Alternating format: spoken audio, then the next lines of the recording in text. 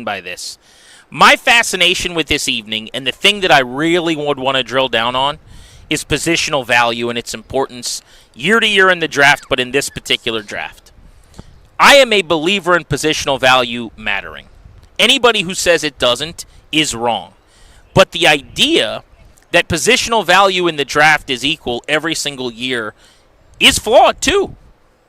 Every draft is different, and this year the best players in the class happen to play at lesser valued positions. That's an inside linebacker in Sonny Styles. That's a safety in Caleb Downs. That's a running back in Jeremiah Love. So I think there's going to be a time in the future where we're going to look back at this class and we're going to say there were teams that overthought it a little bit, that went down their board to get the player at the position they were allowed to draft at that spot so that it didn't look crazy that you took a running back at 3, or how dare you take a safety at 5. I heard one of the smartest draft people in America, whose mocks I take more seriously than almost anybody else's last night on television, say, I'm just not sure I think Caleb Downs goes there because it's just, you don't want to take a safety that high. That is a dumb reason not to take Caleb Downs. I'm sorry, it just is. In this draft, in this class, when you're so unsure about so many guys, if you're sure about Caleb Downs, then take him.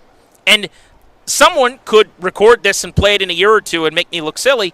I'm talking about the 2026 NFL draft. It is different than what happened in 24 and 25. It is different than what will happen in 27.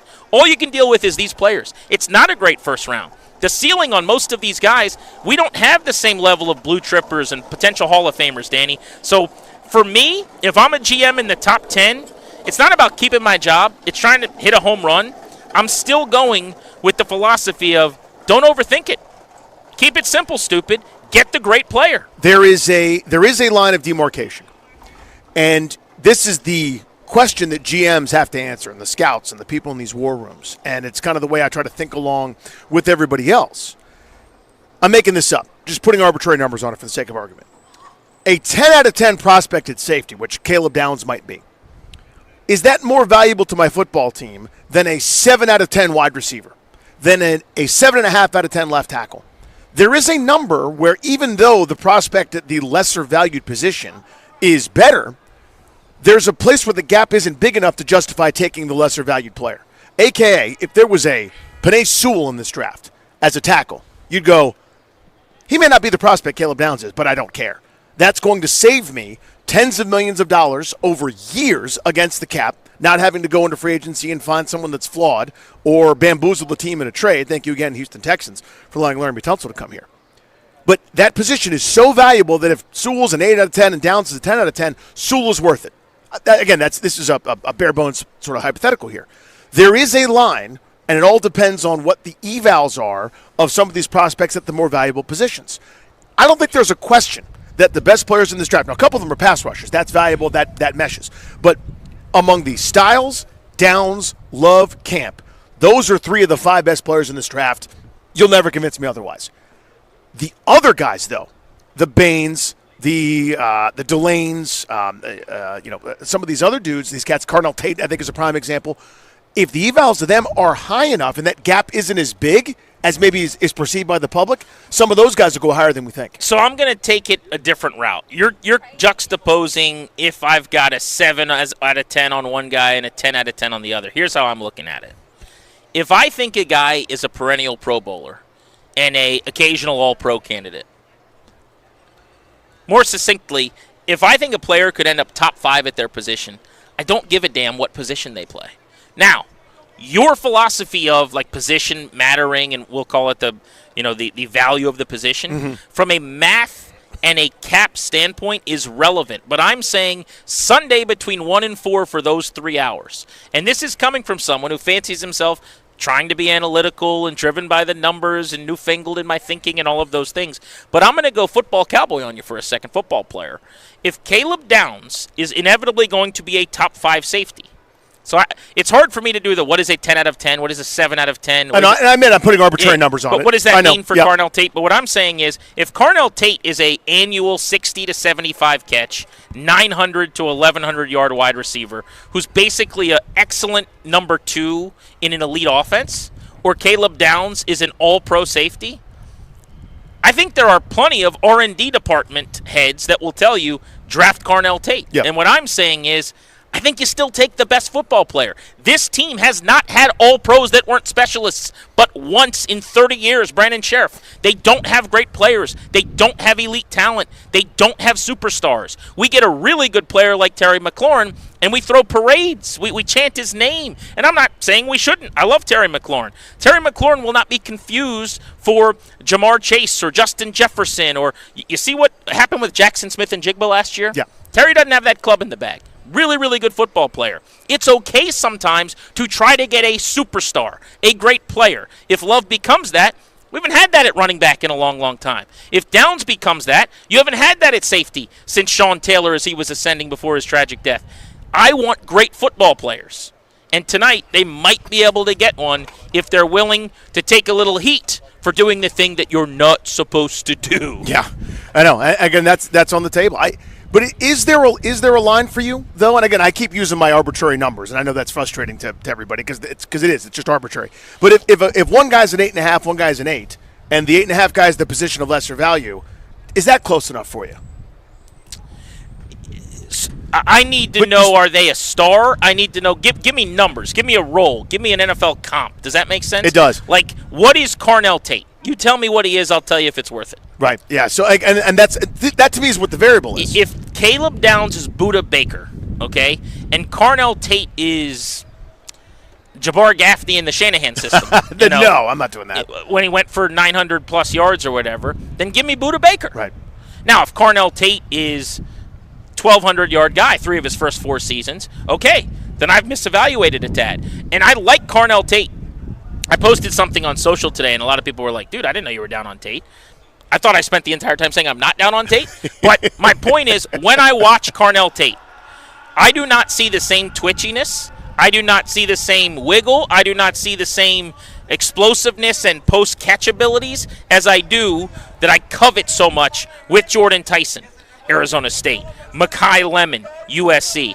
Those guys after the catch to me are scarier. They do more. I think Carnell Tate is the awesome, like what I would consider the old school Z receiver. Like we're bending in, we're running digs, we're running crossers, we're boxing people out with our frame, we're making sideline catches, we're never dropping a ball. I think he's 70 for 1057. If you tell me one wide receiver in this class next year goes for 1,000, it's going to be Carnell Tate. I would bet on that. If you tell me that one wide receiver in this class goes for 1,400 yards at some point, I would guess that either Tyson or Lemon did it, and Tate did not. I just think it's floor over ceiling with him, and I'm trying to take big swings, man. I'm not trying to get on base Jacob Young style at 7. I'm trying to hit a James Wood 473-foot homer into the third deck at number 7. I get that, and I don't hate that philosophy. I mean, to me, though, but that's where the R&D department, the math department, the analytics department, the pocket protectors are going to be having those conversations with, as you said, to put it politely, the football cowboys. Where it's like, I don't give a damn what position he plays, like Tobacco Spit. He's a thumper. He's a winner. He's downhill. And there's going to be that push and pull. And I don't know where this Washington franchise falls out on that map. I really don't. They have R&D. They've got smart folks. But, what have they been spitting with through 2 years? There are very few exceptions. They've basically drafted guys with exceptionally high relative athletic scores. By the way, that's a decent enough philosophy. I'm not criticizing it. Simply saying that's their type. So what does that lead you to believe? Again, we're going around in circles to a degree, but that's what's so fun about this is there's so much mystery here. I really don't know what they're thinking, and I think they've got scenarios 1 through 50 based on what could happen in front of them, and I think they'll be prepared. No doubt they'll be prepared. Yeah. It's the whole job. It's the they're all paid millions of dollars to figure this thing out. It's kind of all they've been doing for a month. They are putting a board together. They're going one by one through every permutation, and they are mocking their way. I mean, you and I do this on a simulator every night for 30 minutes because we like football. Imagine if you were getting paid millions of dollars and it was your job. It's been an entertaining, I'm sure, several weeks of arguing and discussing and debating and rearranging over at the facility in Ashburn in their much-improved new-look war room. Secondarily, so my number one theme and interest tonight is this positional value conversation we just had. I got to get Jaden Daniels weapons. I don't really care how you do it. I don't know if it'll be at 7. If Love's not there and they're not enamored with Tate, and they're worried about Tyson's health, and they think it's too rich for a slot guy in Lemon, fine. take your defensive stalwart, draft Mansour Delane or whoever fell into your lap, I can get down with that. But you sure as heck better get me a pass catcher at 71. They've got to come out of the early part of this draft. And this is where the trade back makes so much sense to me because you get to have your cake and eat it too. Remember years ago on this very day, draft day, mid-afternoon, we reported as a station that Dan Snyder had, quote, according to a source in the room that had texted this, taken over the first round of the draft. Do you remember that? They would go on to draft Dwayne Haskins at 15. Yep. There was a major pushback from coaches and football people. They were livid about what was happening where they had done all this work, and he's like, thanks, guys. Sit this one out. My kid went to high school with this guy, right? They ended up trading back into the first round to appease the football people so that they got their guy, so to speak. For me, this time around in terms of weaponry, if you were to move back, everyone can get what they want. I can get Durante Jones a toy to play with. I can give David Blau something to keep him company. Yeah. That's the play. It's going to be a lot harder to do that if you're only picking at 7 in the first 2 rounds.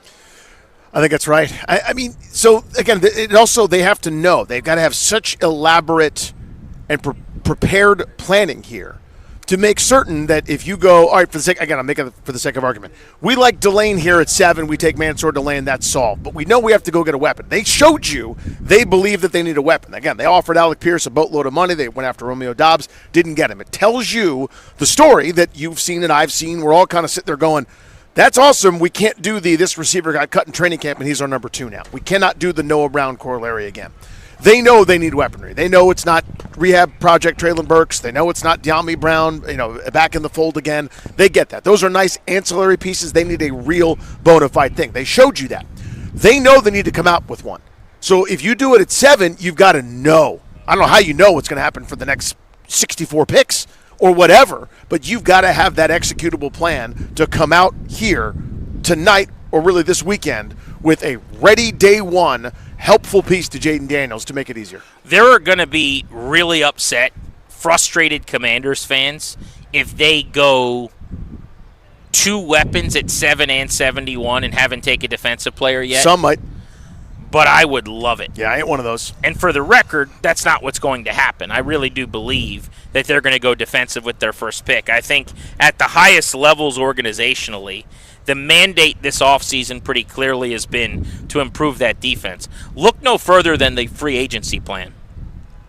We've looked at the free agent additions, and we've taken the perspective of, well, they signed 7 guys that are going to help a bunch. The big contracts they doled out were all on the defensive side of the ball. Maybe because of that, that's where you zig, now you zag in the draft at what you didn't get as much done at, which was upgrading your offense. I think there's another side of this conversation, which is I think that was the blueprint, right? We found out how they felt. I think whether it's ownership or it's Adam Peters or it's anybody else in the brain trust that matters, like a Lance Newmark, when they sat down, they decided we will not be terrible on defense again. We hired a defensive-minded head coach. We have been somewhere between not good enough and terrible on that side of the ball for 2 years. You're not doing that a third straight year.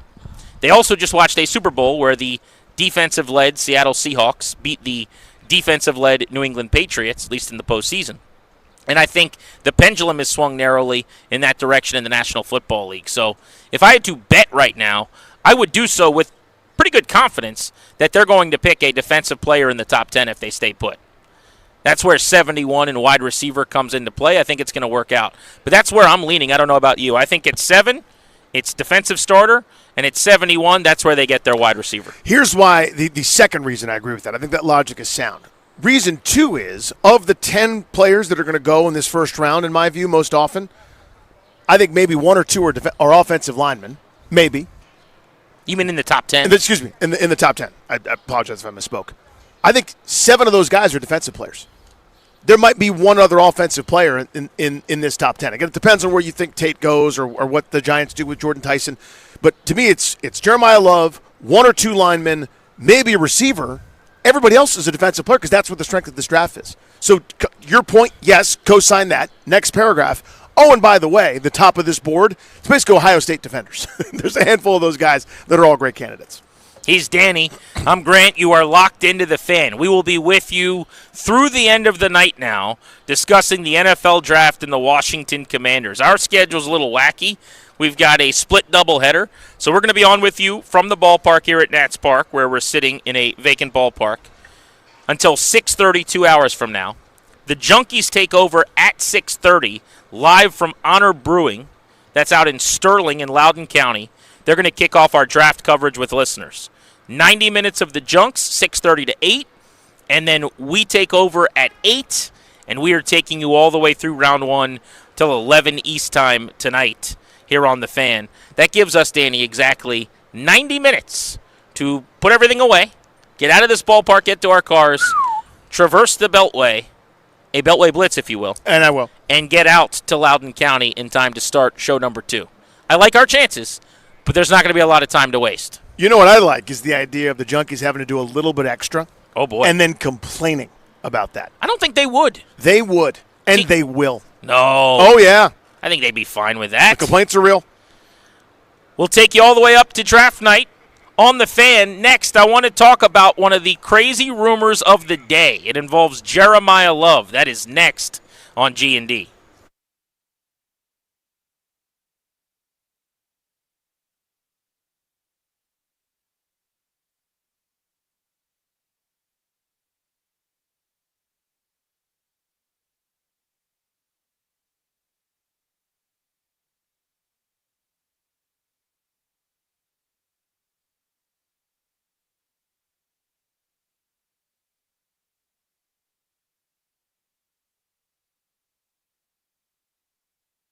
What's up, everybody? Danny Rouillet here for my pals at Ted Burt Ford. Listen, if you didn't know, I'm going to let you in on a little bit of a secret. I'm going to kind of low talk here for a minute, okay? Your current ride is worth more now than ever. And my guys over at Ted Burt Ford would love to show you just how much. Bring it in, get a top dollar offer, and put that value towards something new. Something new, Danny, like what? How about this as an example? $6,000 off a new in-demand 2025 Bronco Raptor. Yeah, 0 payments also for 90 days. How about $5,000 off the MSRP on a 2026 Explorer and 0 payments for 90 days? See a theme about no payments for 90 days? There's more coming. Just wait. Plug in like I did to a Mustang Mach-E, 2025 Mustang Mach-E, up to, get this, $16,500 off the MSRP, 0% APR for 72 months, and 0 payments for, you guessed it, 90 days. Go see my pals at Ted Burt Ford. They're in Fairfax. They're in Chantilly. Click away at tedburt.com. They've been in business for more than 65 years, making folks just like you and me thrilled. Go see them and tell them Danny sent you.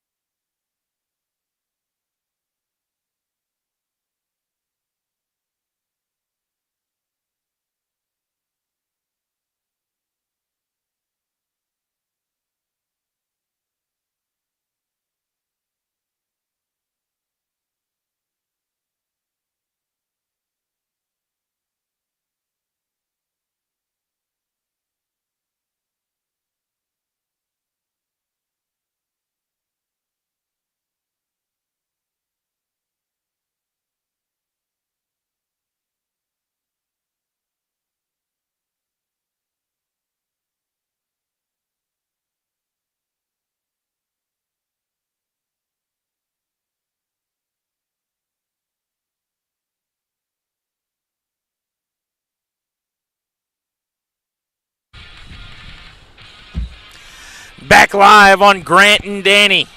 Live from Nationals Park today and taking you up to 6:30. Junks pre-draft from Honor Brewing at that time, and then we will be back with you from 8 to 11 throughout round one. All here on The Fan. We are painting the station burgundy and gold for the rest of the night. NFL draft promises to be wild. We don't really know what's going to happen ahead of Washington. The only big question is, do they stay put or do they move back? Because if they get a player, everyone's got their own proclivities, but the difference of quality safety, solid wide receiver, electric weapon, or defensive player that helps, it's basically all the same thing. I mean, you're getting a really good football player, or do they move back? And I think that would lead to maybe some disappointment because people have been very excited about the possibility of a lot of these blue-chip players, but their biggest need might actually be more picks. All of our draft coverage on The Fan is presented nationally by Liberty Mutual Insurance. Only pay what you need. Danny, I want to talk Jeremiah Love here. So the latest thing that has been said by a ball knower, someone who is talking to people, was said on NFL Network today by Brian Baldinger. He thinks there is a chance that a team actually moves their way up the board to select Jeremiah Love. This was Baldy on the network today. I feel like Jeremiah Love is a guy that other teams are going to want. Maybe Arizona takes him with the third pick. We believe that's where the draft is going to start. Oh. But I believe there's going to be a team that's going to trade up to go get Jeremiah Love. In my mind, the most talented player in this draft and the biggest difference maker in this draft. And I don't know exactly what the team is. Maybe I do. Maybe it's just not the right time to release it yet. Maybe that's a private moment on social media. But I believe that Jeremiah Love is in play right now, that there's going to be a deal on that 8-minute clock, that shortened clock tonight, where there's going to be a deal where somebody's going to move up to go get that playmaker. This goes back to the positional value conversation we started the show with. But you know what everybody was saying leading up to this draft was the Commanders shouldn't draft a running back at 7. You can't do that. Well, what about trading a bunch of picks to go up the board to take a running back before 7? As crazy as that sounds, if you just describe it as we did all that to get the best player in the draft, it doesn't sound as bad. But you still did it for a running back. You did it for a running back. Yeah, it's you don't have to put on the wig like Ditka did back in the day, but it's a big departure. It would just basically speak to the quality of this draft, I think, or the lack thereof in a lot of GMs' minds. And, listen, my general view is that you should not be using premium resources on a running back, generally. Right? That is a high draft pick. That's huge dollar amounts in free agency. That's draft capital. That's a trade, whatever. The exception is if you were like the Kansas City Chiefs were for basically a couple of different years where you got everything. You got the best quarterback in the world. You got Tyreek Hill. You got Travis Kelce. You got a good defense. You probably could use one more thing. And that one more thing is a running back. Who cares what it cost you? You found the missing piece. You plug in a great running back into Detroit with Amon-Ra St. Brown, a great offensive mind, the best offensive line maybe in the sport, a really steady, sharp quarterback, a deep threat in Jameson Williams. By all means, add a pick that's a running back. But you have to wonder, again, if a team goes, you know what, that's all we're missing, whether they're right or wrong, and he's so good that it doesn't matter what it costs at the end of the day. No one's going to remember that we traded whatever to move up and get that guy. Here's my curiosity. How good does Jeremiah Love have to be to justify that move? Yeah. And we'll start with just taking him at 7 because you're doing something that your analytics department is telling you not to do because you think the player is that special, right? 4'3", 640 at 6 foot and 212 pounds coming off of the college career he just had at Notre Dame. To then trade up. Like, it's one thing to just have the discussion of taking him at 5 if you're the Giants or 4 if you're the Titans, but to give up picks to do it. I mean, that's where you don't really have the recent precedent. Everybody talks about Bijan Robinson at 8. You mentioned Jahmyr Gibbs outside of the top 10, Adrian Peterson in the top 10, Saquon Barkley in the top 5. I mean, we've been doing this show long enough together now where you and I were arguing about if the Giants should take Saquon Barkley in the top 5, who, at the time, Dave Gettleman said he thought would ultimately be wearing a gold jacket.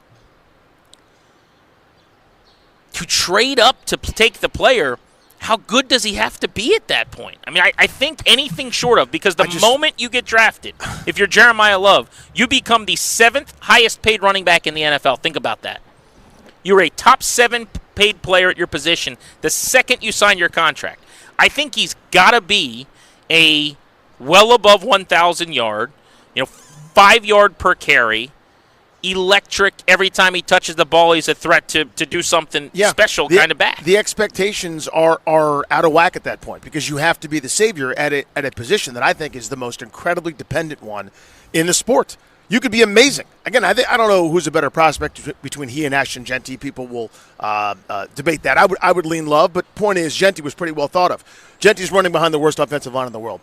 He could be Barry Sanders 2.0, and you would never know. He became human. He is very human. This is why the Cardinals don't have a very good offensive line, by the way. I don't love it as much for them. The Titans don't have a good offensive line. I actually think the best fit, other than Washington, because they have a very solid one, would actually be the Giants at 5. Because I think behind that offensive line, Jeremiah Love can make some things happen right away in September next year. And you've talked a lot about essentially only adding him if you're in a position where he gets to be effective right away. I don't know that the teams at 3 and 4 can give him that opportunity. And that's my view. It's going to take a couple seasons. And that's kind of my view. Listen, I'd rather have him than not. I'm not crazy, but I'm kind of looking at everybody's house, and I'm going, you want to put on this really cool addition, you don't have a foundation. Or you want to make sure that the blinds and carpets are all, magazine worthy, and there's a hole in your roof. If you're drafting somebody like that up high, I don't know that he can succeed in a bad environment.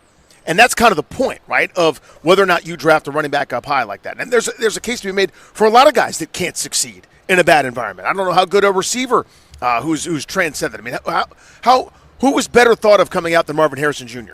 No, he hadn't been a disaster. It's not like he's getting arrested and never performing, but it hasn't lived up to the hype, certainly. Well, look at what's going on there. It's not Kyler Murray anymore. It's Jacoby Brissett and multiple coaches, an offensive scheme and system that stink, and an offensive line that isn't very good. So all of a sudden, it's really, really hard to overcome a bad environment. I think especially so for a running back. But again, this class and Jeremiah Love, that's kind of that's why this. What am I looking for? That's why this potion could be created. Or that's why this perfect storm, so to speak, where a running back becomes that much of a commodity, just because no one thinks that much of this class. So I want to go through some of the big storylines, predictions of the day that a lot of the bigger names in the draft predicting industry are making. And off and on, we'll play this game, which is good take or good headline. So let's do this with Baldy's assessment. Based on all the people he's talking to. He's not making this up, right? Mm-hmm. But this idea, somebody's telling him that a team's going to trade up for Jeremiah Love. And the question becomes, is that a good take, meaning you buy it, or is that a good headline that just sounds cool? I think that one's a good headline. I think Arizona may well take him at 3, and I do think they want to trade back. But if they trade back, it's not because someone's coming up to get Love at 3. It's because they're coming up to get Reese or Bailey or Styles or somebody else that they really, really like there. I think he could go 4 to the Titans. I wouldn't anticipate that. I think they go defense. I could see him go 5 to the Giants, and then they use the 10th pick on Downs or Bain or something defensively to have one defensive player in the top 10. But if we're playing good take or good headline, to me, the idea that someone's going to trade up for Jeremiah Love today, that's just a good headline. That's a headline. And that feels to me, and again, I am a Brian Baldinger fan. I can't wait to have him on again. That, to me, is one where I always look the days before, the minutes before, the hours before, whatever, within a certain timeline. I don't know when that really starts, but we're in it now. Who benefits from that? The team that's got a pick that's high enough that might get that Godfather offer, where somebody who's got the steamies for Jeremiah Love goes, crap, we can't afford it. We got to trade up and get him. That's kind of the move to me, where I don't think that's true, to be honest with you. Now, maybe it happens, and if so, you can dunk on me and tell me I'm an idiot. But that, to me, feels like somebody with a medium-high pick in the 3, 4, 5, 6 range, maybe the Browns, going, if you want Jeremiah Love, you better come up. We're hearing all this buzz. It's out there. And that could be just something that's kind of flushed through the pipeline so that everybody now kind of believes it and has to scramble to create value for something that wasn't there. I always go back to this. The Browns got fooled so bad. The Bears got fooled so badly, they traded up 1 pick to get Mitchell Trubisky because they were terrified that someone else was going to do it. That's your masterclass in disinformation. The one thing I try to do the day of the draft as best I can is just to always think, what if we're wrong about this, whatever it is? What if we're all wrong about this? And the only Jeremiah Love category of what if we're all wrong about ... is what if he actually slides? Every team. What would that look like? Well, every team's been linked to him at the top of the board. Like, what if he's there at 7 and Washington still doesn't take him? I don't think that's the craziest thing in the world, again, because he's a running back. Now, it's not what I would do. I would take him. And I think he will go 3 times before he gets to them.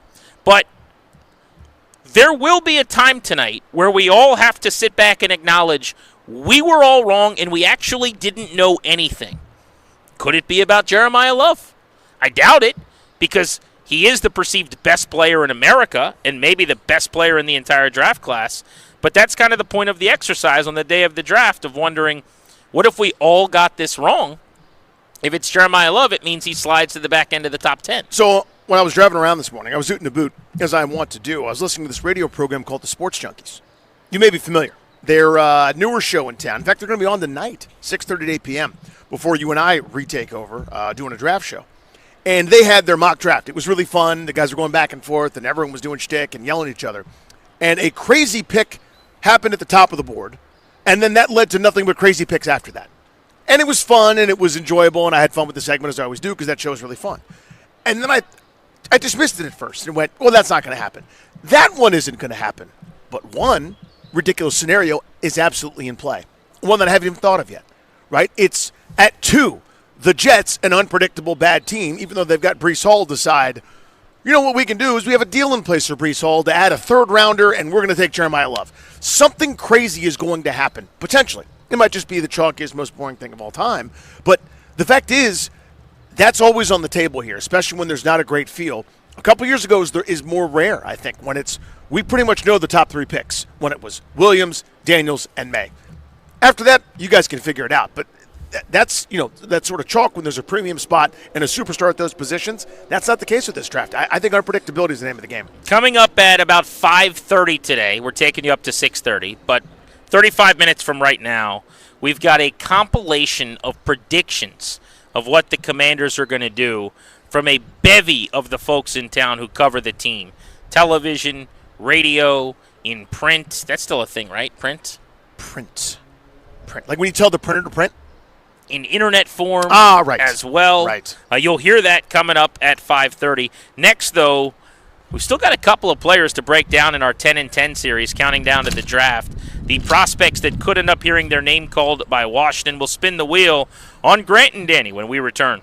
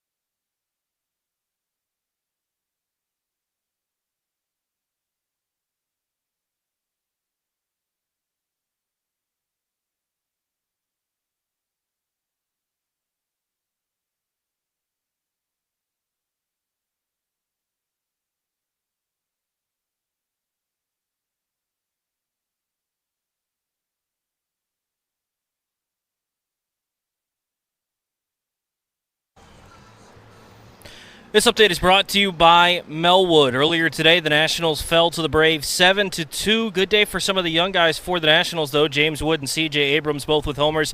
Cade Cavalli going 5 innings, striking out 10, a career high for him, giving up just 2 runs. But the Nationals fall 7-2. They lose 3 of 4 in the series to the Braves. They now head out to Chicago. They'll take on the White Sox tomorrow. Miles Michaelis will take on former National Eric Fetty at 7:40. You can hear the game right here on The Fan. NFL Draft, first round tonight at 8 o'clock. Make sure you check out the 106.7 The Fan Draft Watch Party. The Junkies going to be out at Honor Brewing in Sterling, the Honor Brewing Loudon location. They'll be there from 6:30 to 8. Then Grant and Danny to follow at 8 to 11, and we'll have you covered all night long. Lynnell Willingham back in the studio afterwards from 11 p.m. to 1 a.m. The Commanders holding the 7th overall pick tonight.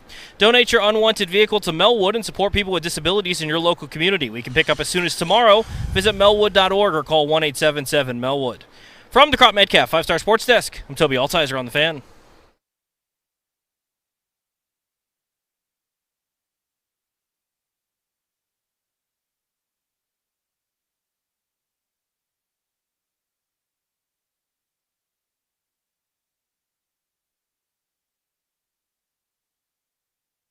I'm Grant. This is The Fan. We are live at Nationals Park, and we are just 3 hours away from the start of the NFL Draft. We're about 3 hours and 50 minutes away from what is expected to be the Commanders going on the clock. I'm told the league has expected that to take place sometime between 8:50 and 9 o'clock East time tonight.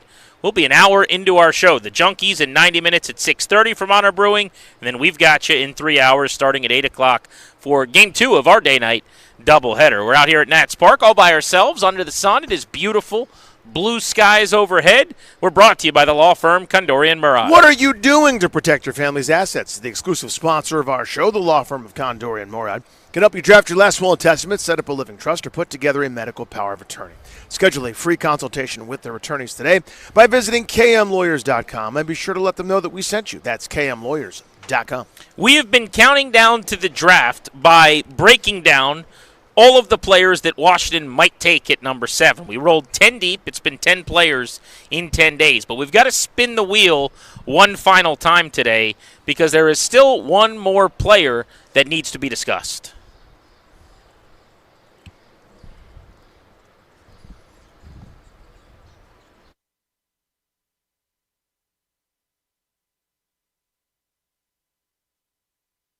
It's been a fun series. Darius has done a nice job putting it together. It gets me fired up thinking about the possibilities of various players coming to the nation's capital. So for the last time ahead of tonight's draft, Darius, spin that wheel.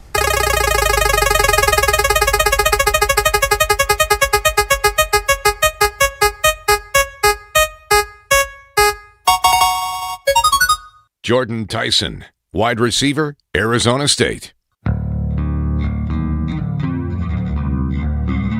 And the tunnel screen, wide open up the middle. Touchdown!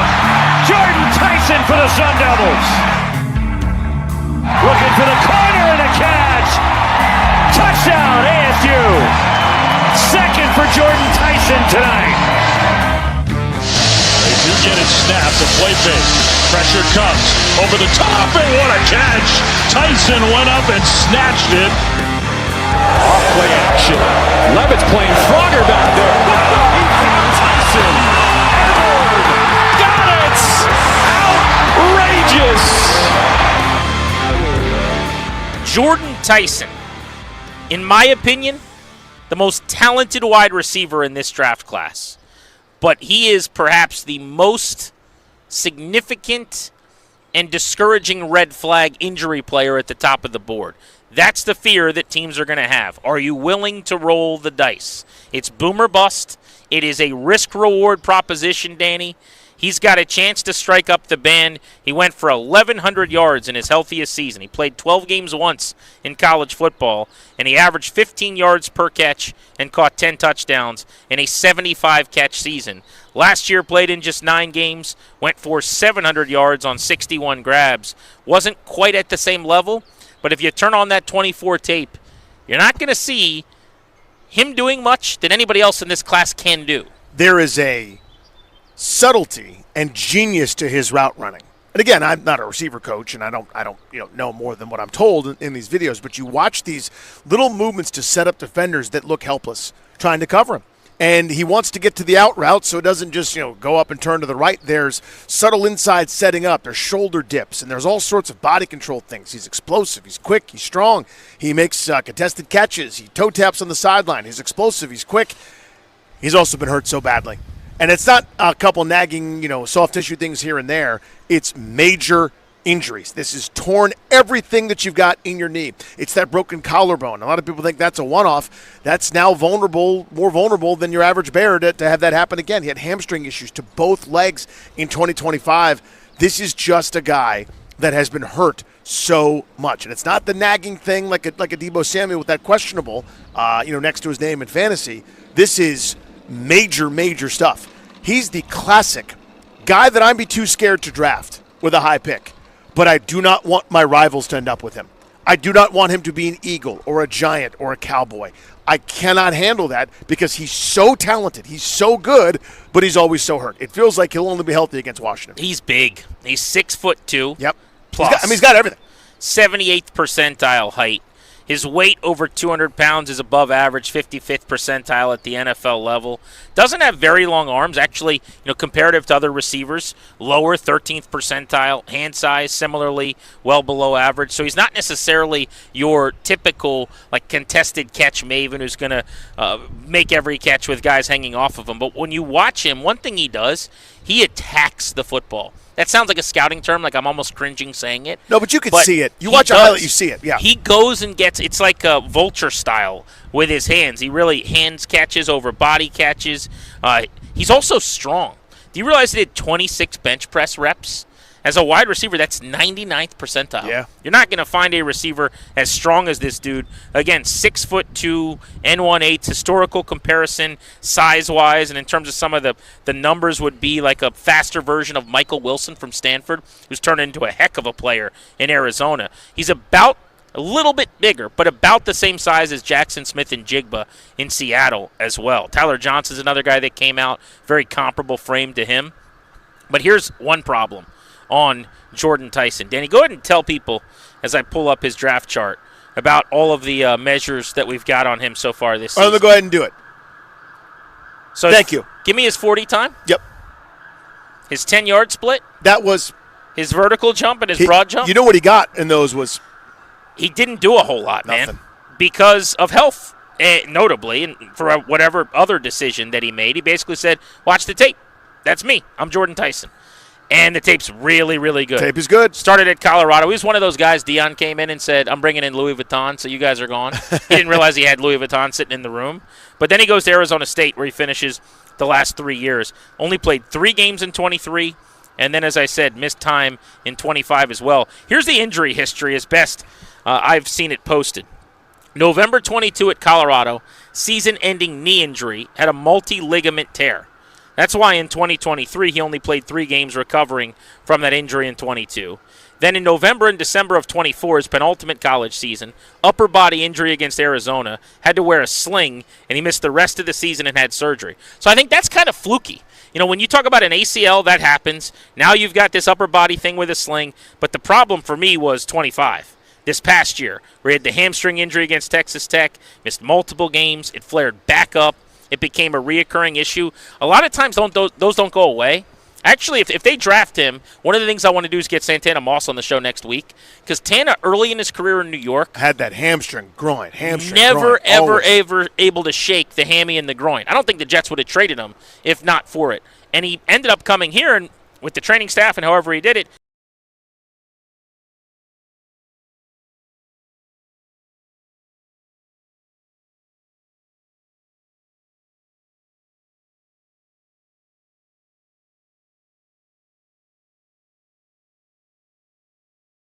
times everything. We've talked about this with Carnell Tate. Mm-hmm. He's probably a 4.5 guy. That's plenty of speed. Tyson, because he's a little more twitched up, I would think would be faster. But if you look up his 40 time, Google AI will tell you, somewhere between 4.35 and 4.53. Yeah, between 1 and 100, I guess. It's cool, I guess. So there is a lot TBD the data that we don't have. I'm sure the teams in some of their workouts and their pro days and the things they were able to do got all the intel they needed. But he's a harder guy to peg for us because we don't have a lot of information. So do you feel like I do in the I just can't do it at 7, and I also don't want the Giants to get him? Do you feel that? I definitely don't want the Giants to get him, so I'll co-sign on that. Mm-hmm. I do not want to take Jordan Tyson at 7. But Ryan Clary, former producer, Grant and Danny radio program.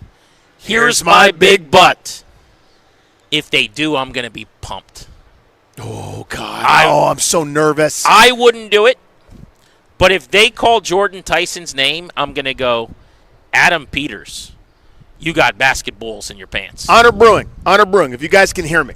This is Danny Rouillet. I will be inside you in a couple of hours, okay? It's a family program, I'm just saying, that's where I'm going to be. I'm going to be at the establishment. Okay. If Jordan Tyson is the pick, I'm going to need a dessert stat. You hear me? Oh, my God, I'll be so nervous. I'll need to eat my feelings with sugar. I need there to be sugar in it, maybe some chocolate, maybe something cakey. I don't know. Maybe it's a pie. I don't know here. I'm going to say something you're going to hate. If Jordan Tyson's the pick, I need sugar. I'm going to make a point now, and you're going to despise it. Oh, God. Okay? What are you going to do? If they take a receiver at 7, it should be Tyson, not Tate. Oh, man. I don't despise it. Because what's the point of this? But here, what's the point of this? Is it to be okay or to be great? This is the difference between you and I in this draft. And I actually think it's not how I would consider us in life. But you want Tate because it's a little safer and you don't have to worry. That's precisely why I'm not in love with Tate. I think Tate is floor, not ceiling. I think Tyson, the floor could be lower than the ground. He could play 3 games and be a huge bust. Yep. He has a much higher ceiling. And I would put Mekhi Lemon in the same category. If I'm ranking the 3 guys to draft at 7, I would go Tyson, Lemon, very close, and then Tate.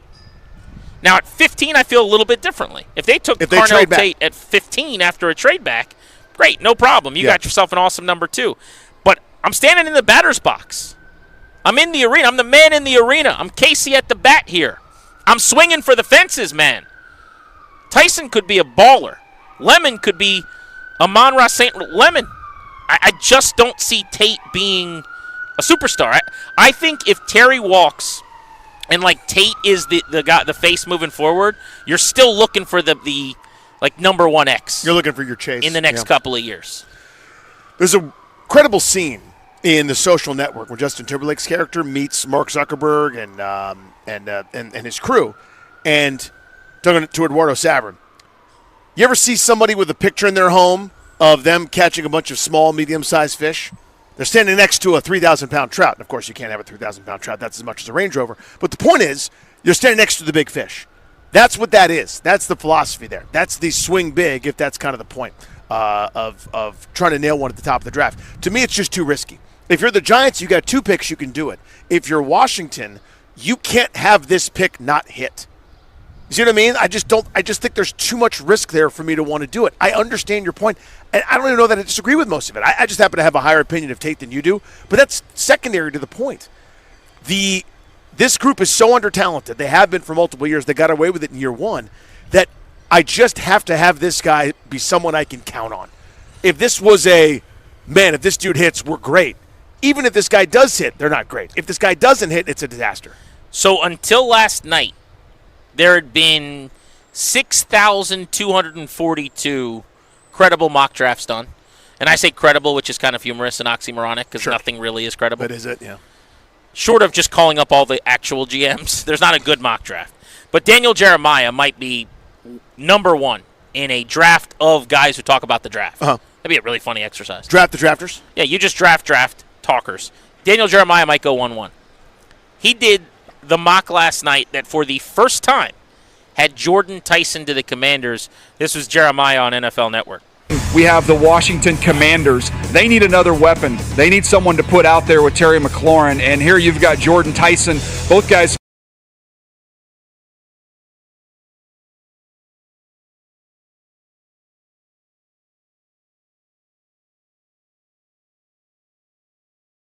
A little bit of a concern, but it's worth the risk for the Commanders as they try and get some more weapons around Jaden Daniels.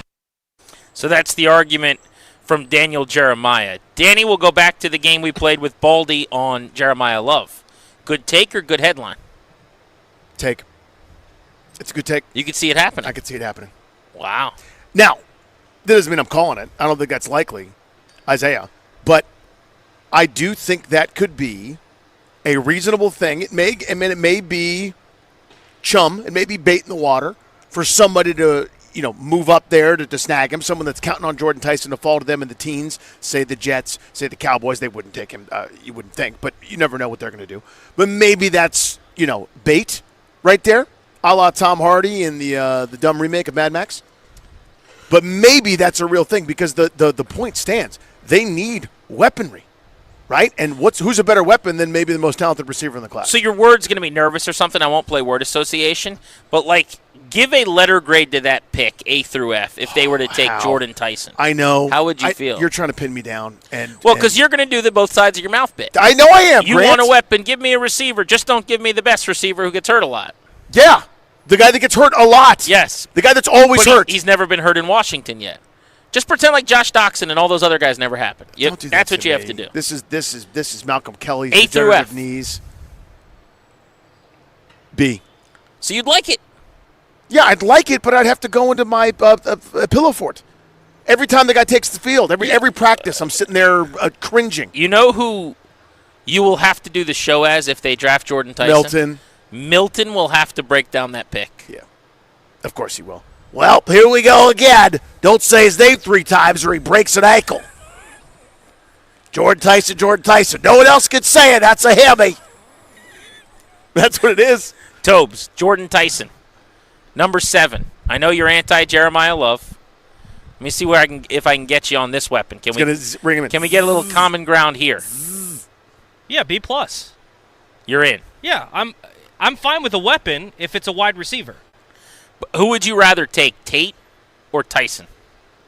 Probably Tate because he's safer, and I agree with Danny. You just can't miss on this. I understand you want to swing for the fences, but I'm not going to look back and be all that disappointed if Tate is going for 1,100 and Tyson stays healthy and goes for 1,400 elsewhere. I'll just say, yep, I went with the safer option, and I got the You got safer good option. instead of great. Correct. But that's worth it to you. Yes. Yeah. Yes. And by the way, it's not a lock. I mean, this is just my opinion. It sounds like you share the opinion, but I just think Tyson, if they both peak, if they both hit their apex, I think Tyson's a little bit better. I'm going to say on Daniel Jeremiah, it's a good headline. I don't remember who told me this. It's one of those things where we're months into this where now, whether it's listening to different draft people or asking people or talking to people with the team and around the league or whatever, you can't remember who to subscribe to give credit for what. Right. Prescribe what to. But somebody said somewhere along the lines to me, they're like, if the Commanders take a wide receiver, it's got to be Carnell Tate. And I said, why is that? And they said, what David Blau wants to do, Carnell Tate will do. Like, he is the fit schematically in terms of digging things out in the run game. I know I talked about Tyson's size, right? But in terms of as strong as he is and as big as he is, like Carnell Tate at Ohio State, some of the asks of him in that pro offense, you can kind of see it in Blau's offense opposite Terry right away. Being a willing blocker, being helpful in that capacity, doing some of the stuff in the middle of the field, crosses, drags, digs. And it kind of makes sense. Like Tate in that Ben Johnson, Kevin O'Connell looking offense, I can totally see that. Whereas Tyson feels a little bit more like a Terry almost, Terry's role. Whereas Tate's a better complement. So that's why I think if we're looking for a fit and we don't really know what the offense is going to look like,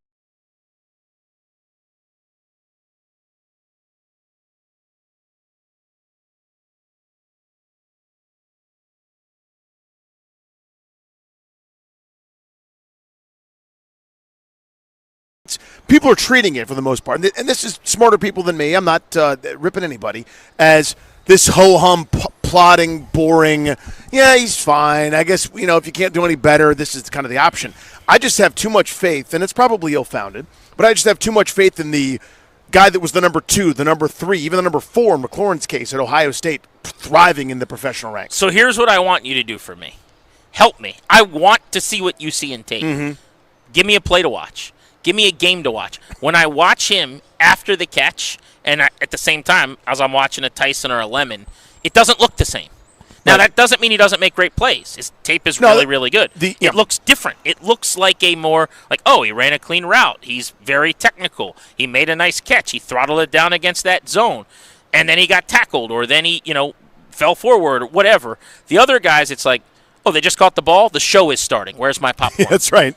What play am I watching to see that with Carnell Tate? So If there's a Buckeyes fan out there, Wes, you've got to be listening somewhere, who's producing our show tonight, send me the play. I just, there's not a lot of that, and that's what I covet. That's what I want is the catch is cool. Yep. What do you do after that? And that's where Jordan Tyson starts his day. That's where Makai Lemon Yep. just wakes up. He goes, oh, it's time to get to work. I should probably play make. Just caught a pass. Now I'll just run around and make 4 guys miss. But I think there's room at the table for everybody. I think Carnell Tate is, to me, and this is, I always hate when people do what I'm about to do, because it means you think they're as good as these guys that have all sorts of deposits in the bank in the NFL. But I see him as kind of a cross between Devontae Adams, around the same size, around the same 40 times, same athletic profile, and T. Higgins. Those are not yak guys as much as, say, like, a prime Stephon Diggs or, Tyreek Hill or whoever.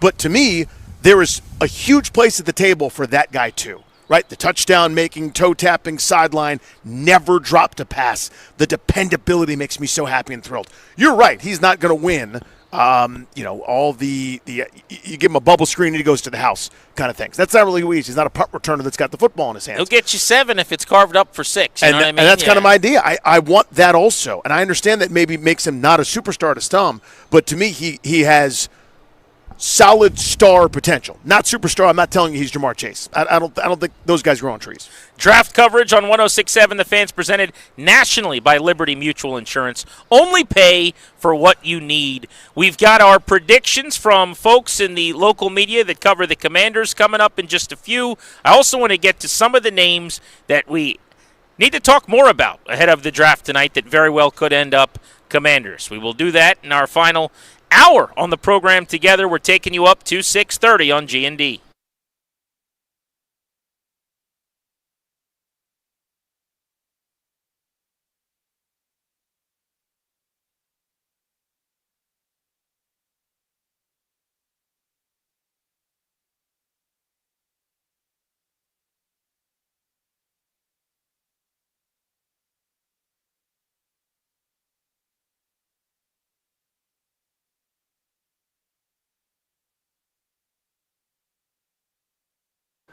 What's up, guys? Danny Rouillet here. Winning hits different with Fanatic Sportsbook. When everything is on the line in the playoffs and with the stakes this high, there's no better time to talk about my partnership with Fanatic Sportsbook and their one-of-a-kind fair play injury protection. There's no better place to bet player props than Fanatic Sportsbook, and Tuesday night proves my point yet again. San Antonio, Portland. San Antonio's reigning DPOY, Defensive Player of the Year, goes down in the second quarter with a scary-looking injury. Fanatics Fair Play voids all pro player prop bets across straights, parlays, and same-game parlays instantly. You paid $0 for that coverage, not a cent. Some books protect your bet for just the first quarter. Some have you pay for injury protection, but not at Fanatic Sportsbook. First have injuries hit the hardest, and that's exactly where they protect you the most. So I got the numbers right here. Fanatic Sportsbook's Fair Play policy saved 55% of same-game parlays. So don't wait for the bad beat with other sports books. Bet with the book that always has your back. Fanatic Sportsbook, winning hits different here. Must be 21 plus. Gambling problem? Call 1-800-GAMBLER or 1-800-MY-RESET. MD visit mdgamblinghelp.org.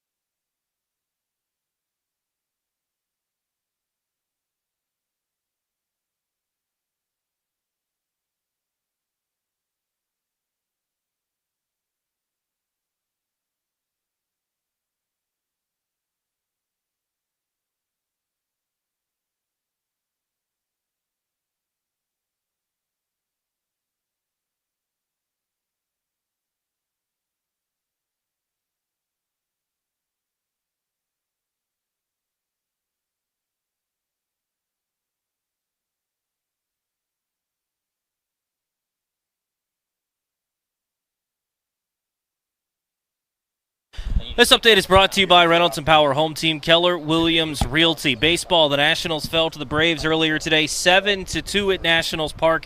James Wood and C.J. Abrams both homering, giving the Nationals their 2 runs. Cade Cavalli, though, with a solid outing. 5 innings, gave up just 2 earned runs, 10 strikeouts, which is a career high for him. The Nationals now go on the road to take on the White Sox tomorrow. 7:40, you can hear the game right here on the Fan. Miles Michaelis was slated to make the start, but now Riley Cornelio, according to Spencer Nussbaum, has been called up from AAA to make his Major League debut. He'll face former National Eric Fetty on the hill. In the NFL, first round of the draft is finally here, getting underway at 8 o'clock in Pittsburgh tonight. We'll have a draft watch party out at Honor Brewing in Loudoun and Sterling. The Junkies will be on the air from 6:30 to 8. Make sure you swing by and say what's up to them. Then following them, Grant and Danny will be on from 8 to 11, and we'll have you covered late into the evening. Lynnell Willingham will be back in the studio from 11 p.m. till 1 a.m. Commanders hold the 7th overall pick. Want to hear the fastest way to know what your home would sell for? Reach out to Empower Home Team. Simply text your address to 800-763-3000. No phone calls. Text your address to 800-763-3000. That's 800-763-3000. From the Crop Medcalf 5-Star Sports Desk, I'm Toby Altizer on the Fan.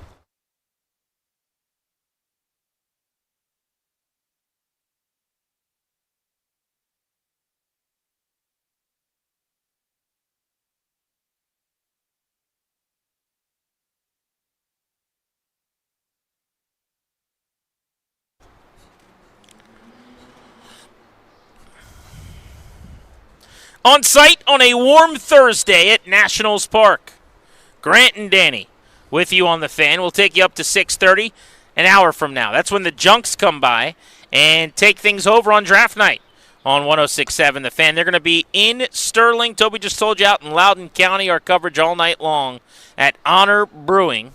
Go check out the Junks from 6:30 to 8, and then we've got you from 8 to 11. We're live and local past midnight tonight. Lynnell back in studio. Bottom line is, I just gave you a lot of information. Just know, keep it on 106.7 The Fan. Keep your smart devices going when you get home. Pop us up on the YouTube. We're all going to be streaming all night long on your smart TVs if you want to do it that way. We have you covered with all the Commanders coverage you could possibly want. Speaking of which, let's check in on the local media for some predictions and see who they have the Commanders taking when they are on the clock at number 7.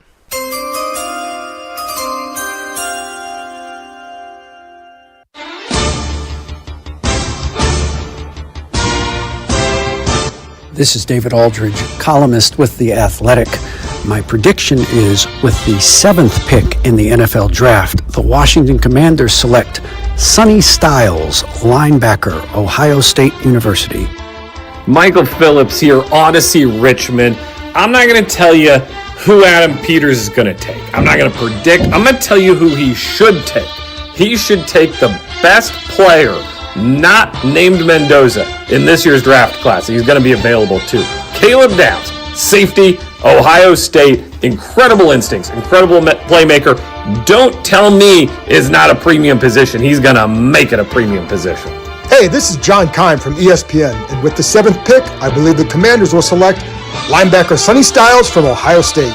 Hey, this is Alex Foam with DC News Now, and I believe that with the number 7 overall pick in the 2026 NFL Draft, the Washington Commanders will select linebacker Sonny Styles out of Ohio State. There's been reports that Dan Quinn is enamored with him, and I have a lot of thoughts about highlight reels of tight ends bashing the Commanders' defense. I think he could solidify the middle of the field as a guy that started his career as a safety, is a pretty good linebacker too. I think Sonny Styles is the pick at 7.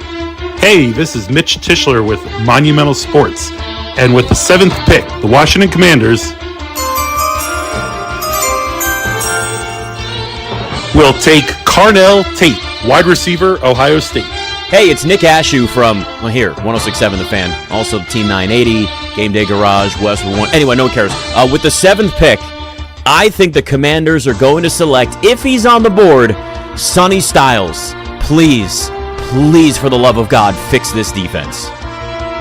This is David Harrison with the Locked On Commanders podcast and WUSA 9, and I believe that with the 7th overall pick, the Washington Commanders will select Ohio State receiver Carnell Tate. He immediately comes in to be a Z receiver that can complement Terry McLaurin and can potentially develop into that new number 1 receiver when it comes time for the Commanders to find a new one.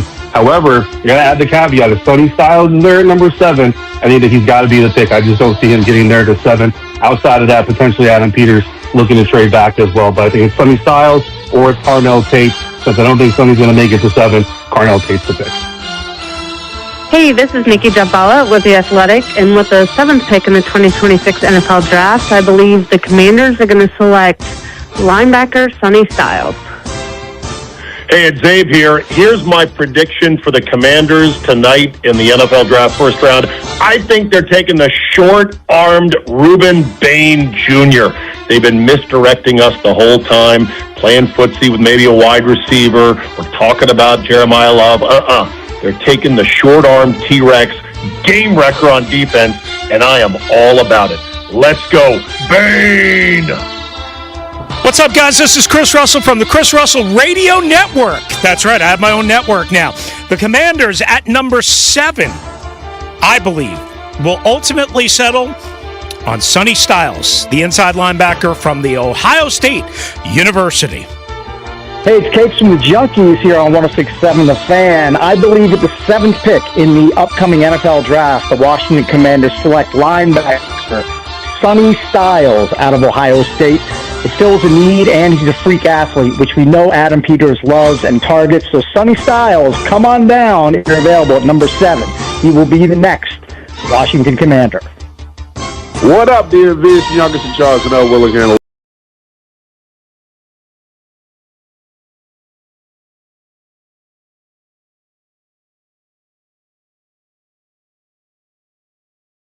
And with the 13th overall pick in the 2026 NFL Draft, the way that the board shakes out, the Commanders trade back and still get Mansour Delane, the cornerback out of LSU. They gave up the 3rd most touchdowns last year in the NFL, 3rd or 4th. You need defense, people.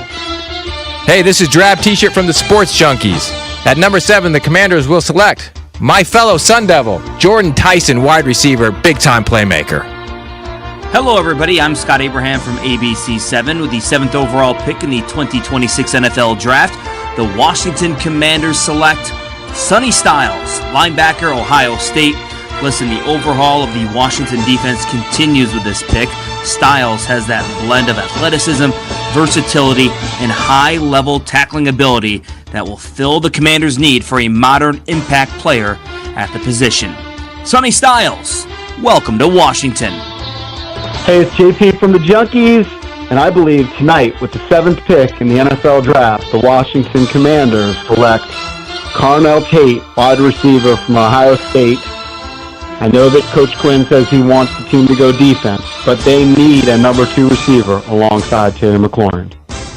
Hey, this is Denton Day from 106.7 The Fan and the Team 980. Hear me on Westwood One Sports. I think by the end of the night, Ruben Bain is going to be a Commander. I think they select him at number 7 overall, and they bolster up that defensive line, get a dude on the edge. Hey, this is Liam Griffin from the Washington Times, and with the 7th pick in the 2026 NFL Draft, I believe the Washington Commanders will select Caleb Downs, safety from Ohio State. Hey, this is Ben Standig, a.k.a. Substack Standig with my last man Standig. Substack with the number 7 pick, or maybe a couple picks later with a small trade down. The Washington Commanders take LSU cornerback Mansour Delane. I just think that of the guys there, he fits the mode of what Adam Peters has looked for in athletes. With Jeremiah Love off the board, Delane is the call. And there you go, your predictions, bountiful, the DC media. First, we appreciate everybody taking a few minutes to help us out with that on what is a really busy stretch for them ahead of the draft. Great job by Darius putting that together. Most predictions on Sonny Styles, a total of 8 of what was right around 17 people who gave us their prognostications. About half of them going with the linebacker from Ohio State, Sonny Styles. Now, I do think if he's there, he will be the pick. I don't have any real trepidation about that. My issue is I don't have him getting there. There's a path, though. And if you're following along during the draft in the top 6 picks tonight, if a lineman goes, then the chance that Styles is there for Washington increases significantly. But the path would be you get Mendoza off the board 1 and then an edge at 2. The Cardinals either take tackle Maui Noah, Miami, or running back Love. Then at pick 4, the other of the edges goes to the Titans. I think that's the big key. To me, Styles is going to Tennessee at 4 or the Giants at 5. So if Tennessee takes an edge and then the Giants surprise with, say, Caleb Downs, go off the board a little bit with like a Mansour Delane, that would be the path. Because unless someone comes up ahead of you to then draft Sonny Styles, the Browns last year had the Defensive Rookie of the Year at linebacker. They drafted early in the second round. I don't really see them going Styles. Then maybe he gets the at 7. Yeah, it's a minimum of 1 lineman. 2 if you're lucky. That's the path to Styles, I think, right? Because between, we're talking about 6 available picks, right? So Mendoza's off the board, that's 1. So now we kind of know that. Between Bailey, Reese, Love, Maui Noah, Downs, maybe Delane, maybe somebody we haven't thought about yet, those guys all have to go for Styles to be there at 7. I don't think so, but that pulse gives me a little bit of pause. Maybe there's something, that I don't know or I'm not seeing here. I guess that would assume then, to me, I think you touched on it. The 2 trouble spots to me are if the 2 bookends are gone, and Bailey and Reese, Tennessee at 4, thinking a Fred Warner 2.0 for Robert Saleh, or the Giants there at 5. Those are the 2 trouble spots to have Sonny Styles not make it to 7 for Washington. You get past there, anybody's game. Beyond Styles, the other top predicted player was Carnell Tate, the wide receiver, Mitch Tischler, David Harrison, and J.P. Flame, all on that train. Then a 3-way tie with 2 predictions for Caleb Downs, Ruben Bain, and Mansour Delane. My big takeaway, I guess, would be I think there's a way better chance they take Caleb Downs and Mansour Delane than is reflected here because both are going to be available. That's the whole key there. Downs, I don't think, goes before them unless it's the Giants. Delane is almost a lock, in my opinion. It would be a shock if he went in the top 5 or the top 6. So there's a really good chance he's there at 7. Those 2, to me, should add a few more answers. Like, if I was doing this, what I would want, what I might say if I'm the GM, as opposed to predicting what Washington's going to do, is going to sound a little bit different. But if I'm calling in and Darius is recording me, I guess I would say right now Mansour Delane would be my prediction. Only Ben Standig, Substack Standig, and our guy Lynnell Willingham, which interestingly, he had him at 13 after a trade back, and I love the creativity. I don't think you're getting Mansour Delane at 13. Well, Standig had as well in his Substack Standig column. I think that it was after Washington traded back a couple of spots as well. That was, I think, his final prediction that he's going to turn in for draft accuracy, where he's been really, really good at that over the years. So that would be ideal to me, honestly. If you move back a couple of spots, 3 spots, 4, 5, whatever, and end up with a player that I'd have been fine with at 7, plus more picks, throw me a small minor parade right there. Let's have some carbohydrates for everybody. But to me, I would say, God, what is the most likely pick? It might be Delane. It might be because of all the guys that we mentioned. Again, that combo of Bailey, Reese, Love, Styles, all being gone, and them going, Downs, he's great, but it's kind of redundant because he's a safety or something to that effect, right? So to me, that's kind of where it'll boil down to is how they feel about Downs, positional value, et cetera, versus Delane, who's as blue chip as anybody. One thing I think everyone should remember, and something that is we like to say don't forget about is our segment on Mondays after games. I want to give you a don't forget about. Also, a player that we haven't talked a lot about on the show recently being the pick, who very well could be, we should do a deep dive on. We'll do that next. It's Grant and Danny live on The Fan. We are closing in on the NFL Draft, which is just over 2 hours away from getting started.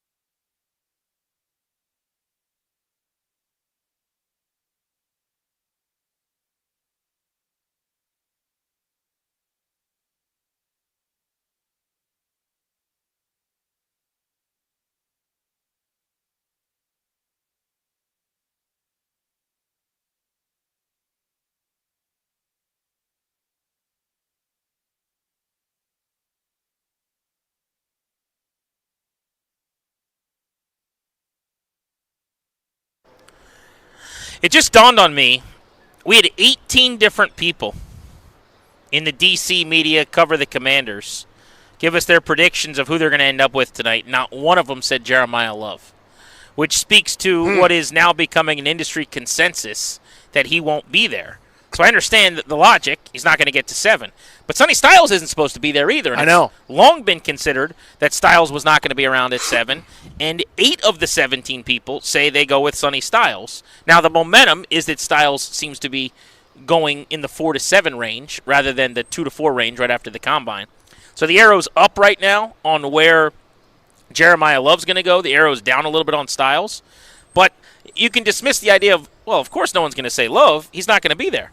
Styles probably isn't going to be there. Everyone's picking Styles. I found that really interesting. Yeah, I'm not as confident. I do think there's a shot that Love could be there. I know that I'm in the minority on that. But I don't know. I think it's if I'm doing a percentage chart, I think Styles there is 20%. I think Love there is 10%. So I'm not confident that either one is around. I think it's more the Downs, Delane, Tate, Bain potentially, if you buy what Zabe is selling, kind of tier there for them. And, it's going to be, they're trying to generate interest in that pick, see if someone will trade for it, or, go ahead and stick and pick and get a guy that's going to help you, maybe not as much as some others. There's a guy that I think Washington could take that we're not talking enough about, and that is Caleb Downs. What if they just love him? I mean, he's lovable. Very Commanders-y, I think, in the sense that they have a need at safety. I don't think it's their biggest need. They signed a starter in Cross who runs a 4.36 who played at Maryland, but it's a one-year deal for a couple mil. They've got a incumbent starter in Will Harris who comes, stays with the team from last year. But, again, it was a minimal 2-year deal, a couple $1 million at a time. They're very confident and feel good about him as a communicator. But nothing on this roster should prohibit you from taking arguably the best player in the country and in this class, if that's what you think Caleb Downs is. The reason I've kind of thought maybe he wouldn't have been at the top of their board is Adam Peters has always been an RAS maven. Like, he wants the incredible athlete who's one of 296 safeties over the last 15 years or whatever, and that's not Caleb Downs. The athletic traits are not going to jump off the chart at a combine. Size and speed and all those things. He's not Sonny Styles. He's the opposite. He's the tape guy. But he is the team captain. He is the leader of the defense that was the best in America with all of these monsters, studs that are going to be drafted. Like, he was the one giving the speech. There's just something in the back of my head that I can't shake that just keeps saying over and over again, and I'm finally doing it today in our final hour. We need to at least throw Caleb Downs' name back out there because I feel like he's the one with all of our covers that has slipped through the cracks a little bit. I think that's fair. I mean, he's a couch pick, and what I mean, I don't know all that much as I'm watching Ohio State play. And they're on TV a lot. They're, top of everybody's rankings, right? That's the first guy I noticed. Before I really knew or was really supposed to be impressed and eyeballing Arvell Reese and figuring out that right now he's off ball, but eventually he's going to be a pass rusher, he's going to go second overall. Or, obviously you notice Sonny Styles after a second, but Caleb Downs is the first player where you'd go, you don't know anything, and that's the test we always talk about with Ovechkin, Crosby, some of these great players. You've never seen football before. You sit down, and 2 minutes in, you're going, who's that? Everyone should look at that guy. I'm just a dude. I could make that pick. If I'm picking for a team, I'd go, that all sounds great, you guys. That dude is excellent at football. So last night, I just buzzed a bunch of the sizzle reels. I'm not even going to call it tape. But I just jumped on, let's look at some highlight packages of some of the top guys again one last time. And when I watched Downs, I was like, damn. I don't know that he's ever missed a tackle, this dude. He is just such an alpha. You know what I'm saying? And he's never really at full speed as this receiver or back is coming at him, as fast as they can run, and they're able to make a move in the middle of the field, and Downs gets him on the ground. He's always under control, yet always explosive. You know what I mean? It feels like so many plays up off the edge, too. He's just kind of gliding around, moving faster than everybody. I don't, I understand the 40 time or the 3-cone or whatever. I know this.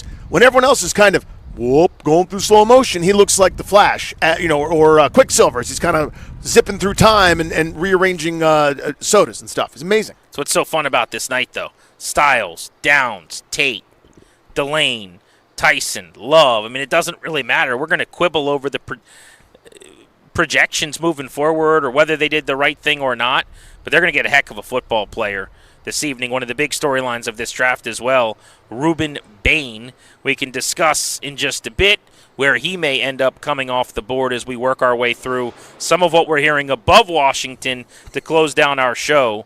From Nats Park, the Junkies in about 37 minutes. It's draft night on the Fan.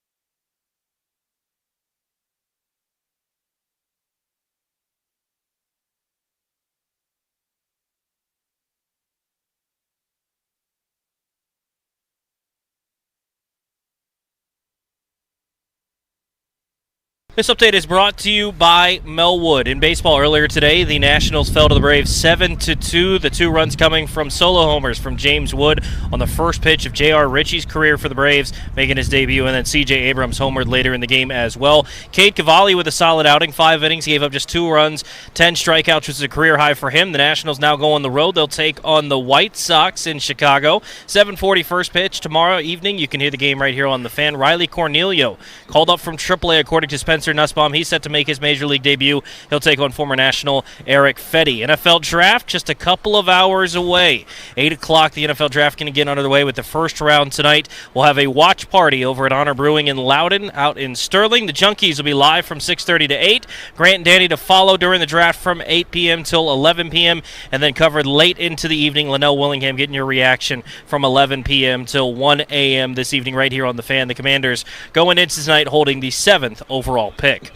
Donate your unwanted vehicle to Melwood and support people with disabilities in your local community. We can pick up as soon as tomorrow. Visit melwood.org or call 1-877-MELWOOD.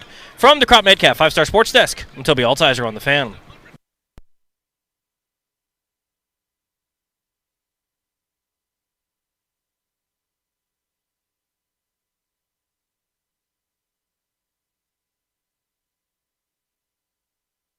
Welcome back, stretch run of Grant and Danny. We're taking you up to 6:30. The Junkies will take over at that time out in Loudoun County and Sterling at Honor Brewing. They're kicking off our draft coverage out and about tonight with listeners.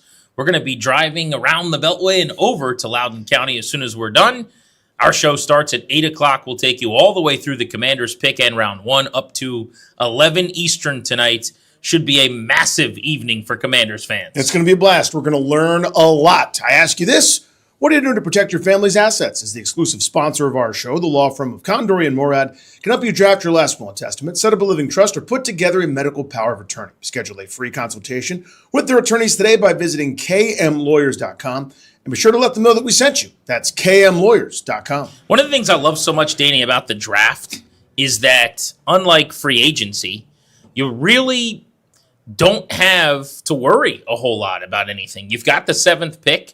If they move back and they don't get the blue chipper everyone's been excited about, so be it. You're going to add picks. You're going to still get talent. You're going to be in a fine place when it's all said and done. It just seems like the risk-reward of tonight is that of a situation where the Commanders fans that are going to be out at the bar or watching at home, this is going to work out one way or the other. They may not get the player that you want. They're going to get better tonight. I think that's what's so fun about the draft. That's what's always fun. It's the mystery box, right? It's behind door number 2. You don't know the specifics just yet. You're in a dependent spot. You got to wait 6 picks to decide who's available and who fits the best and all that kind of fun stuff. It's a melding of mock drafts, fantasy football, college football, pros, having your team get better. It's kind of the ultimate sort of off-field type party, right? That's what the draft has turned into, the spectacle. It's why it's one of the higher-rated programs that's not a live game kind of all year long. But you mentioned free agency, and there's a good, what's the word I'm looking for? Not dichotomy, but kind of a contrast there, right? Where in free agency, for the sake of argument, let's say you're Green Bay and I'm Washington, D.C.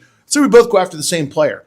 Well, that player could have gone to college in the Midwest or has family there or prefers one area over the other. And there's a million different things that have nothing to do with you that are out of your control. You control the 7th pick tonight. No one can take that away from you. You can decide to use it. You can decide to maneuver off of that spot, obviously, right, where you can trade back, and that's a possibility. Certainly that's been floated out there a little bit. But, again, you own that 7th pick. You don't necessarily own a player in free agency yet. He's got to decide to come to you. It's got to be mutual. There's nothing mutual about this, right? If you want a player at 7, that's your player. Yeah, we're closing in on being 2 hours away from the picks coming off the board, starting with the Las Vegas Raiders at pick number 1. For the first time ever, the NFL has changed the number of minutes between round 1 picks under 10 minutes. This is unprecedented. 8 minutes will be on the clock for Las Vegas. And even though they've known they're going Fernando Mendoza for months, I'm sure they have, through third parties and intermediaries, they've gotten him the playbook to get to work. I know he's been working out with Brian Greasy, who's got a relationship with Clint Kubiak. They're going to find a way, I'd have to imagine, Danny, to milk as much of that time on the clock as possible. You know how this goes. This is not going to be the Raiders are now on the clock and their pick is in. All-in-one announcement from Commissioner Roger Goodell.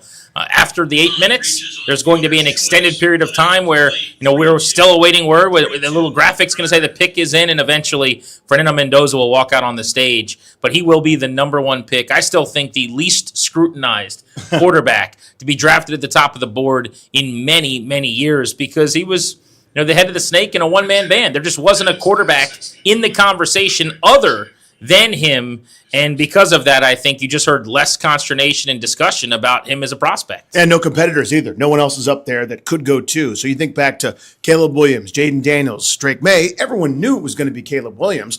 But look at this guy that just won the Heisman. Look at this guy that's, got all the tools. Look at, J.J. McCarthy. What did he just do? Look at Michael Penix, the guy that had been in college a little bit extra, that put up some prolific numbers in his own right. There's nobody else at the top of the board. He just lived the most charmed life, greatest season, start to finish we've seen in some time for a team. And as you said, he was the head of the snake there. So I think that's the biggest reason why there's no scrutiny to it. There's no second choice. It's not as if there's another quarterback that's made waves here lately. It's the Fernando Mendoza show. And kind of that's the beginning and the end of it. So, yeah, he's going one. I love the fact that you said he's the least scrutinized ever. It's kind of we saw him in the national championship game and everybody saw then, yep, that's the first pick in the draft, and that's going to hold true again tonight. But you're 100% right also, the milking. This is going to be the milkiest milk of all time. This is whole milk from Whole Foods, not pasteurized. It's just the vamping. Everyone knows what the pick is. It should be the instant the 8 minutes starts, Roger Goodell, Tron 3000 should trot out to that podium and go with the first pick in the draft. The Raiders select blah, blah, blah. But it's not. Well, let's call it what it is, though. Yeah, get the commercials in, man. This is not a race for the NFL. Not only do they enjoy the commercials, but every team has an opportunity to market themselves for those several minutes. That's their time in the spotlight. You're getting the images from the building, from the facility. You've set up your draft room just so, like a kitchen that you've remodeled, right? Executives and scouts are dolled up in suits and shirts and ties for the one time all year. They get their first and only chance since last draft to be on the screen. And it's a big night for these organizations. It's an exciting night, I think, for a lot of the people behind the scenes who are the lifebloods of these outfits that don't get a lot of attention otherwise. So they're going to soak it up for the time that they have. But the league, if this thing could go on for 8 hours and they could keep people's attention, they'd make it go for 8 hours. There's no doubt about that. Pick 2 is kind of where this draft is going to start. I love that you hear people very confidently in both directions saying that they're hearing definitively that the pick is going to be Arvell Reese because the Jets are going with the athlete and the analytic play here and the guy that has the bigger ceiling, and they want the player that can kind of jump out the gym, so to speak. And then you hear on the other side folks that are very, very sure that David Bailey will be the pick. It's going to be an edge. It's going to be one of those two players. They could shock everybody and go in a different direction. No chance it's a wild card, right? It's one of those two guys. It's the Jets. So we're trying to make sense and rationalize what has been an irrational organization for a long time. I will say that if there's not an edge that goes number 2, right then and there, that's your, oh my goodness, like the draft has been turned on its head moment, because not a single mock draft over 6 months has had anything else. But here's the point I want to make on the two edges really quickly. If the Jets do take David Bailey, I don't understand anything about them. They called David Bailey on the precipice of his visit, his 30 visit with them, and said, don't come. Why would you do that if you're going to draft a player? It doesn't really make sense. If you already know, that at 1, Mendoza's going. It's not like someone's going to jump in front of you to get David Bailey. You have the second pick. At worst, just bring him in and get to know him. Spend a little FaceTime with the guy and the coaches. Get him on the board. Hand him a playbook and tell him, start learning these philosophies and schemes. If they take Bailey, whatever that decision was, to me goes down as just a goofy, ridiculous draft moment. It's why I lean toward Arvell Reese right now, because there's no real good explanation for why you would not want to have spent a day, a night, a dinner with one of the most important players in the building starting today. Well, to echo that, it makes sense to me if you're doing subterfuge and counterintelligence if you're at 8 or 10 or something like that. You don't want anyone to know that you're in love with a certain player, or there's some chance that someone comes up and scoops him. There isn't. The Raiders are staying at 1. They're taking Mendoza. You're a 2. You control the draft. There's no need to play pretend. There's no. I mean, I'm sure they'll tell you, no, we know, we scouted him. We talked to his second grade teacher, and we know this and that, and we interviewed everybody. We got plenty of FaceTime. We love the kid if they do take him. But there's no. To your point, there's no reason not to find out more. Right? Nobody's going, oh look, David Bailey visited. They're definitely taking him. Ha, we caught you. Not at all. Again, it's a 30 visit. You get a bunch of those. Seems strange to me, but again, there's a reason the Jets are picking here. Always. They belong here. This is their spot. They live in the top 5 for a great reason. He's Danny Rouillet. I'm Grant Paulson. We're at Nationals Park as part of our day-night doubleheader. This is game number 1 that we're playing this evening. The Sports Junkies come your way at 6:30. They are also doing the double dip today. The night game for them from 6:30 to 8, Honor Brewing in Loudoun County out in Sterling. You can go watch the NFL Draft this evening with 106.7 The Fan. We'll be live from 8 to 11. Pick 3 to me is the first super intriguing spot. Even though we don't know what the Jets are going to do, it does feel like we know the position, and you're choosing between 2 options. Pick number 3 is where everything's wide open. So among the things the Cardinals are looking at, a trade back seems to be very much in play. The drafting of running back Jeremiah Love has become a very hot rumor, and it seems like maybe ownership's getting involved with a big name that would sell jerseys and would be the biggest star possibly early on in this draft class. A lot of people feel like he's the best player in the class. But they could also make the prudent, practical, safe move and take an offensive lineman. They could also add a defensive star. This is a bad team with a bad defense that needs playmakers on that side of the ball. Could you take the second edge? We haven't seen that a lot, but what if Bailey and Reese at a premium position are both gone in the top 3? I think that the Cardinals are the pivot point where that's where you're going to get a little indication of, okay, how much did we actually know? In other words, if it's Jeremiah Love, I'm not sure the top 10 is going to be as crazy as people think. Might go a little chalky and probably not trade intensive. If there's a trade out of 3, then we've turned this thing on its head. If they take the offensive lineman there, by the way, great news for the Washington Commanders, it tells you that the intel that we got, not just on Arizona, but maybe over several days for a lot of teams, is probably not trustworthy. And that, like anything else that they do, is going to be an indication of kind of what's about to happen in the hours ahead. Yeah, I think it's a smart point. If you look at them at 3, to me, I would just take whichever edge doesn't go 2. I think it's that simple for me, but I don't think that's what they're going to do. We've heard enough rumblings that it's either it's Maui Noah or Love could certainly be a candidate there. I don't know how much follow through there will be on that, but again, I don't want to say they control a lot of things, but there's a lot of dominoes that will fall depending on what they do there. As you said, if they move out of that spot, someone else is moving in for a very specific reason. A team with ammo, whether it's the Cowboys, whether it's the Jets. From further back in the draft, whether it's now the Giants, I can't imagine they would do that in the catbird seat at 5 and 10, but they've got fuel to do it. I don't know that anybody's worth giving up that much draft capital for. So to me, the one I've seen mocked, or the player I've seen mocked most of them, is Francis Maui Noah. He's a right tackle. You don't worry about it. That's a decade. You got that one solved. Again, but as you said, this is a team with a lot of needs. The one thing they do have is good skill position guys. They've got a pretty decent group of receivers, including a guy they drafted super high, a guy that came on last year, Michael Wilson, who is just a nasty son of a gun. They've got a fleet of running backs that you've heard of. You've added and dropped each one of them 10 times in fantasy football. So it'll be interesting to see where they go. It could be safe and boring Maui Noah, or a defender there, or they could trade out, or they could kind of go what's now, would you say it's chalk if they end up going Love? Is that chalky now at this point? Well, it's the expectation over the last 72 hours. Yeah. I think most people right before the draft in those final couple of days are more dismissive of what they hear as smoke for good reason, because that's when teams are now floating some misinformation more often than earlier in the process. But on Maui Noah, we've got to acknowledge he's got a back problem that apparently is making headlines. I mean, last night, I was seeing everywhere that apparently some teams are concerned about the back, could push him down the board a little ways. That's really significant, not only at this pick at 3, because I think he would be the most likely selection, to your point, other than Jeremiah Love, but man, do the Commanders need Maui Noah to come off the board early. I said this earlier in the program. I've been saying this all week. Every time an offensive lineman is taken, Commanders fans should drink their favorite beverage, high-five the friend nearest them, kiss the loved one next to them. That is the goal tonight, right? In the top 6. If you get 2 linemen off the board, Washington's in business to get one of the blue chippers they probably really, really like. If only one goes, that gets a little more complicated. If no offensive linemen go, Worst case. in a world where Maui Noah's got this back problem and is sliding down the board, that's the nightmare scenario where the Commanders probably just have whoever they take at 7 chosen for them.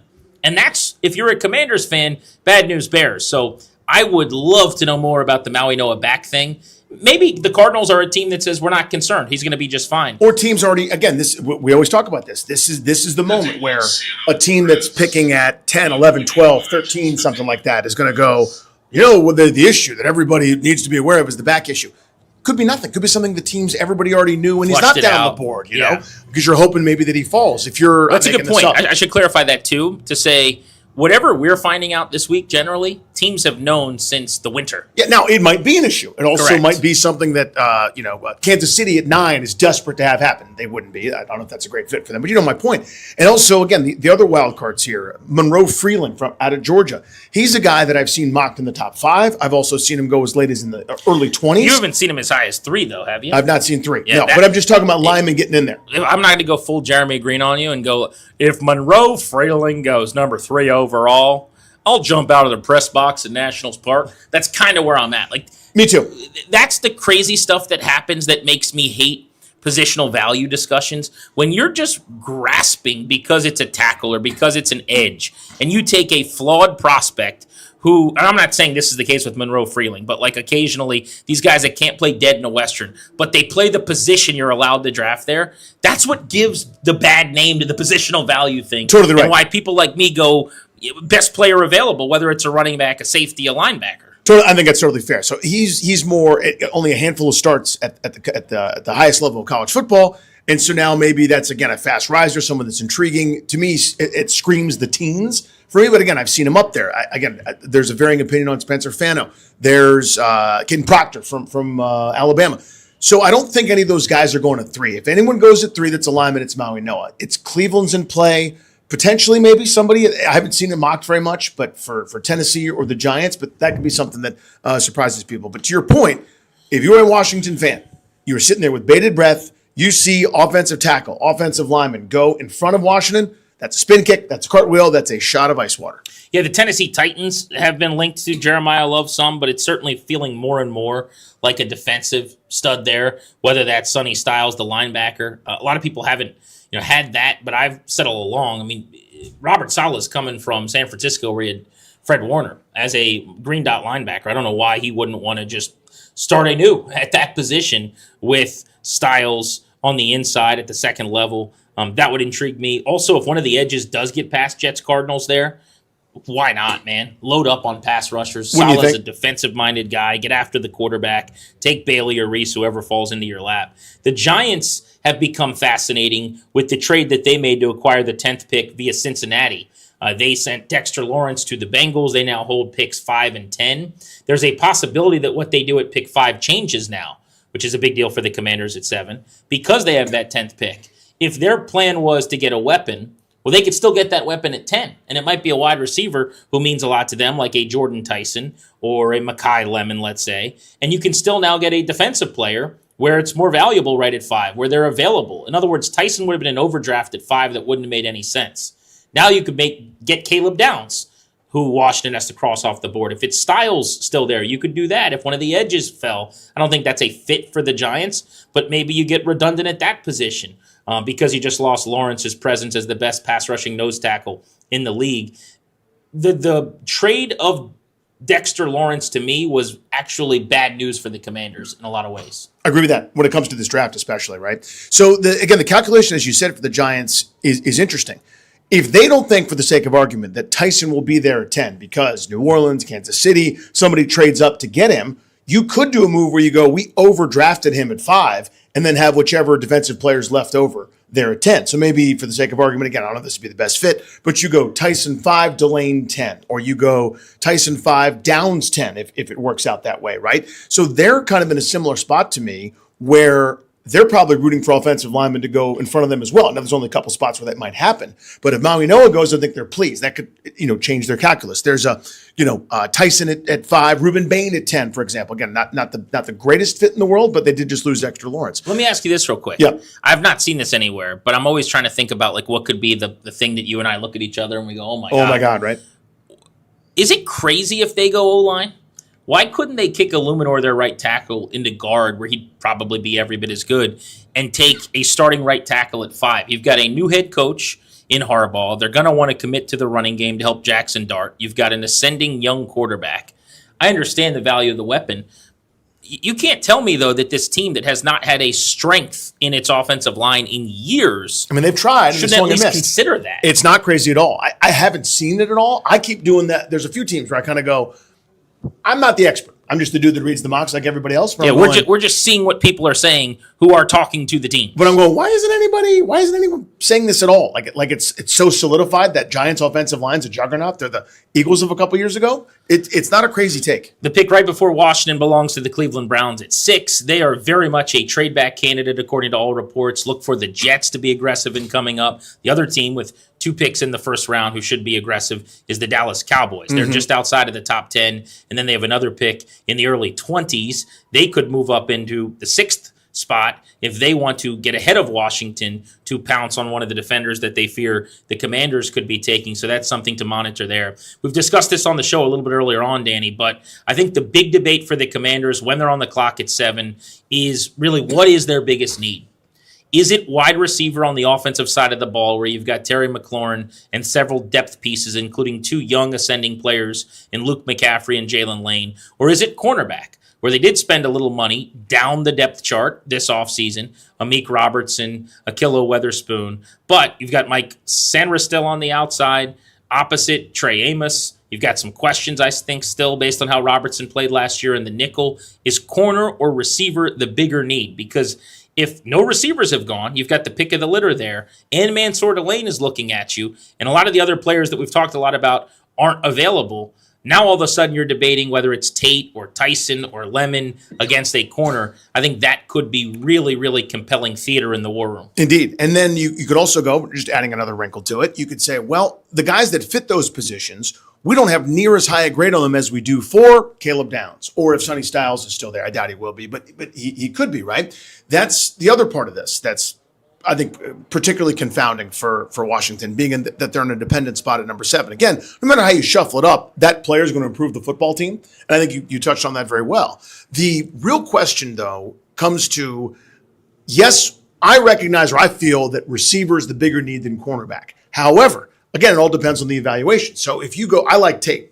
I don't love Tate, but I like Tate a lot. I think there's upside there. They could love Delane, and they could go, wide receiver still our biggest need, but this kid's too good to pass up at a position of primary need. If it's not 1, it's 2 or 1A or 3, but now you're adding something pretty special.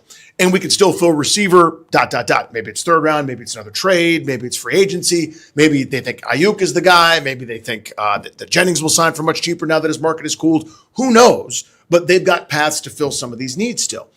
That's the kind of wrinkle and rub here. If you're like me and you go, you know what?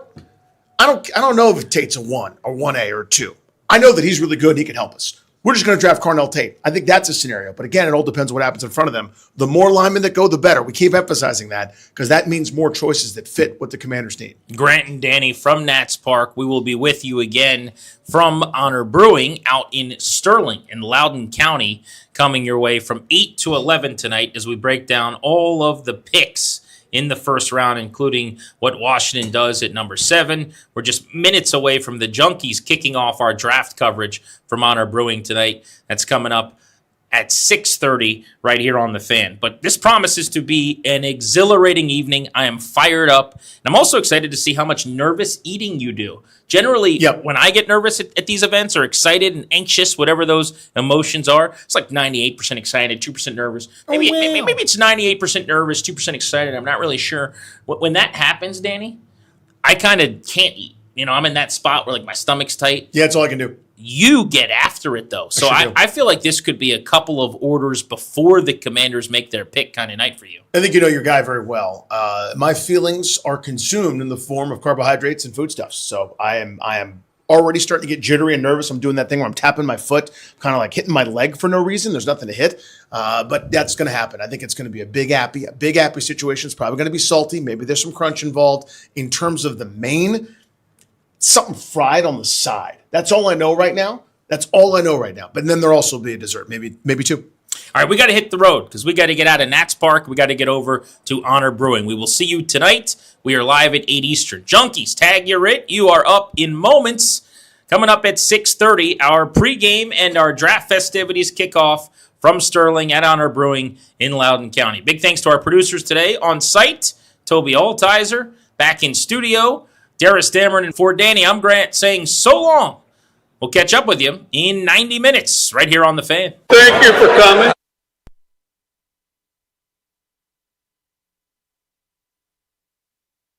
This update is brought to you by PVI Office Furniture. Fast, excellent, affordable business grows with PVI. Earlier today, the Nationals fell to the Braves 7-2. James Wood and C.J. Abrams providing the runs with 2 solo homers. Cade Cavalli with a solid outing. 5 innings, giving up just 2 runs and 10 strikeouts, a career high for him in Ks. The Nationals fall 7-2 and 3 of 4 against the Braves in this series to wrap up the homestand. They now go on the road to take on the White Sox tomorrow evening, 7:40, right here on The Fan. Riley Cornelio called up from AAA, according to Spencer Nussbaum.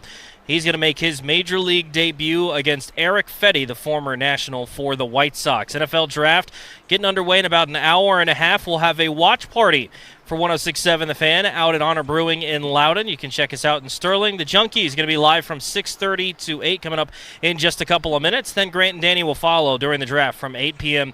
till 11 p.m. And then back in the studio, Lynnell Willingham has you covered late into the evening, 11 p.m. till 1 a.m. The Commanders going in tonight holding the 7th overall pick. Who will the Commanders take in just a little bit? PVI Office Furniture brings expert design, fast delivery, and professional installation. That's a winning play for your office. Step up your workspace at PVI.com because business grows with PVI. From the Crop Metcalf 5-Star Sports Desk, I'm Toby Altizer on The Fan.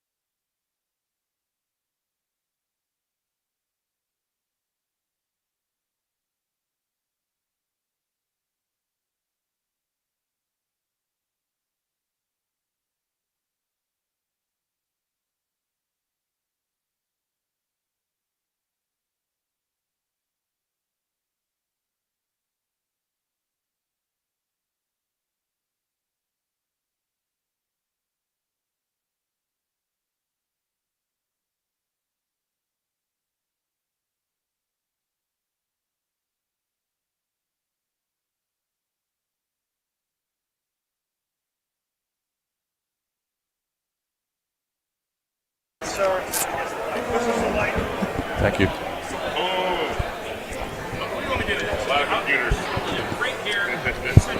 What's up, everybody? We are the Junkies live from Honor Brewing in Sterling, Virginia. Yep. A little chaos just as we were about to begin the show. Right. One of our listeners, Mike in Ashburn, super nice, Very wanted nice to of buy him. us around. He did, Of course, it comes literally 1 second before we're about to go on the air. There's a beer on the table. Someone and it's needs to very get it. perilous. I'm going to grab it and move it out of it. Like it's in a do that. it's Well, in a you're danger nervous. zone. Are you nervous? You're so nervous. I got this. He doesn't want to lose an out, but look, he immediately spilled. There's a little spillage. Got to be steady here. I don't even know where to put these. I'm putting them back here behind. them, you fruit. All right, so the Junkies are out and about. Hey, I gotta get up at 4 tomorrow. In Sterling, it's Honor Brewing in Loudon. Come join us, getting ready for the NFL Draft here in a couple of hours. Yes. At 8 o'clock, our boys Grant and Danny take over. So we're going to be breaking it down, speculating. They are doing the real cannonball run. I mean, they are on the air till 6 at Nats Park, racing to their cars, and then they're going to battle Beltway traffic to get out here. So good for them. We appreciate that. But they're going to Get your ass here. But Jason was also jealous because the Nationals game ate up a lot of their show. Sure. Because Jason That wants would've been awesome. Jason wants the Nationals to play Play 8 a.m. at 7 in the morning. Yeah. Wouldn't that be awesome? Cut into our broadcast. Am I the only one? Well, sorry, but Hey, I like time off too. Hey, let me just say this though, to Grant and Danny when they're on their way. Don't use that 66 unless you just go in the easy pass. Right. You know what I'm saying? Right. You're not going to just sit on 66. I'll be honest. You got to get on the one. You got to get Dulles Toll Road. Because I'm a cheap bastard, I took the long way because I had time. And sorry, I didn't want to pay $11 to drive on your dumb greenway. So I hate the greenway. So I took the side road. Hey, you think I like the greenway? Hold on. Did I pay for the greenway? Did I pay for that to come here? Yeah, probably. You probably paid $15. When do I pay for that toll? When I get off at 8A? Is that the greenway toll? No. You know what? You don't pay for it. It's past it. Hold on. Well, hold on. You got on the I got on the Beltway. Yeah. All right. You went I didn't take the greenway. Did you went? So you got off on 28? Yes. All right. No. Yeah. If you got off on 28, you didn't hit. I got off on 8A. Well, you didn't hit the greenway. You just paid Right. the regular toll. Right. Yeah. How much do I pay every time I go to volleyball? Oh, a lot. Because we go like 4 times a week. Lots.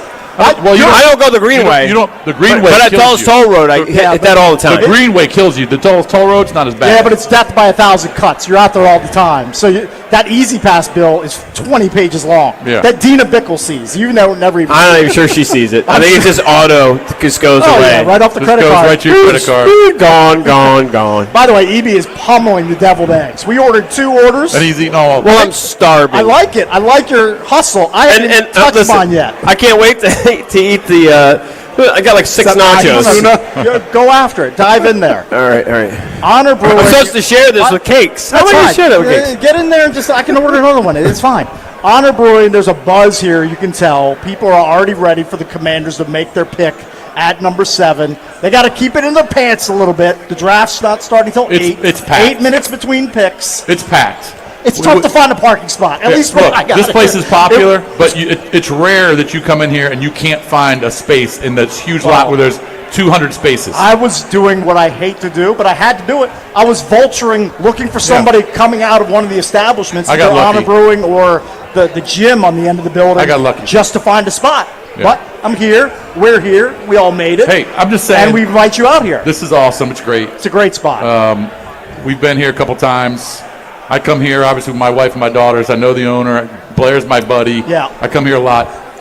I'm just glad the draft is tonight. I am too. I'm just glad it's finally here. I'm glad we did our mock draft today on the show earlier. Yeah. But I don't want to look at another mock draft I'm done with them. for like 11 months. I've already forgotten. Eric, I feel like we've looked at mocks more this year than, I don't know, maybe ever for the Commanders. Yeah, it's weird because wherever we were last year, 28, 29, it was such a crapshoot. It's like kind of whatever. I'm going to go through 4 billion possibilities. Right. Here, it's kind of contained. Right. You kind of know the 7 or 8 guys are going to probably be available. It's very easy to consume. I know that I have a different opinion than a lot of people. I really want to stick and pick here. I was listening to Grant and Danny. I love those guys. They always want to maximize value and see if they can't move down. I don't want to play any games. If you get some outrageous offer, sure. Right. But there are enough, I think, quite excellent players available for us. I think it's going to be a great night for Washington fans. I feel like even guys that you think are possible Bustaroonies. Yeah, I'm not a huge Sonny Styles. I'm not a huge Sonny Styles guy, but if you say you get him at 7 and you love him, I trust you. Let's go. I think he's going to be. I think he's going to be legit. And in I do. theory, whoever gets him, I don't know who's going to get him. I like picking up extra picks, especially when they're missing a second-round pick that went to the Texans in the Laramie Tunsil deal. But I don't want to move down the board if that means moving off a super stud that Adam Peters and his staff loves for like a secondary tier We player. need high-impact players, and I think we're sitting right on the cusp of the back end of that. Yeah. And I really think we're going to get a very good player, especially the boys talked about it before. The more offensive linemen that go, the better, right? Let's hope you get at least one. All you need is one. Yeah, one or two would be ideal. That'd be great if that happened. So one thing I wanted to do, which is a slightly different angle, because we have beat this draft up to death on the Sports Junkies in the morning for days, weeks, if not months. Yeah, probably months. Is to really break down the depth chart and what each player who they might draft would add. So let's start with EB's boy. We did a mock draft today. You had a chance. You could have gone with Arvell Reese. You chose Caleb Downs. If you look at the secondary right now without Caleb Downs, they of course added Nick Cross, who is more of a downhill safety from what I understand. He'll come up, support the run, which support the run. And in terms of but he's depth, good in pass protection or in pass defense too. He is good. And in terms of depth, behind him is Jeremy Reeves, and then your free safety is Will Harris with Quan Martin behind him. Right. So you think Caleb Downs is the play because you think they desperately need an upgrade there? I think he's I just buy into what everybody's saying. The exceptional ball hawking skills. He's there a second before everybody. He knows the play. He's ahead of everybody. Defensively, great with communication. Football IQ is through the roof. Immediately becomes captain of your defense. We can eliminate all those communication problems that we've had the last few years. I just think he's a home run, and I think people denigrate the phrase safe pick. He's a safe pick, but I think he could go to 3 to 5 Pro Bowls. Well, he's a safe pick because he's proven. It's just not. Look, people don't like him because he doesn't run a 4.3 and he's not 6'3". He doesn't look like Sean Taylor, right? But the guy was All-American as a freshman, won a national championship at Ohio State, was an All-American there, unanimous All-American. I mean, I don't know what we're doing here. If Caleb Downs is there, he's almost my very top choice. So if you have Downs with Cross, that's a strong safety. Yeah, because what that does is... I would say, even though Downs would be a rookie, that would be one of the best safety tandems in the league. Right, because that moves Quan Martin. Quan Martin goes right to the bench. Right, Now, because you don't and he's good for depth. Right, he's a good depth player, but you don't draft a safety at 7 to then just, slowly bring him along. No, he's the guy. Week 1. He's the guy. Now, just to play off of that, and we'll go through kind of all of the options. Another guy on the board is your former Hokie, Mansour Delane, who's a corner. Yep. If you go Downs, are you comfortable with your starting corners being Trey Amos and Mike Sanderstil? With Amik. Amik moving into the slot. I'm glad you brought that up because I was going to bring this up as well. I'm not sure they'll go Mansour at number 7. Maybe he's a trade back type of guy. If they went 7, that might be a little high. I don't know. I'm just saying. But what I'm saying is, if you put Mansour in there, and you've got Trey Amos, and then you've got Sanderstil as kind of your third corner, and Amik, you got really good cover guys. Yeah, I could get behind that. You know what I mean? I could get behind drafting Mansour. Yeah. You figure out where his value is. Yeah. I don't know. Maybe 7's too high, but if we end up with him as a starting corner, I'm good. Because if you get the best safety in the draft, that's obviously great. Yeah. You get the best corner in the draft. Yeah, the guy who runs like a 4.37, especially with the receivers that you're covering in that division. Yeah, I think that's big too. All right, we're on till 8. The Junkies hanging out here at Honor Brewing in Sterling. Come join us. Say hello. Great food, great beer. We'll be going through all the possibilities. So Caleb Downs, Mansour Delane, that's a couple of the possibilities. We'll go through some of the rest when we come back here on the Junkies.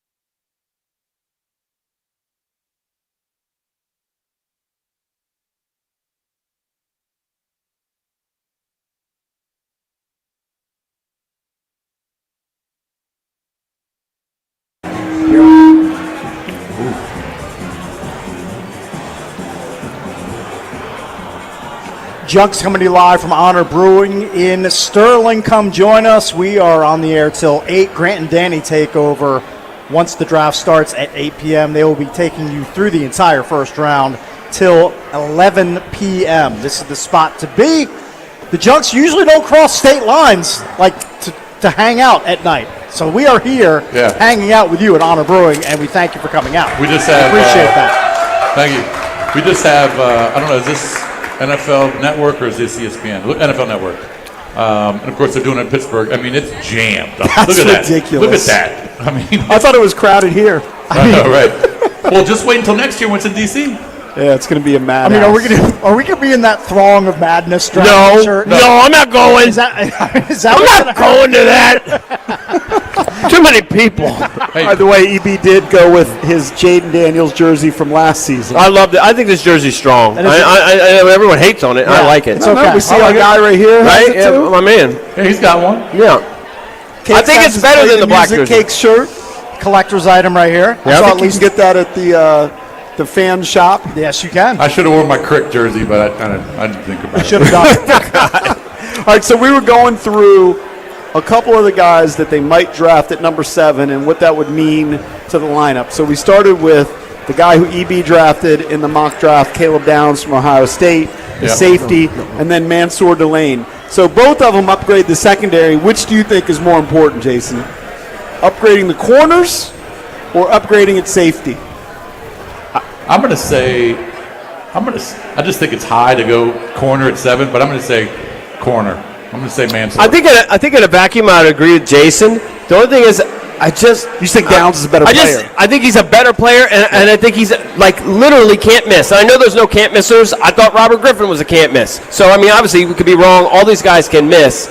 I just feel like there's fewer questions about Caleb Downs than maybe anybody else in this draft. That may be the case, but here's the one problem, at least how it relates to the Commanders. Adam Peters, and we know this, he's got a type. Yeah. He has a type. He likes freaky athletes, guys that jump off the page as far as their relative athletic score. Mm-hmm. That's Sonny Styles. That's not Caleb Downs. Right. So as good as Caleb Downs is, and as good of a leader as he is, obviously, he doesn't check a lot of those boxes that Adam Peters loves. It's not like that makes me think that he might be a little bit hesitant to spend the number 7 pick on him. So how good he is. let me just say this real quick about Mansour. I saw Mansour play every single game at Virginia Tech. Every single one. Until he left and said bye And for he said bye for bigger bag at LSU. And he got better. Yeah. But there were some games where I said, man, come on. Like the Miami game, there was a Syracuse game where they were just giving up a lot of points, and Mansour he was getting beat. And I was thinking, you're our number 1 corner. Right.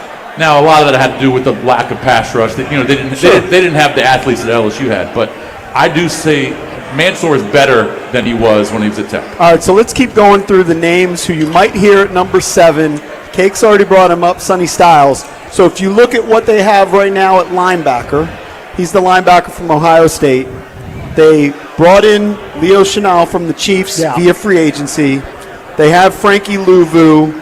And then behind that, it's just a bunch of guys at linebacker. Well, I mean, if they bring in Sonny Styles and pair him with Louvu and Chenal, I mean, it's a freakishly athletic linebacker core, whereas last year it was all about Bobby Wagner still effective, making a lot of tackles. But look, he's limited. He's older. He can't do some of the things he could do earlier in his career.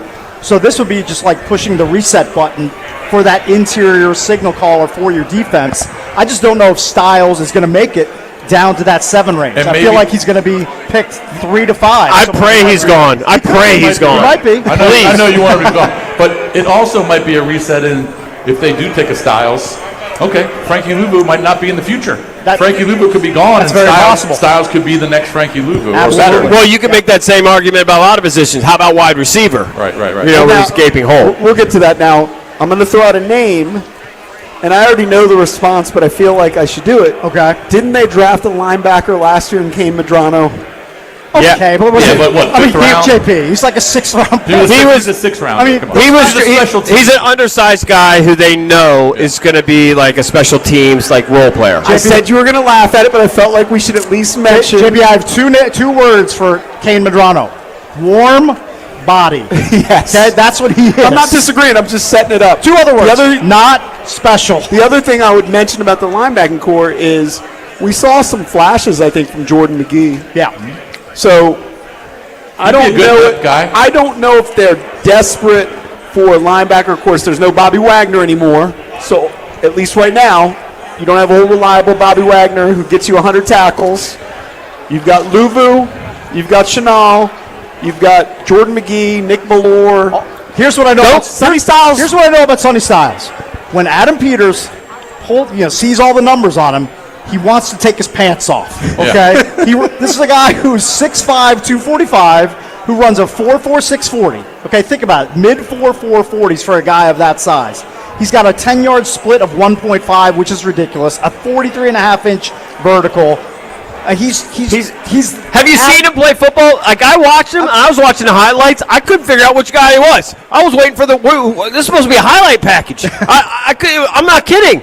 Yeah, but I'm not kidding. Other guys and he, by the way, he doesn't even look like a linebacker. He looks like he should play small forward somewhere. Yeah, he doesn't look like it. I'm out on him. because he's an athlete. He's a great athlete. I don't doubt that. But the other people that try out for the Olympics. But the people who watch it for a living say, this guy is a must-have because of his athleticism. Isn't that part of the attraction is that he started playing safety, he grew bigger, and they're like, okay, we have to put this guy at linebacker. He can move all over your defense. Right. Durante Jones loves that versatility. I heard J.P. Finley interview Joe Klatt because he was up in Pittsburgh. He said, let me interview a couple of, NFL draft experts. We'll see what they say about these guys. Okay. Joe Klatt said, who covers college football for a living, that's what he does. He says, Sonny Styles could be a freaking superstar. Could be. I bet he could be. I don't doubt he could be. But he's going to get NFL coaching. He's going to be with NFL players. I know. I thought Jamin Davis was going to be silly. He was a great athlete, too. Exactly. He's not even close to Sonny Styles. Okay, but when you're such a great athlete, like literally you have one of the highest, relative athletic scores in the history of that stat, and then you watch the game and you go, which one's Styles again? Oh, that's the skinny one? The guy just... That guy? He's the guy that had one sack? I disagree with that. I don't know, dude. Where was the production? The production doesn't match the athleticism. Maybe not this year, He might have doo-doo instincts. Disregard last year. Okay, he had 6 sacks. The guy he had 100 tackles. Bobby Wagner had 100. Hold on, it doesn't count? I don't know. Bobby Wagner had 180 tackles, and I could do without him. Easy. Junior year doesn't count. I don't know. What do you mean you don't know? I don't yes know. Or no?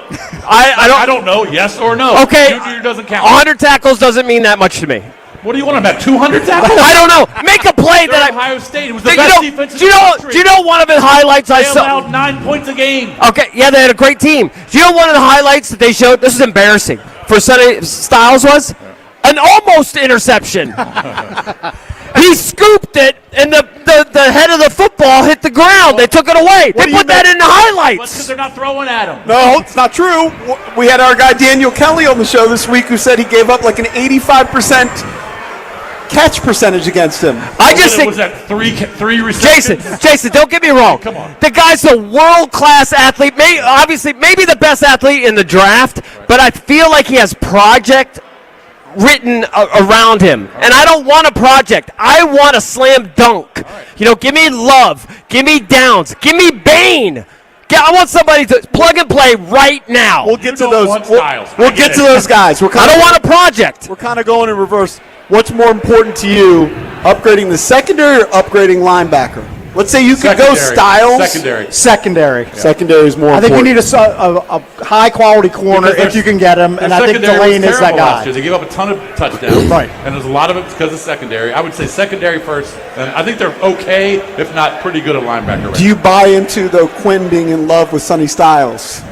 I don't know what to buy into. There's so many rumors and BS floating around. I think they're lying. I don't know what they're all lying. Of course you like them. They're all unbelievable athletes. They're great. The fact that they act like Caleb Downs is like, Craig Walden or something. They act chopped liver. Yes, chopped liver. I mean, come on. Well, that's why I'm glad we're going to find out in, 2 hours. You know what? This would make my day. I've had a great day already. Hip golf balls, beautiful outside, Draft King, Mayor proclaimed Junkies Day. If they have Sonny Styles available and pass on him, I'm going to be so happy. I'll be the happiest guy in this whole joint. I'll be the happiest guy. All right, so we hit 3 of the guys. I am the biggest Sonny Styles. I'm so into Sonny Styles right now. You know what's But I was last in the draft. Here's the way Bickle ranking, is. so. Here's the way Bickle is. because of how he feels and his opinions, which he values. If Sonny Styles is drafted by Washington, he's going to root against him. His favorite team, he's going to root against him. I don't think so. promise you he will. I don't think so. We all do that to some extent. I don't think so. I will reserve the I told you so, but I'll root for him. I'll reserve the right to say I told you And so. you'll be rooting for Sonny Styles super hard. The hardest, the most hard. All right, when we come back, let's talk about some of these edge rushers who they might add and what they would add to the Commanders lineup. Junkies coming to you from Honor Brewing in Loudon, right here in Sterling, Virginia.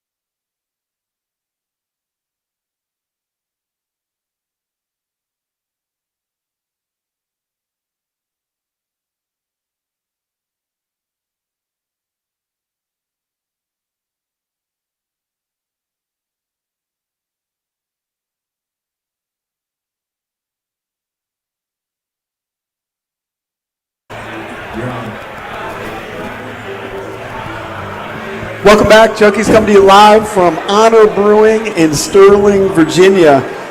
Cakes, I just checked something that you were upset about a couple months ago. Please update me. If you go to the Commanders website, and you check the coaching staff, it starts with Dan Quinn, of course. Okay, he's the head coach, of course, makes sense. Then you have David Blau, offensive coordinator. Okay, that makes sense.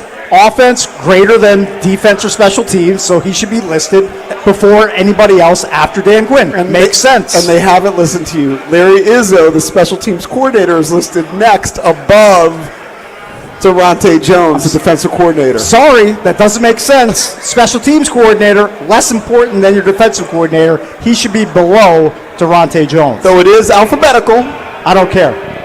And as we talk about the draft, listed in order of importance. As we talk about the draft, we don't know who's going to wield the most influence. Last year when they drafted Josh Connerly, there was video of Cliff Kingsbury in Dan Quinn's ear and in Adam Peters' ear saying, I love this guy, Josh Connerly. That's ultimately who they drafted. So we don't know who they're going to draft. But we've been focusing on the defense. We should probably hit the two edge rushers who may or may not be available at number 7, Arvell Reese and David Bailey. What would they mean to this lineup? They drafted, in free agency, gave $100 million to Owe. Yep. They signed Chason. They added a Minahu. Mm-hmm. They still have guys like Dietrich Wise. Do they need an edge rusher? I think you can always layer in super talented pass rushers. I mean, if David Bailey somehow made it all the way down to 7, I think it would take all of 5 seconds for Adam Peters to go turn the card in. Because I'm guessing that's his highest ranked player still left on his board. Probably, yeah. So if you add it would be shocking if Bailey slipped to 7. Arvell Reese a little bit less. Like, I think people just question, like, what exactly is he going to do in the league? Is he going to be a linebacker? Is he going to be a pass rusher? Is he a hybrid of the two? Like, I think that's the knock on him. I think that's why teams are more into Bailey than they are Reese at this point. I think Bailey is just a more proven commodity. So I think Bailey's going to go off the board 2 to the Jets, but I mean, he could slip down to 3 or 4, but I don't think there's any way he makes it to 7. I think it's more likely Reese slips down, if any of those two slip, down to 7 to the Commanders. And we've but they'd both be welcome here, obviously. We've kind of talked about that position and how Adam Peters and Dan Quinn might feel about it. And we don't know. We have no idea. But maybe they feel like they're content, that they've got enough good players at that position. Yep. They've got enough depth that they can just look at another position and focus on something else. And they put enough money into it. Or focus on a receiver, or focus on Styles where they can put in linebacker. But they put a lot of money into the defensive line. Yeah, I mean, think about the money. By the way, it wasn't just this year; it was last year. Yeah, think about the money that Kinlaw's making, Payne's making, Oweh's making. Right. I mean, that's a lot of money invested in that. It's a big capital expenditure by them, and they need to do that. Their defense couldn't stop anybody last year. It was ugly to look at. It was horrific. So you have to add in free agency. You have to add via the draft to make it better. But if you had Reese slip to 7 and you had Owe on one end and Reese on the other, that could be pretty freaking devastating. That could be a tantalizing combination if that were to be the case. Yes, but yes. I don't see one or certainly both of those guys being available past 5. I'd be shocked if they tumbled that far down the board. All I wanted to do is draft the best player. I forget about need. All right. Okay, let me test you on Need is that. out of it. Now, we're not going to, except for quarterback and offensive line. Okay, so then you have exceptions. Right.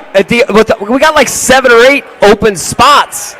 Draft the best player. So pretty much anybody on defense of all the names is going to be fine with you, except you're not a Sonny Styles guy. I think Sonny Styles is a gamble, but I'll go for it. I agree with you. I brought up Jamin Davis a couple weeks ago. Yeah, I mean, I think he's a gamble, but on paper and all the measurables looks great. But why doesn't it match it? Why doesn't it match it? Yeah. Listen, he's a world-class athlete. If he puts on the burgundy and gold, I'm going to root for him. Of course. This is another reason to think about the production.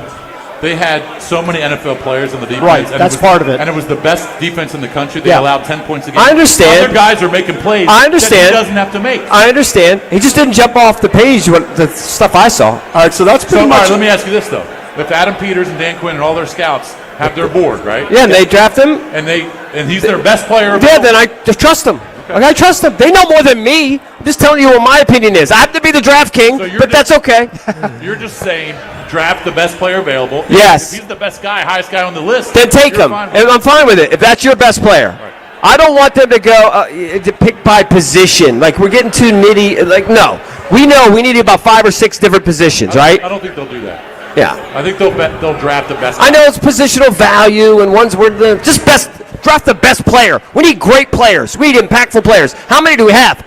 Less than 5. Oh, I agree. Yeah, We draft the best freaking player. This is a big deal. This draft is a big deal for the team, for Dan Quinn, for Adam Peters, obviously to help Jaden on the other end of the ball. This is a big draft pick. This one pick, number 7. All right, so let's get to the other side of the ball. Yeah.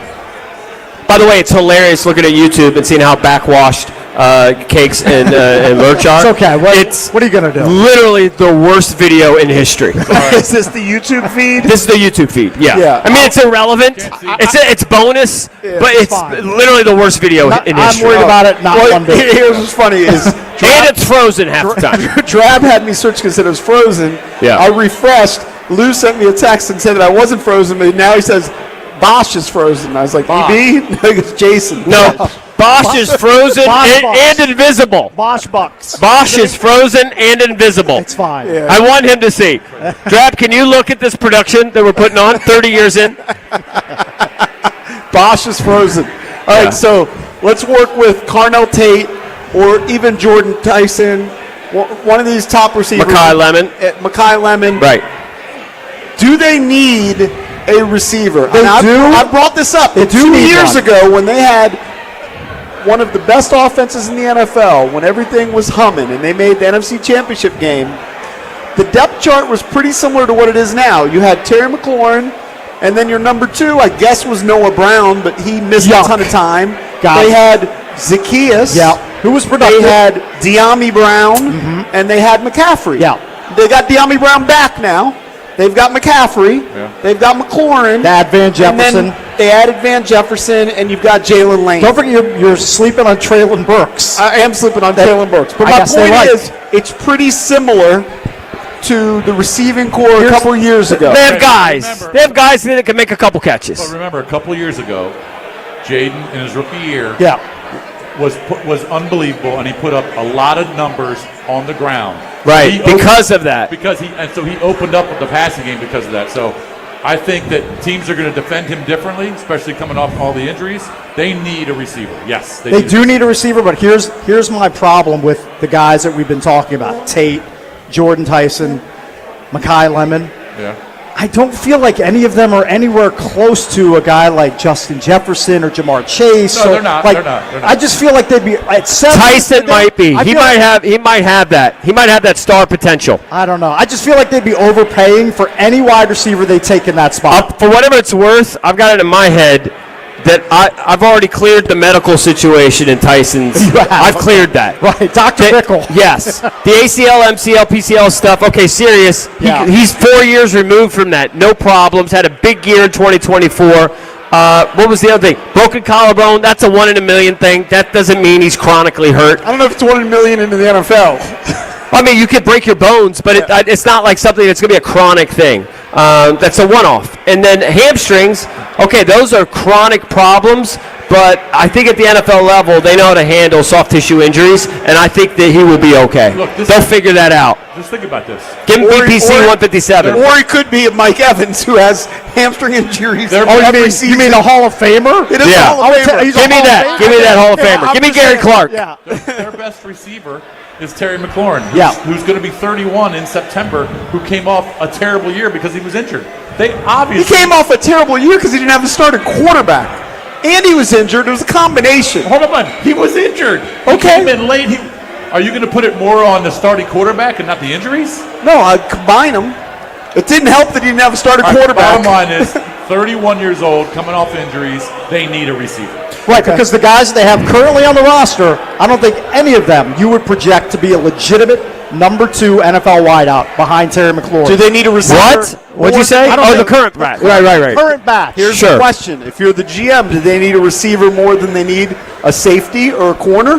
But that's where we're getting crazy. I don't know. That's a good question. The best GMs draft the best players. We've told that mantra all the time. What if they're comparable? Then you can go by position. If you have them both in the same grade, fine. Then we can start to pit nits or whatever. Our opinion might be totally different than Dan Quinn's.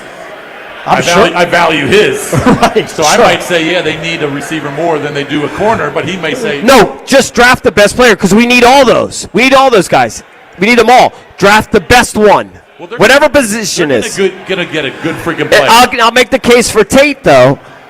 Tate, I think they're slighting him because he wasn't the one. Well, the one they have there now is incredible. Yeah. They've also had other twos that have come to the league and been big-time ones. Yeah. So I think that's a little unfair. Or threes. Wasn't McLaurin a number 3 at one point? I think it was borderline special teams player. So at Ohio State. So yeah, I'm not worried about Tate. Tate, I think, is another can't misser. He might not be great. That who knows? He's projecting, but I think he's going to play 10 years. Oh, I agree. I think he's going to be really good. Now, if he goes to Cleveland and he's got Shador throwing to him, or whoever, that could be a problem. We have no idea, but it also depends on who's throwing it to you. Your numbers are only as good as how good your quarterback are. Here's the stunner. That Mr. Offense, Johnny Cakes Awville, is not really high on the Commanders taking a receiver. Well, just because I think the crop isn't that great. I think it's a mediocre crop of wideouts that's coming out this year. It's not that I don't. You know that I love offense. You've known me for a long time. I love me some offense. If Cardinal Tate's T. Higgins, that's mediocre. I mean, if you tell me he's T. Higgins without the injury history, then I'm in. Yeah. I'm all the way in on him. Yeah. But I feel like this groundswell of support you're hearing for Tate might be, hey, if you want to get Tate, you got to move up to 7. You know what I mean? Like they're getting it out there. Hey, if you want to come draft Tate, come up to 7. We'll go down to, 12 or 13. I think Tyson's going to go before Tate. I think Tyson's a bigger talent. I've seen Tate mocked as high as 4. Yeah, I mean, I've seen him mock to the Titans there, but, Jeremiah Love seems to be the popular pick. They could certainly use a weapon to help Cam Ward in year 2, with Brian Dable coming in there as the OC. But if they don't take Tate or Jordan Tyson, who are you relying on? Now, they could add another receiver, obviously, in third round or later. They're going to add a chubby Ayuk. Okay, all right. Man. But he is chubby. On the depth chart right now, who's your number 2? No, it'll be committee, so it'll be De'Ami Brown on certain situations when they want to go deep. It'll be Van Jefferson for maybe possession. I hate that. It'll be based on situation. It'll be McCaffrey in certain spots. It might even be Jalen Lane in certain It will situations. not be sexy. That's what it will not be. It won't be sexy. Teams won't be afraid of him. But again, they could also. But that worked 2 seasons ago. But they could also. There were reasons for that. There are still guys out there. You could still sign Stephon Diggs. You could sign Juwan Jennings. Like you could after we get through the draft. Like they might just see some of those guys out there. Like, well, their market is cratered. They're cheap. They could get a chubby Ayuk. I couldn't believe those pictures. That they still have options. But by the way, if they don't go with Tate, if you agree with Cakes and you say, you know what, I don't really see elite wide receivers here, you can get one in the 3rd round. It's still pretty darn good. That's true. I don't necessarily advocate getting some shrimp in the 3rd round, but if you get some 6'4" guy that could be a possession receiver, red zone threat. Haven't they done that the last couple seasons? I don't know. McCaffrey and then Jalen Lane. I understand, but I feel like they're a little smaller. McCaffrey's like a noob learning the position. Give me a stud. Give me the guy from Notre Dame. Give me, obviously the guy from Indiana is going to go earlier. Cooper. But there's plenty of guys at big-time programs that I'm sure can contribute at a high level and be better than the guys we have behind McLaurin. All right, so all the experts are saying this is maybe the most unexpected draft, potentially. Yeah. They really don't have a beat on anything after Fernando Mendoza. They can go any way. So when we come back, let's bring up Jeremiah Love, who we don't think will be available. But I know the fans would be fired up here they would. at Honor Brewing if he slipped the 7. So let's talk about whether you would take him versus some of the other guys we're talking about. That's next. Junkies hanging out at Honor Brewing in Sterling here on The Fan.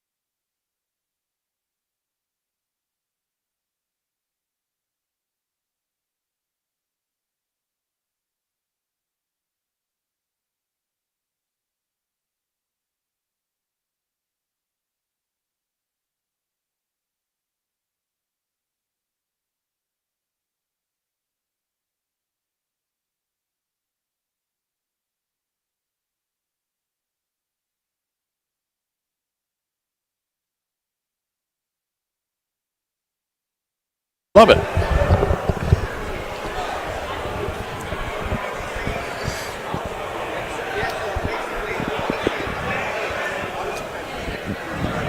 Welcome back. We are live from Honor Brewing in Sterling, Virginia, getting ready for the NFL Draft. Junkies hanging out with you until 8. Then Grant and Danny, who are in the building, will take over during the draft.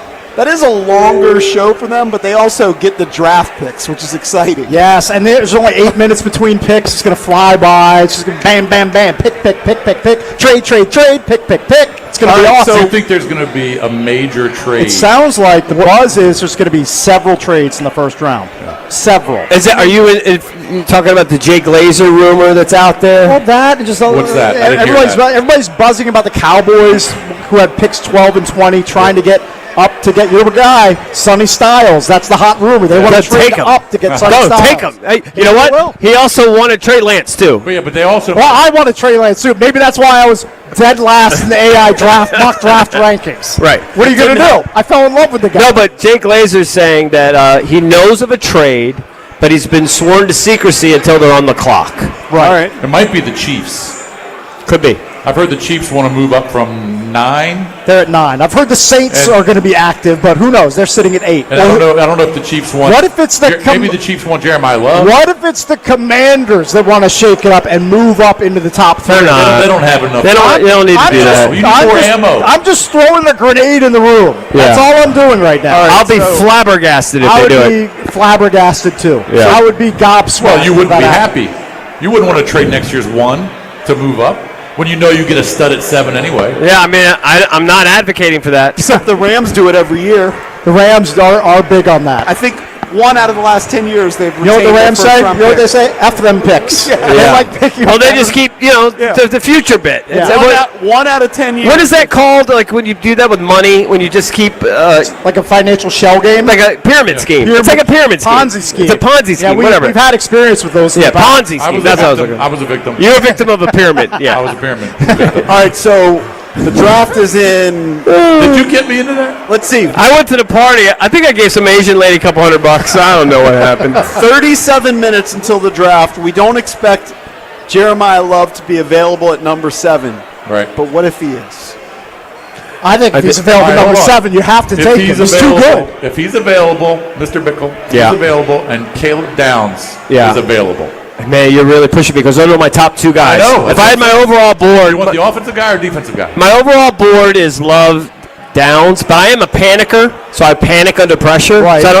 So I feel like Downs is more of a sure thing. Love's right there. He's right there. But I would take Love because can you imagine Jaden, play action, Love, Terry, Chig, Fat Ayuk.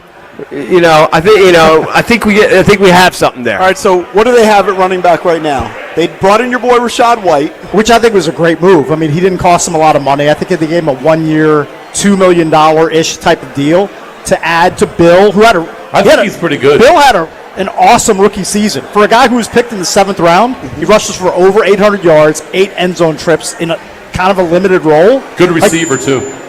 Bill? No. Jeremiah Love. Yeah. Rashad White. Oh, Rashad White, yeah, that's kind of what he specializes in. So I love that move. You bring McNichols back. Like, the room is good, I would say, but if you added Jeremiah Love, that makes it great. Now, Jeremiah Love didn't catch a ton of balls. He didn't have to because when he ran the ball, he just killed you. I'm not saying he can't catch the ball, but that wasn't like his statistical specialty. But his coach is basically saying, now, of course, you have to understand he's biased. It's his guy, but his coach is saying, look, he's basically the best athlete I've ever had. If you wanted to play wide receiver, you could play wide receiver. Oh, I'm sure he's right. Is it the biggest need? It's not. It's not the biggest need. But it's not. He's the sexiest guy that they could draft. Correct. In my opinion. My logic with wide receiver applies to running back. This offense was prolific 2 seasons ago, and you had B-Rob as your number 1. I know you had average guys, yeah. And you had, just Chris average Rodriguez guys. Yeah. Chris Rodriguez, Jerry McNichols. No, they're running back. I understand. Jaden. Well, Jaden's still going to be there. Yeah. And now you have Rashad White who can catch a ton of balls out of the backfield. Bill showed you something. Maybe he's not a guy who's going to give you 1,500 yards, But if he gives how many guys give you 1,500 yards? Three or four. Yeah, there aren't many of those guys. Okay, but if you have Jeremiah Love, you're going to. I think Love will be one. I think Love would be one. That would be the idea. Well, that would be the idea. If he does that, then he fulfills being picked at number 7 or wherever he goes. Yeah. And he's going to add some receptions into the mix, too. If you take Love, you're a better team. Yes. Because he's a really good player / great. But do you want him over a guy that's going to help your secondary? Or a receiver. It depends on how you rank that them. I think is a bigger need, receiver than RB. It depends on your power rankings, like your individual power rankings, however you rank these guys individually. So if you have Love, I'll just make up this number. You say Love's like a 9.9 and you have Downs is like a 9.7 or something. I think you got to go with Love. You got to go with the higher ranked guy. You got to go with the higher ranked guy. That's a close ranking, though. You can't spend months and months and months getting your board ready, and then the night that you need it, you're just going to deviate from it. Well, you got to stick to the plan. But if need is part of it, like as we talk this out, I'm kind of thinking, and I know it's lying season, as B. Mitch says, and you don't know what to believe. Right. As we kind of talk this out, the more I think about it, it's like they have to go defense. They can get by with the offense they have right now because they've done it before. Tired of getting by. Their defense tired of getting by. Who's the best young player on this defense? Trey Amos, who right now showed you something a little bit. Mike Sanders still? Player? Yes. Leo Chenal. Well, yeah, it's one of the guys that they've signed. It's probably one of the ads from free agency. Yeah. It's Owe or Chenal or one of those guys. Yeah. I think they did a very good job of upgrading this defense. And we're already significantly better, and they're going to add more pieces in this draft. Doesn't have to be the first. Look, we just have to get a sure thing with this first pick, and I don't really care quite as much about need as long as it's one of those positions that we all agree could use an upgrade. But here's the thing: the offense, just getting Jaden back, right, should make you go from. I don't have the ranking in front of me. Whether they're ranked, it should jump at least 6 to 10 spots, just having Jaden there instead of Marcus Mariota. Yeah, but you know how you keep Jaden there though? He doesn't have to run as much. He has more weapons. Right. The play action works. The offense is more efficient. Here's how you don't have Jaden as much. If you try to duplicate what he did in 24, which is what happened last year. Right. Hey, I would say this though about Love. I understand that we're going through all those prospects and who could possibly. Who does he remind you of? Is he? I don't think he's Barkley. I think he's not as physical. He's Bijan Robinson. I don't think he's the receiver. Jahmyr Gibbs. I don't think he's the receiver. Bijan. He has the same 40 time as Jahmyr Gibbs. He runs a 4.36 40. Yeah. He's blazing fast. And I don't have the quote in front of me. And he takes it to the house. Somebody from the Skins front office. The film backs it up. They basically said, he's legit. We want guys who can score from anywhere on the field. Right. Was the gist of it. And that dude can score from anywhere on the field. What I'm saying is, and I know we're throwing out all kinds of possibilities, but I think the chance of Love getting to 7. I don't think he's going to be there. 1%. I don't think he's going to be there either. I think we're wasting time. I think it's higher than 1%, but somebody's going to drop, though. We're going to be sitting there going, wow, I can't believe he's available. What are they going to do? That's for sure going to happen. Somebody's going to be there at 7. You think Harbaugh would give up Love if he drops and they have Love and Scadaboo? That tandem? I don't know. Or the Titans? But maybe he wants Carnell Tate to go with Malik Neighbors, so the Jackson Dart has 2 receivers, and they just go with Cam Scadaboo as their number 1. Because, look, Malik Neighbors, they hope he's back by training camp, but he suffered a pretty serious knee injury. We don't know what he's going to look like I at could see training them camp. going Tate over Love. Possible. Because Love is almost a luxury for a team that has somebody. They just drafted Scadaboo. And Scadaboo, when he was healthy, showed you something. What if, I understand, but it's good to have 2 guys. Yeah, you need to distribute the running load between more than one guy. Can you imagine if Love is available at 7 and they bypass him? I think it's possible. I can't. I think it's possible. And they went receiver over Love? I'd be floored if that happened. I think it's possible. Or if they draft Mansour Delane over Jeremiah Love. Yeah. That would not be popular here at Hunter Brewing. Delane is very much in play. Delane's a Hokie. He's very much in play. He's a Maryland kid. He's very much in play. Went to Spalding High School. He's from Silver Spring. Went to Tech. Obviously LSU. All right. What does your gut tell you right now? 7:30. We're a half an hour away from the start of the draft. The Washington Commanders at number 7 will. You could say trade out of it. They're not what? They're not Fill in trade the blank. they're going to draft Sonny Styles if he's there. No condition. Oh. They will draft Sonny Styles. Okay. Do you actually think he's going to be there? I'm not convinced he's going to be there, but if he's there at 7, they're convinced they will not pass him up. Well, because of his infatuation with the RAS score. I think that plays heavily into it. I think it plays heavily into it, but I don't think he drafts every guy that has the highest RAS score. I think he does a lot of it. Plus, it's a huge position of need with Bobby Wagner getting older and older. Jason Bishop, in an hour or so, the Commanders are going to step to the podium with the number 7 pick. They will. I think it's going to be Caleb Downs. Caleb Downs at 7? Yep.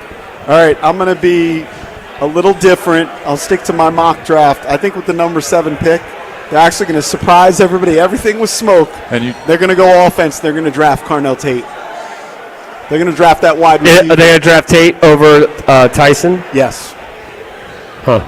Well, Tyson might be gone. Of late, I've been convinced the number Tyson. 7 pick, they will draft, or they will blank.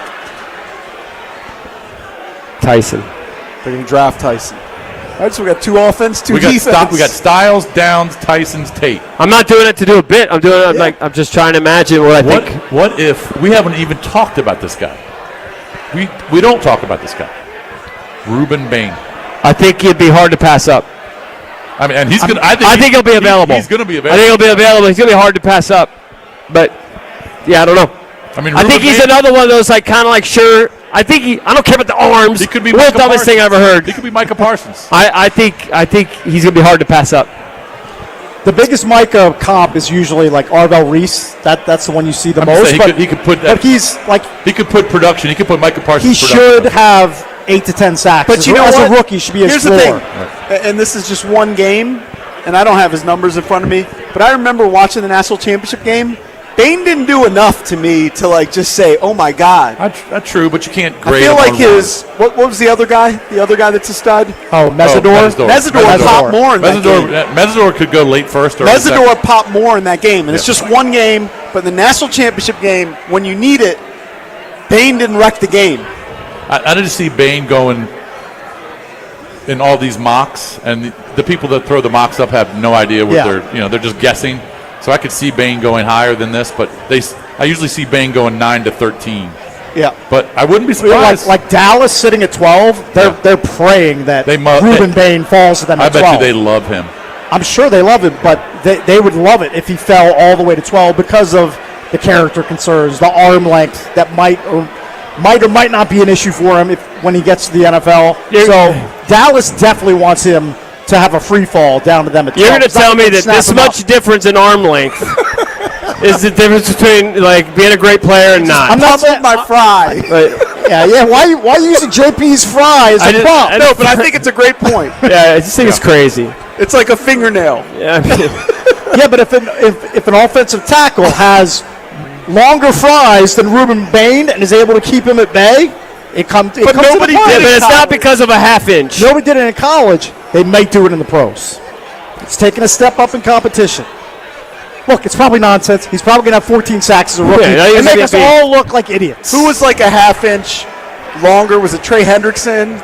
Or I think he had short arms too. Yeah. I think Trey Hendrickson had short arms too. The guy put up like 18 sacks. That guy's a monster. By the way, Trey Hendrickson, when he takes his helmet off, he is Ryan Kerrigan's doppelganger. Yeah. He looked exactly like him. It was stunning. I was shocked. Holy cow, these are good. Are they? Oh my God. It's a fried potato. Of course it's delicious. There's so much salt on here. It's so good. I can't wait to bite into my brisket sandwich. Oh, it's going to be delicious. Wow. You know how good my hazy beer is that I'm nursing behind me? It's bitter. It might have been intended for me because I told the guy. You slept on it. I grabbed it, put it down the hatch, and it's so good. All right, we're getting close here. Now, we have a wager on when the first pick is actually going to go down, correct? I'm under 8:21. You're under 8:21. So they go live at 8 o'clock. 8:20. You got 30 seconds. Yeah. The question is, 8:21:30. when they go live at 8 o'clock, how quickly before they go The Los Angeles Raiders are on the clock. I mean, the Raiders don't need to spend any time. I think it's Vegas. The Raiders don't need to spend any time. But they will. They know they're taking They're Fernando going to milk Mendoza. it, JP. They're the Raiders. They don't get any love. No, they're going to milk it. What if somebody offered them 3 first-round picks? You do it in a heartbeat. Nobody would do that. You on a heartbeat, of course. They have cousins. They would do that. Let me Yeah, of ask you a course. question: is Fernando Mendoza? Is he the next Andrew Luck or Joe Montana? No. I don't know. I don't think so. He's not. So of course you don't know that. I pretty much know it. He's not. I would take the 3 first-round picks, because they're the Raiders. It's going to take several years to rebuild the mess that is in Las Vegas right now. Right. I think Doesn't take that long to rebuild. Look what the Patriots did just last season. Okay, I mean, Added a new coach. doesn't. It really doesn't. Added a new coach, and boom, they're in the Super Bowl. Yep. Went from a 4-win team to Super Again, Bowl. this comes- And they did that. Guess which team did it the year before? This The comes back. Washington Commanders. This comes back to my irrational anti-Indiana bias. I'm having a hard time wrapping my dumb brain around the fact that Indiana won the national title in football. Don't they fit into the same formula as the Commanders 2 years ago and the Patriots a year ago? If Where Mendoza plays out of his new mind. quarterback, new coach. Now Drake May, I guess, was But that's not. That does not. Is Mendoza going to have the best rookie campaign of a quarterback in history? I don't think he's going to play until like week 9. Oh, I don't believe that. Kirk Cousins, I don't your boy believe that Kirk, at all. is ahead of him. I do like me some Kirk. I don't think they gave him $20 million to sit in week 1. Yeah. No. They're going to slow roll Mendoza. But Kirk is going to start throwing picks in about week 4 or 5. And they're going to say, "Come on in, kid." That might be true. Yeah. Yeah. I think Kirk will get courtesy starts for a month. It could last 2 months. Yeah. By the time November rolls around, we all know it's going to be Mendoza Yeah, time. I mean, Kirk is a pretty good quarterback, but he's elite at making money in the NFL. Elite. Oh yeah, Good for him. he's a smart businessman. He's the best. I wish he could manage my money. I would fire my guy in Baltimore and hire the Kirk problem is Cousins. you'd be wearing all Kohl's clothing. You'd be bitter, but you'd have a lot more money in the bank. That's Does okay. he only wear Kohl's?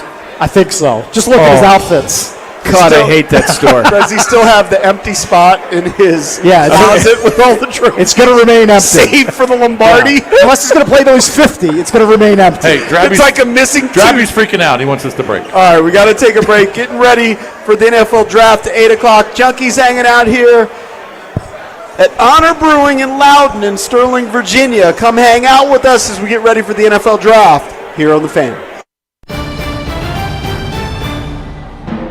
I'm Ryan Radke with the 2026 NFL Draft Report on Westwood One. The Las Vegas Raiders have the number 1 overall pick in this year's draft and are expected to take Indiana quarterback Fernando Mendoza in the top spot.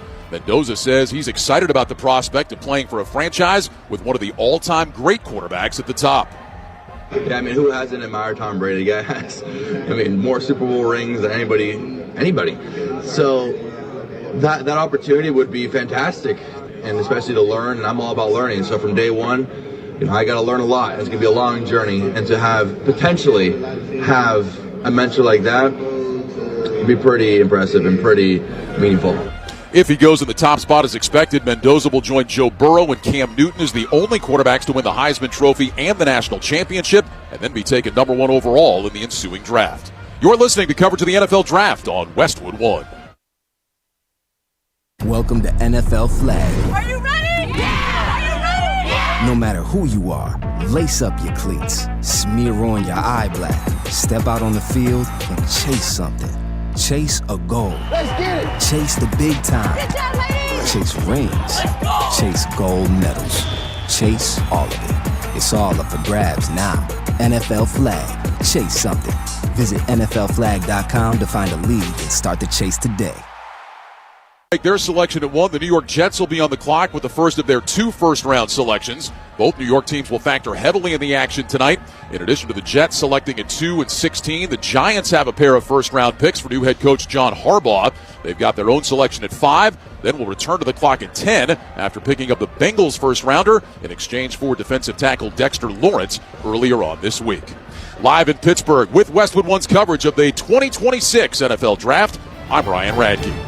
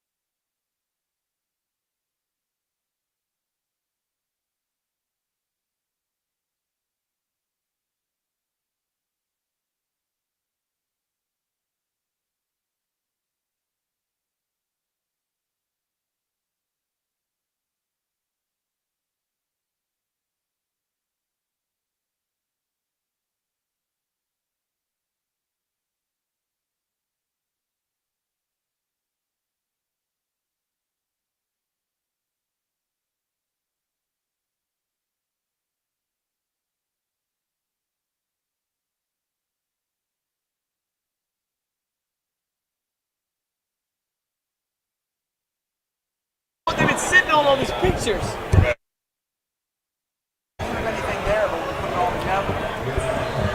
Junkies coming to you live from Honor Brewing, Loudon. Come down and join us. We're on the air till 11 o'clock. We are taking you up to 8 o'clock. Then Grant and Danny hop into the captain's seat here. Cakes has a lot more discipline than EB because he ordered those devil eggs and they were done. I'm looking, your devil eggs, I know that you will finish them. Yeah, but yeah, you I'll only ate pummel like them. one or two of them. I so ate far. 2. I've had 2. Right. I'm just taking I my ate 5 time. in like 4 minutes. That's remarkable discipline. I'm savoring them. All right. I'm going to have that. I'm going to wash it down with the hazy beer. Then I'm going to have one more during the first few picks. Yep. Because I'm responsible. Yes. Okay. And then I'll wait a little bit, and then I'll drive home. I have a plan. The whole thing Did mapped you get out. the brisket sandwich? I did. Those are good. That does look good. Yeah, It's just messy because I poured on a ton of barbecue sauce. Well, as you should. You should slather it in barbecue sauce. That's the proper way to do it. I was going to order one to go, but then Bickle started joning on me and said, "Oh, you're thinking about leaving already." So did you get it? I don't want to eat right here with my computer.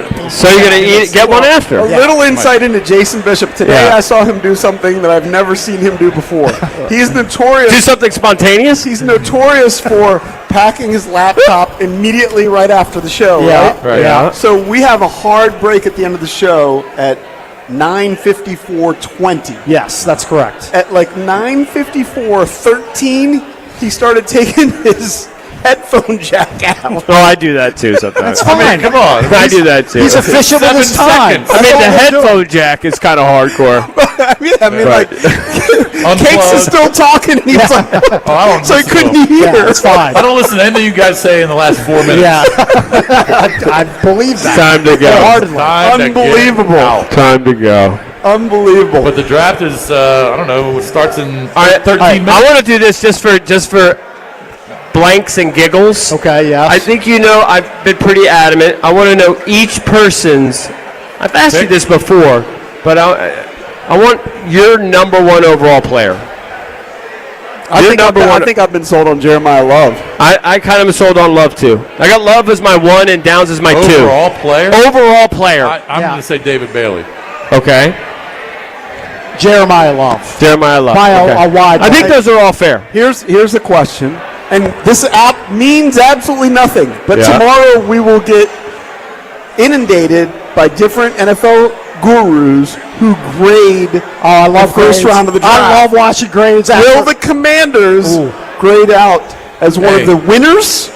They're One of going the to get losers or somewhere in the middle? No, they're going to give them. No. They're going to get a grade, high grade. The snarky reporters, not our local people, but they're going to give them a C. If they stay, they're going to give them a C. They'll just say, they've got whatever. Why would they give them a C? Just because they will. They're going to get a stud at 7. I agree, You just but feel that's like- what they're going to do. You feel like the Commanders are getting just disrespected. A little bit, because they're not going to do it. If they don't do anything sexy, if they just kind of take who falls in their lap, there's not, I mean, if they get Downs, they're going to give them a C. No, they might. If they get Styles, they're going to give them a C. No. Who's going to be? I wouldn't think so. Who's going to be the loser? Is there going to be a team that? Or is it like? I'll say Pittsburgh Steelers are going to be losers. I'll tell you. Even though they have 2 picks, the Cowboys? Jets. Oh. The Jets are just a woeful, dysfunctional They're gonna franchise. screw it up. Somehow they're going to botch having 2-16. They're going to do something dumb. So I'm going to say the Jets. Are Hey, gonna Trav, who get told D. you that coach was a clown years ago? Oh, Eric Glenn. Yeah, I told you he was a clown years ago. They're going to butcher this. Are the Giants going to crush it? Well, they have 2 top 10 picks, so I'm guessing they're probably Look, going to do pretty well. They've got a Hall of Fame coach as their coach. So they're going to do something great. How about the Cowboys? Also have 2 first-round picks. I'm glad you brought up the Cowboys. I want to give EB this hypothetical. If he doesn't choke to death, are you all right? Do you need the Heimlich? No, I know I'm I need the Heimlich. Like pollen or Just something. smacked him on the back. EB, what if the Cowboys call Adam Peters and Jerry Jones gets on the horn? I and brought this up today. Hey, what's up, Adam? I'd really love to trade up to number 7. I'll give you our first-round pick next year if you go down to 12 and we get your number 7 pick so we can pick Sonny Styles. No, I need more than that. Hold on, you need more than their first-round pick next year and this year? I need first-round pick. I would. I want something this year. First-round pick. I mean, and CD Lamb done. No. Okay, I mean, a sweetener. I'm like, give me a third-round pick or something this year. What about if they throw Pickens in? Oh, they're not going to do He's that. on a franchise. Of course, they're not going to do Of course, that. you would do that. Yeah. You'd be brain dead if you didn't Can you accept that imagine Terry deal. McLaurin and Pickens now? That'd be pretty nice. I don't know. Just give me the dumb value chart so I can look at it like everybody else. Here's what I don't really want to do. Here's what I do know. We had a mock draft today, and it was shtick. A lot of times we do shtick. But Mike Marr had the first pick and did not select Fernando Mendoza. That's because he's been a donkey. He was trying to be a wackadoo and take a running back at number 1 When they a just year drafted- after they took a running back at number 5. At number 5 or 6, Ashton Jeanty. I mean, that would be the dumbest pick ever. I mean, if the Raiders step to the podium and say they're picking Jeremiah Love, then I just Then don't know we what need to say. bow down to Well, Mike Mike Marr. Marr's quite the seer if that's the case. But I'm pretty sure that's not going to happen. Where do you think the first curveball will happen? I think potentially at number 3. Aren't the Cardinals positioning themselves like could happen at 2? As a player? Just so, just like I think the Cardinals could trade out. I think the Giants. I think the Giants could trade out. I think at the 5. Cardinals are desperate to trade out. I just don't know if anybody's going to be willing to move all the way up to 3 and give them what they want. So I think if that's the case, they may stick at 3 and take For some either. reason, I think the Chiefs are going to trade up. I think they're going to go up from 9 to. I don't know where they're going to go. 3 or 4. Why? Who are they targeting? Who are they targeting? I think they're targeting Love. Yeah. Even Explosive though you player. signed Kenneth Walker, you just have both of them in your backfield. I think Love, or maybe one of the edge guys. But they could also, I could Yeah. see them trading down and drafting the top tight end. At some point, you need to Yeah, replace maybe. Travis Kelce. Yeah, maybe. Yeah, get Kenyon Sadiq, plug him right in Or there. maybe they just sit there and just take Ruben Stick Payne. and pick. We all had them at the stick and pick. Say again? I said all 4 of us have them. I as a- actually prefer that. I think you have a chance to get a 6 to 10 year starter. Stay there. Get it. Praying for Sonny Styles to be wearing burgundy and gold Would you be in about an hour. Hope that happens. Would you be disappointed if they traded out from 7 to 12, 13, 16? I kind of would be, yeah. I kind of would be because it just gets dicier. I just think it starts to get dicier, like 8 or 9 picks in. But I told you I would probably do that deal which Daniel Jeremiah threw in a mock draft, which was trading with the Jets, trading down to 16, and then you get a 2nd-round pick and a 4th-round pick. Now, if they just don't have many picks. If we're watching the draft and all of a sudden, the guys are dropping for whatever reason, like Bain is dropping and Downs is dropping, maybe even Styles is dropping, and then it's their turn to pick. Well, then okay, move down makes sense. You still get a guy, at 12 or 13, but. I'd rather just stay there and get a sure thing, and I don't really care what position they There play. are no sure things. I agree. A sure thing. You know what? Yeah, sure. The Browns moved down last year. They were picking high, and the Jags wanted Travis Hunter. They're so desperate. Yeah. And they did pretty well with the picks that they got. They drafted Quinshon Judkins with one of the picks. They picked Harold Fannin at tight end. Right. He was very productive. And Mason Graham, he doesn't put up huge numbers, but he's a good run stopper for their defensive style. So, how many games did they win? The Browns? Yeah. Not many, probably 3 or 4. Yeah, but if they got a couple guys, that's something to build on. So pretty silly. Not hating it. Not a lot, but I know. they won 5 games. The problem And they is hired Todd Monken in the offseason. I understand. So, the problem is the league knows it's pretty well established that the trade uppers, on average, don't do as well. On average, The trade uppers. the trade What uppers. about the trade downers? I don't know about that one, but I know that the trade uppers, it's not a tremendous success rate. And the stick and pickers, it's like 50%. Yeah, I don't know. We haven't even mentioned. This is massive for Adam Peters. Oh, it's a huge draft for and him. Dan Quinn. Yeah. Because this is the year that they were supposed to make the jump. Oh, Year it's a 3 massive was like, year. this is the 3rd year of the organization with a GM and coach that are in sync. This is the year they were supposed to make the jump. Yeah. Like year 1, we figured rough and it was great. Year 2 was supposed to be like a step forward. Year 3 was supposed to be playoffs. Yeah. This is the most anticipated draft, I think. You could say Chase Young at 2, but I think he was kind of an expected pick. But I'm just kind of going back to some of these drafts for the Commanders and the Skins. I can't see a guy where I'm going, man, we were all anticipating that pick. And This is just, we have no idea what they're going to do. Yeah. That's the fun part. It's a mystery. It's a We mystery. just don't know who it's I mean, gonna we be. didn't know last year either, but you didn't have as much potential hope for a 29th pick or whatever as you do for a 7th. I mean, when they had that Chase Young pick, we debated whether they should go quarterback. Right. We did. And the thing was that some people were worried about Tua and his injuries. Right.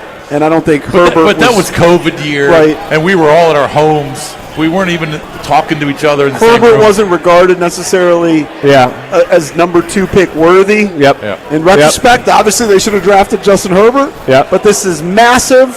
Thank you to everybody who came out here to Honor Brewing to say hello to the Junkies. Thank you, We'll be everybody. hanging a little bit, but we're going to pass the baton to our boys Grant and Danny. They're going to be live from Honor Brewing in Sterling from 8 to 11. Keep it locked here on 106.7 The Fan. I'm Ryan Radke with the 2026 NFL Draft Report on Westwood One. The New York Jets have amassed an abundance of picks in the early portion of this year's draft. For the Jets, 9 picks will come in the first 2 rounds, and some have speculated the team will look to push some capital into what is expected to be a loaded 2027 draft. But GM Darren Muji says that while the Jets may be active, their focus is firmly on what is happening this year in Pittsburgh. I mean, it's our job to know the football landscape as a whole looking forward, right? So we think we know today, okay, next year we think this is what the draft class may look like. But as we all know, those things change fast. I mean, injuries, performance goes up and down. So what's most important is we know this draft and we know our team now, and we're focused on adding good players this draft. The Jets certainly need those good players after a 3-14 season a year ago. They'll get their chance to add talent at picks 2 and 16 in tonight's first round. You're listening to coverage of the NFL Draft on Westwood One. Straight Talk Wireless presents Pickup Truck Wisdom. Turns out, talk isn't cheap. Just talking about affordability doesn't make things affordable. Straight Talk's had the same price since 2009. Plus, their Gold plan includes a Walmart Plus membership and $20 in Walmart cash when you activate. That's more than just talk. Find us at straighttalk.com and Walmart. Straightforward, always. Valid through May 17, 2026. $20 in Walmart cash for Straight Talk Gold or Platinum plan customers newly enrolling in Walmart Plus. Limit 1 per enrollment and account. Same price claim applies only to base monthly price of the $45 Straight Talk plan, beginning October 2009. The Las Vegas Raiders kick off tonight's festivities with the number 1 pick. It's just the second time in franchise history the Raiders have been at the top of the draft. Last time in 2007, the Raiders took a quarterback in LSU's Jamarcus Russell. This year, they're expected to go quarterback again with Heisman Trophy winner Fernando Mendoza. The Jets follow the Raiders at 2, with Arizona, Tennessee, and the Giants rounding out the top 5. In Pittsburgh, with Westwood One's coverage of the 2026 NFL Draft, I'm Ryan Radke.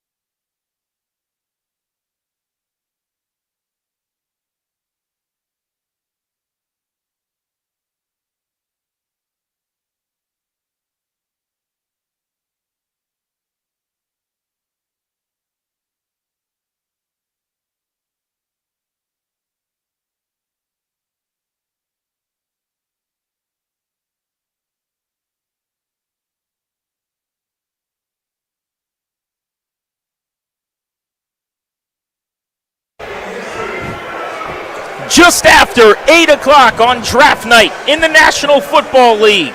Grant and Danny live with you on the Fan. Honor Brewing in Sterling and Loudoun County tonight, where Commanders fans are excited to see who their team will pick with the 7th selection in the 2026 draft. Danny, I got to say, I rolled up to the parking lot, was a little surprised and very happy to see there's not a spot to be had at Honor Brewing. This place is packed. This is a preview of what next year is going to look like when Washington, D.C. hosts this bad boy. My goodness gracious, this place is buzzing. Nothing but Washington fans. People are ready to rock and roll. The roof's going to blow up this place. We're excited. You and I are pumped up about this. A new player, at minimum, a really good player is going to help this football team. Will be on the board for Washington when they pick at number 7. It's an exciting evening for the franchise. Roger Goodell just kicked off the NFL draft with some opening remarks in Pittsburgh. They've got a couple of famous Steelers legends and current players on stage, including T.J. Watt addressing the crowd with Cam Hayward this evening. And I can't help but think, you just acknowledged, 1 year from tonight, this NFL draft's in the nation's capital. It's here, bro. It's going to be on the mall, and God willing, we'll have weather like this. It's going to be gorgeous outside. We were just sitting on the patio having dinner here at Honor Brewing. But think about that, 1 million people on the mall for the National Football League's draft with some of the most powerful and influential buildings in America as the backdrop. It's going to be incredible. I can't help tonight as I watch Pittsburgh celebrate, thinking about that being us in 365 days. Remember when you got married and all of your friends were the same age and they were getting married too? You went to other weddings and you went, oh, that's nice. I like how they did that with the flowers. Oh, they did toasts at that point. Oh, the first dance is this song. That's a good idea. That's what I'm doing. I want to see. Well, here's what's cool about this. And I'm getting chills thinking about next year. So they're downtown between all the stadiums in Pittsburgh, bridges in the background. They're bringing out Hall of Famers in gold jackets. They've got Hines Ward and Lynn Swann roaming around. Next year, that's Darryl Green. That's Art Monk. That's John Riggins. You're a legend. You're an icon. You meant a lot to Redskins fans. It's your night. You know, it's the team's night in so many ways. So the countdown to next year's draft will start shortly after this weekend. But we got business to tend to here at Honor Brewing. Ladies and gentlemen, the Commanders do have the 7th pick. What's amazing about this year's draft is it's been reported on, speculated about. Nobody knows what is going to happen after pick number 1. Yeah. In a way that I don't recall in many, many, many years following this thing. I was talking to somebody about this the other night. I don't remember like this. Not uncertainty. I mean, you've had that level. You've had drafts where we only knew for a couple of picks where guys were going, but the range of outcomes. So the Jets are going edge probably, we think. Is it David Bailey, Texas Tech? Is it going to be Arvell Reese, Ohio State? Do they go with the athlete who can jump out the gym, or do they go with the productive college player who had 14.5 TFLs and double-digit sacks last season? That's the debate they're having in their room, presumably, right now. But starting at 3, do the Cardinals trade back? Do they take Jeremiah Love? Do they go offensive tackle? Do they take a defensive stalwart?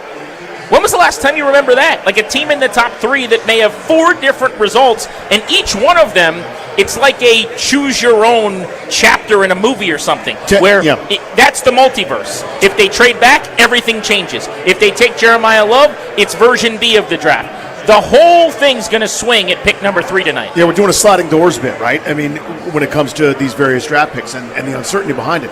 You add something else to the opaque nature of this mystery box. These are perennially bad teams that are generally mismanaged, often now in this group that's in the top 6 with new regimes. What does a Jim Harbaugh draft class look like in New York? What does a Robert Saleh draft class look like for the Tennessee Titans? I have no earthly idea how some of these things are going to go. I've seen the wildest speculations and trade scenarios and everything else that are commiserate with having an NFL draft where there's not a lot of great information at this point. I'm just excited to get a resolution. So about an hour from now, maybe a little less, we'll have an idea of what Washington's deal is, right? Whether they stayed at 7 and pick, whether they're able to move down, anything in between. It's all dependent, though, on what happens in front of them. 4 teams, by the way, finished 3-14 in the regular season this past year. The Raiders, the Jets, the Cardinals, and the Titans. And by way of tiebreakers and percentage points, the order was divvied up so that the Raiders got the number 1 pick overall in Pittsburgh tonight. That's going to land them their starting quarterback of the future, Fernando Mendoza. They are an intriguing team, and we'll talk more about the Raiders when they're officially turning in their pick. They are on the clock right now with about 6 minutes to go. There hasn't been this little speculation or any kind of debate about a pick in some time. Mendoza's actually already working out with their playbook, with their scheme, by way of Brian Griese getting everything he needed from Clint Kubiak and that coaching staff. So this is a done deal. I'm sure they've already begun the negotiation on the contract as well for Fernando Mendoza. It's just odd to me that there hasn't been more breaking him down. And maybe it's just because what does it really matter if they're taking him? But to have been a slam dunk 1-1, it's a lot of back shoulder balls. It's a lot of open receivers down the field with size. You don't see a ton of throws he's going to have to make early next year in the NFL. And the Raiders did just go out and pay Kirk Cousins $20 million. Clint Kubiak reached out to Cousins as soon as he got the job and said, hey, I want you to come with me to Vegas. I want you to be my starter to begin the season. How long until Mendoza gets on the field is kind of the only question that circles Vegas as they make this pick. It is a peculiar case because usually if it's a bad quarterback class, that's what happens. You get that Kenny Pickett year, right, where one guy goes in the first round and Malik Willis is much later, and there's nothing sexy about it. This guy just went through the charm season, right? One of the most incredible turnarounds we have ever seen in the history of college football, where a team that couldn't get out of their own way, couldn't punch their way out of a paper bag if it was soaking wet with a crow hop, now went 16-0, ran the table. He was the head of the snake. He was the chief engineer of that thing. An unbelievable season. He wins the Natty, and everybody's kind of going, well, there's the number one pick. Scrutiny's over. It's different even than what Trevor Lawrence was doing as a freshman, where we're just looking at our watch going, come on, hurry up, get to junior year so you can be drafted. This was a different story altogether with no competition up there at the top. 4 minutes, 30 seconds remaining on the clock for the Raiders. They have the number one pick. Remember, for the first time in league history, the first-round draft clock is only 8 minutes between picks this year. They will pick first, and then the New York Jets will be on the clock at number 2. Developing story possibly in Dallas I want to track tonight. George Pickens signed his franchise tag today, which doesn't sound like that big of a deal, except that 24 hours ago the report was he had no interest in signing his franchise tag. Jerry Jones gets on the horn today with his agent, who's the most powerful agent in the sport. He is to football, David Mulligetta, what Scott Boras is to baseball. And Jerry Jones and Mulligetta, who don't have a great relationship, think Micah Parsons, who he advises, they have a conversation of some type today that was reported on by Ian Rappaport. Shortly thereafter, George Pickens, the 1,500-yard superstar wide receiver for Dallas, agreed to sign his franchise tag tender. Why is that interesting? You know what you have to do to be traded? You got to sign your franchise tag tender. You must be under contract. I'm doing my Grant Windhurst bit with my fingers in the air. 2 fingers, 45 degrees. Look up kind of, am I seeing a ghost? Is there a specter in the room? Now, why? But why would you sign your franchise tag tender in the hours before the draft? I'm not telling you he's getting traded tonight or tomorrow or over the next 3 days.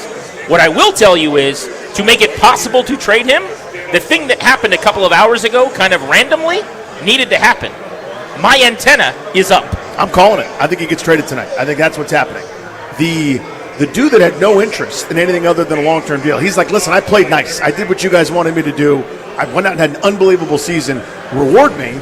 And now it's like, no, we don't really trust you, dude. That was fun, but, there's too much bad behavior in your recent background. I know you played honeymoon and it was great, but you're looking for a payday. We don't want it. And next thing you know, I bet you it went south. Now, I don't know that for a fact, but I'm smelling what everyone else is cooking right here. This feels like they decide, you know what, we're moving on, which makes things for Dallas that much more intriguing. Because you think about their situation, right? Let's go to the podium, find out who the first pick in the 26th draft is. With the first pick in the 2026 NFL Draft, the Las Vegas Raiders select Fernando Mendoza, quarterback, Indiana.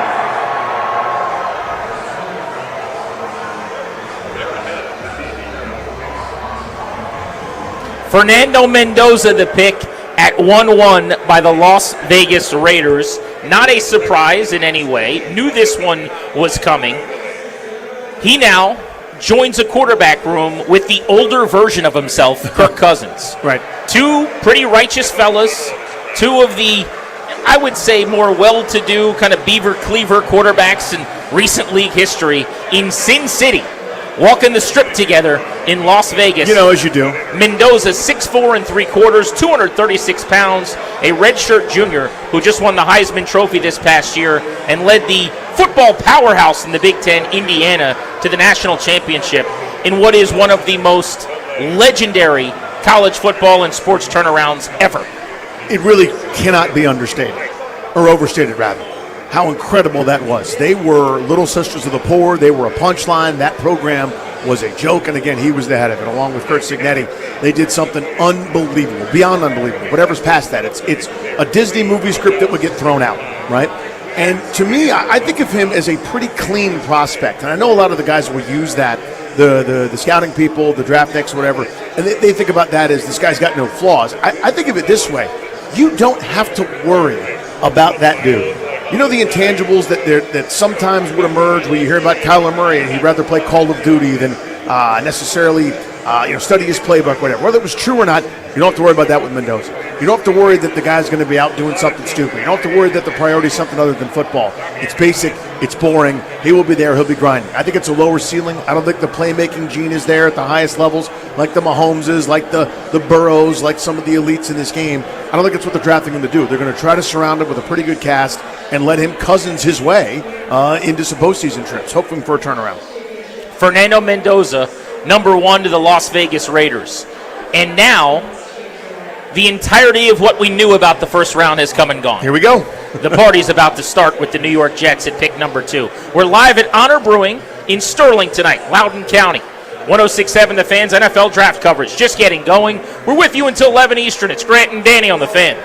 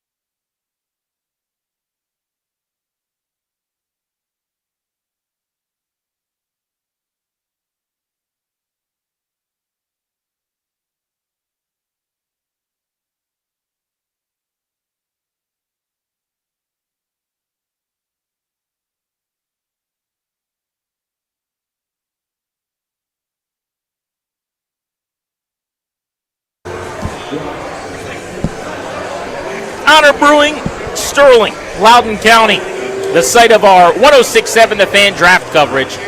Grant and Danny with you.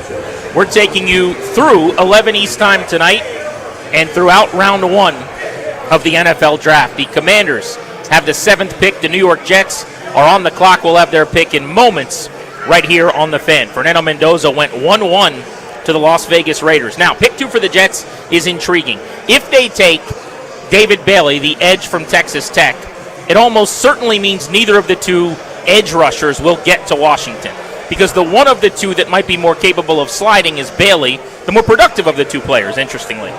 But if it's Arvell Reese out of Ohio State, there's been some speculation and some thought that maybe Bailey could actually slide down the board into the Commanders' lap. So, yeah, this is, again, we're rooting here for maybe some wild card pick. We're rooting here for something that may be off the board, but Reese is the guy that's been most mocked to them. And remember the story about David Bailey. They said, don't visit. Don't bother coming to visit. Don't bother coming here, even though there's a top 30 visit, a guy that they might be selecting here. So it's interesting to figure out what the hell they're going to do. Pick number 2 for the Jets, David Bailey, the edge from Texas Tech. 14.5 sacks in 2025, tied for the most in FBS.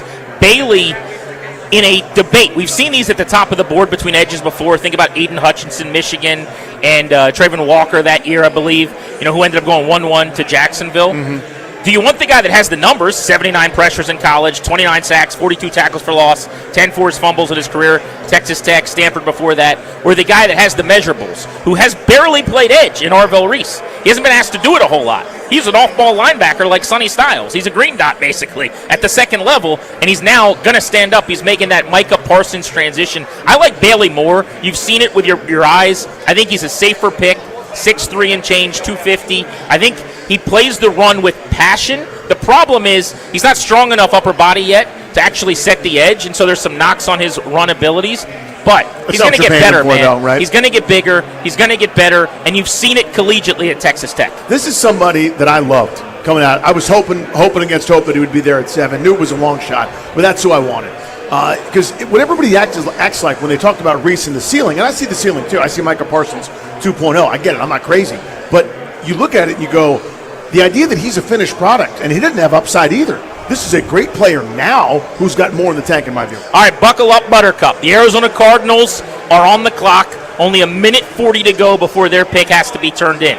This is a team that's finished under 500 4 straight years. They have a new head coach in Mike LaFleur. He was the Rams offensive coordinator from 23 through 25. The Arizona Cardinals are very important to the cause tonight for the Washington Commanders. The late rumor, and I mean the last 72 hours, was that they would be taking Jeremiah Love. The dream would die for a lot of Commanders fans. They could also take a lineman. That would be hugely beneficial to Washington if you hear the name Francis Mauigoa from the University of Miami. The trade back here, a possibility, would turn the whole draft on its head. About a minute to go. They have not turned their pick in. Tells you maybe they're working the phones a little bit. Entirely possible. Again, multiple teams I've seen mocked to trade up there. Everyone from New Orleans to Dallas to the Jets again. There's a lot coming in here.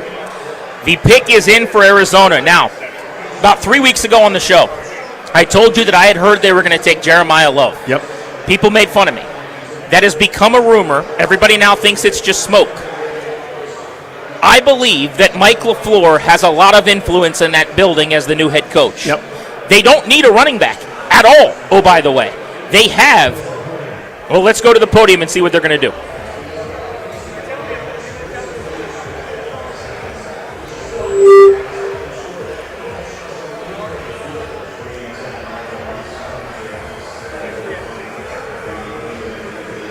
Is the commissioner coming out to make the pick here, Wes? Let's see. We'll check in at the podium in a moment. The pick is in. I don't see the commissioner near the podium just yet. Arizona Cardinals have turned in the pick. But while we wait, the logic, I would say, and the rationale on the Cardinals taking a running back isn't there because they signed Tyler Algier from Atlanta. They already have James Conner. They already have Trey Benson. Trey Benson, man, might all have run well at times. None of them have the ceiling that Love does. Draft. Let's go to the podium. Arizona Cardinals select Jeremiah Love, running back, Notre Dame.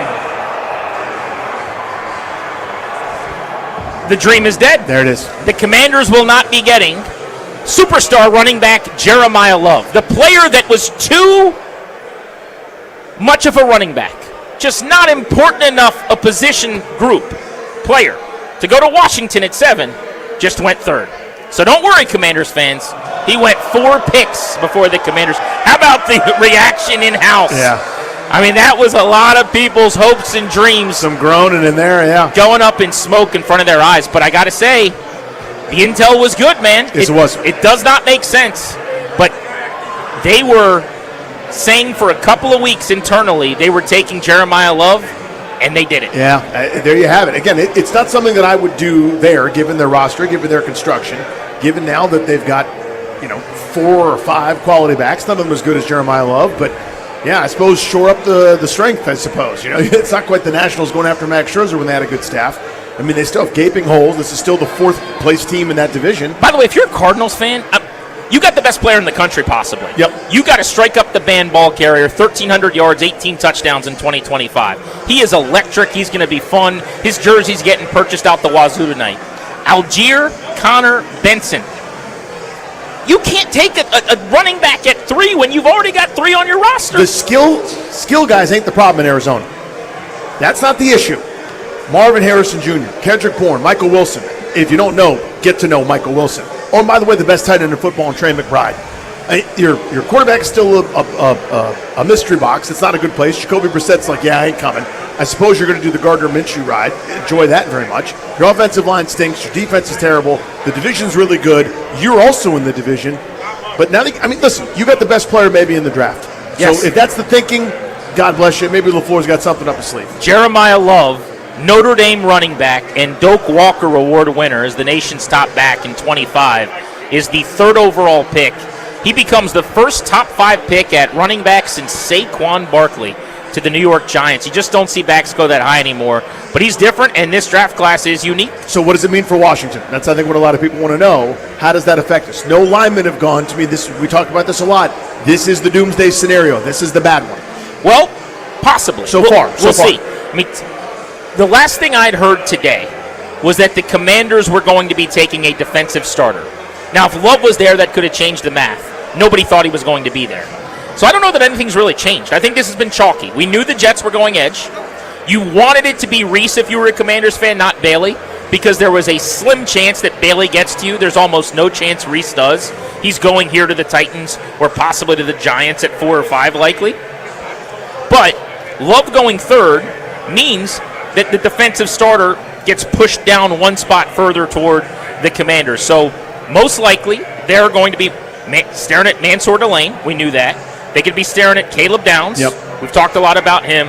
And the one in question is Sonny Styles, the linebacker from Ohio State. That's why I bring it up, because I don't want to say it removes Sonny Styles, but it lessens the chance for me. Because if Love is still on the board and they'd gone Maui Noah there or they'd gone a lineman there, now, again, that's one extra player that everyone might go, I have rules, but screw the rules. Look at this kid, right? So, again, the only other candidate maybe to draft a lineman might be Cleveland if they're forced to stay at 6 because they don't get another offer. But, again, I think the chances of Sonny Styles coming to Washington just went down a little bit. We'll see. Jeremiah Love, 21 total touchdowns in 2025, off the board, the best offensive player in the class. So there are 3 picks now separating us and the Washington Commanders. The Tennessee Titans picking 4th. The New York Giants have the pick at 5. They will also be back on the clock now at 10. And the Cleveland Browns have the 6th pick. For all of the curiosity about early draft craziness, it's very, very early on, 3 picks. It's kind of been chalky to this point. I mean, if you did a mock today, whether you guessed right on Bailey or Reese would be the question. But Mendoza, Edge, Love, it's kind of the most popular expectation going into the day. Yeah, the first 4 featured Mendoza, Bailey, Reese, and Love in some order, right? So we will see kind of what goes on from here. But Arvell Reese is not in the 2 spot, which he's been most mocked to. He's available there at 4 for the Tennessee Titans. And then now we're looking at, of course, the Giants, 2 of their top picks in the top 10 here. And then we'll see what happens with Cleveland at 6. Pick is in for the Tennessee Titans. A little quicker, by the way, than the last couple, which tells you maybe their guy is on the board. They have a new head coach in Robert Saleh. He is a defensive mind. He was the defensive coordinator in San Francisco. Sonny Styles, the best linebacker in the country, could give him what he had in Fred Warner as a green dot. Arvell Reese, the edge falling into his lap, could be sliding at this point. Maybe he is the pass rusher that the Titans have been thinking about in their draft room over the last couple of weeks. This is a team with a young quarterback in Cam Ward. Maybe you wanted to get him a weapon. That was part of the speculation with Jeremiah Love. He's now gone. You wouldn't think any of the wide receivers make a ton of sense this early. The Titans, they've been linked to pretty much every defensive player still on the board. What do we think? This feels like race to me. Whether you thought Styles, as just to kind of be his new Fred Warner for Robert Saleh, a pass rusher with that ceiling at number 4 is kind of a boon. You don't think that was going to happen. It did. You kind of changed your plans for me. That's where I would guess they would go. Look at this crowd in Pittsburgh, by the way. Shoulder to shoulder, Times Square-like on New Year's Eve. Absolutely beautiful night in Pittsburgh, Pennsylvania. Let's go to the podium. 2026 NFL Draft. The Tennessee Titans select Carnell Tate, wide receiver, Ohio State. Wow. Whoa. Wow. We got our first stunner in the NFL Draft. This is why we play the game. I love it. That's pretty incredible. So the Titans pull off a shocker here. Wichita State. Wide receiver Carnell Tate to the Tennessee Titans means that the Washington Commanders, you heard the reaction, have a really good chance at getting one of the defensive players that they want. Now this is the good news, bad news, I think. The good news is I do believe at the highest levels, ownership, front office, the Commanders went into the night fingers crossed on an impact defensive player. Fans here, you just heard the reaction. They wanted Love. Ooh. They wanted Carnell Tate. People are disappointed. You're probably not getting your weapon at this point. So Jordan Tyson in play at 5 for the Giants. Maybe they had their heart set on Tate. Sonny Styles in play there for them as well. This is a fascinating couple picks before Washington. But we kept saying, what if a wide receiver goes? What if an offensive lineman goes earlier than we thought? Well, it just happened, and it now means either Arvo Reese or Sonny Styles, assuming they don't go in the next 2 picks, could be there for the Commanders. How about that? You're listening to live draft coverage. We're coming back in moments. Honor Brewing in Loudoun County. Grant and Danny on the Fan.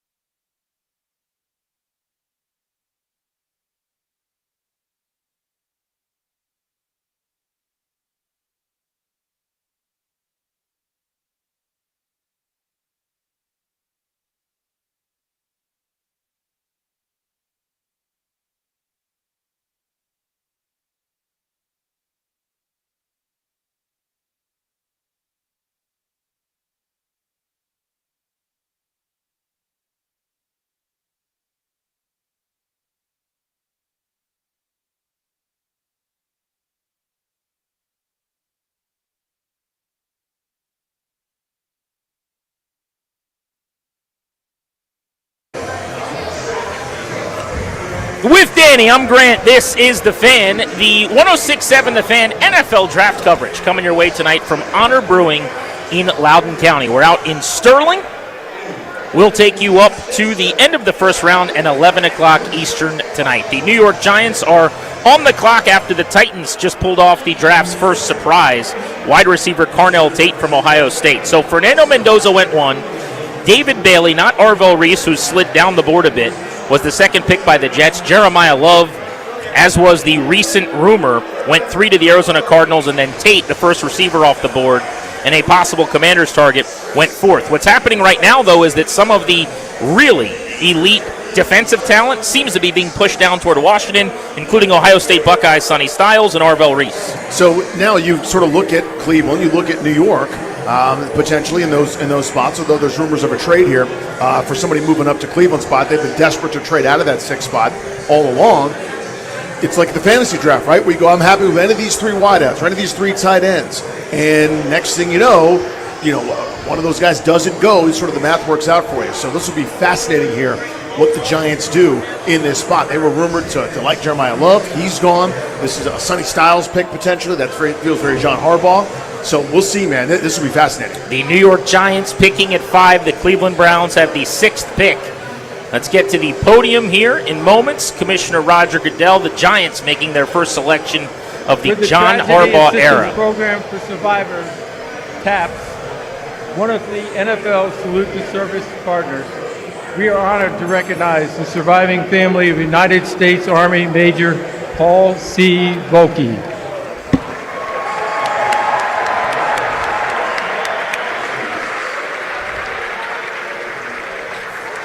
Major Volke sustained tragic, fatal injuries while deployed in Afghanistan. He is survived by his spouse, Tracy, and their 2 sons, Andrew and Benjamin. Major Volke was raised in the Hudson Valley and was a lifelong fan of the New York Giants, a tradition he proudly passed on to his sons.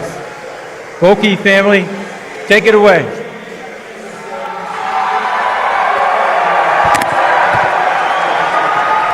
With the 5th overall pick of the 2026 NFL Draft, the New York Football Giants select Arvell Reese, linebacker from the Ohio State University. All right, so there goes one of the 2 defensive stalwarts still remaining from the Ohio State Buckeyes. The Giants have to be very excited. The expectation for weeks was that Reese could go 2 to New York Jets, wasn't going to get past the Tennessee Titans, but that's a team now you would have to imagine that has to shop Kayvon Thibodeau. Yep. They didn't need a pass rusher. I was going to say, not a need, not a fit, but too good a player. Too much upside there. Right? Why are you going to pass him up? I mean, you look at their depth chart. Brian Burns is one of the best pass rushers in the conference.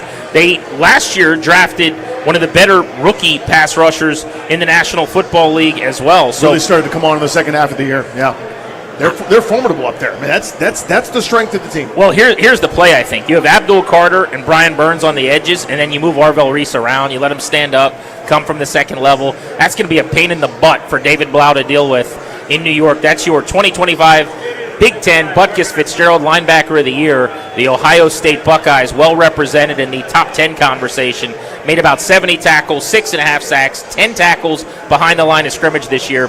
The interesting thing about Arvell Reese is he just hasn't played a lot at the edge where he's going to play in the league. 324 snaps, 273 of those off the ball at linebacker. All of 34 snaps last year were at the position he's being projected to in the league. Makes it really, really hard to know what he is. Totally. You could see the skill set. It looks like someone said, make me a clone of Micah Parsons at this age, right? And that's what he looks like. He's got that similar sort of build, similar sort of explosion, similar sort of raw talent where every time he rushes the passer, you go, God, that's pretty effective. Maybe we should have him do that more. Next thing you know, he is doing that more, down to the point that he's a top 10 draft pick, with that skill set in demand and on display. This for the Giants, though, was interesting. In terms, we always talk about team building because not every pick isn't made in a vacuum. This is an excellent player, an excellent prospect. Everybody gets that. Everybody knows. The fact that he didn't go at 2 or 3 or even 4, to be honest with you, that's where I'm surprised that Tennessee passed on him. Now the Giants have kind of a glut there. And, I have the same philosophy. If you've got 3 pass rushers, get 4. I think Harbaugh subscribed to that. You'll notice that I haven't said the Cleveland Browns are on the clock just yet. On the telecast, they haven't listed anybody as being on the clock, but there are reports from Adam Schefter and others that the Browns have traded this number 6 pick. So this was speculated, yeah. This was one of the fears, though. The Browns were the team that most notably wanted out of the top 10. And when I say that this is a fear, it's because if you're coming up in front of Washington, you might be trying to get something that you think the Commanders want. So why are the Chiefs coming up to 6? Is it to leapfrog the Commanders to take linebacker Sonny Styles, who you know Washington might take if he's there? Or could this be cornerback Mansour Delane?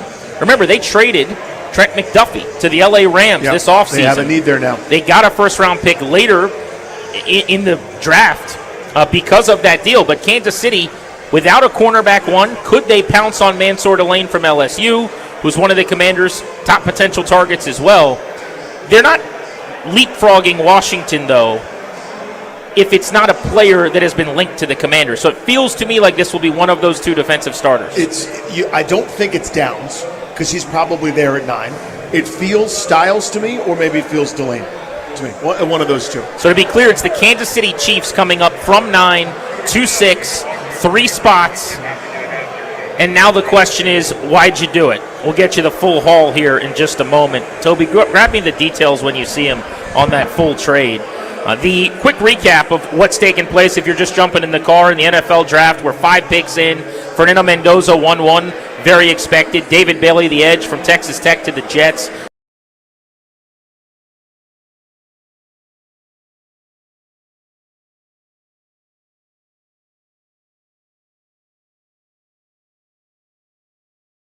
Ohio State, the Buckeyes edge, the 5th pick in the draft. That means the Chiefs, who traded up with the Browns, their biggest needs are corner, wide receiver, and edge. Now picking at number 6. They also lost their linebacker, Leo Chenal, to Washington. That's right, free agency. In free agency. Could be of interest there because maybe they're looking at Styles. All right, so here's the full trade. It looks like the 9th pick overall, a 3rd-round pick, 74th, and a 5th-round pick, 148 for pick 6. So the Browns move back 3 spots. They pick up a 3rd-rounder and a 5th-rounder. The Browns must be pretty confident they'll get something that they want at that spot. And that's not a tremendous haul. I'm not sure what the points chart is for that, for 3 spots down in the 1st round, but they may just kind of go, we're not really that concerned about it. We'll take the best offer we can get. Here's what I think that means. They want an offensive lineman. No linemen have gone. You move back 3 picks. Be there. Smart. You still get your offensive lineman at 9. You pick up a 3rd and a 5th. Let's go to the podium. In the 2026 NFL Draft, the Kansas City Chiefs select Mansour Delane. There it is. Defensive back, LSU.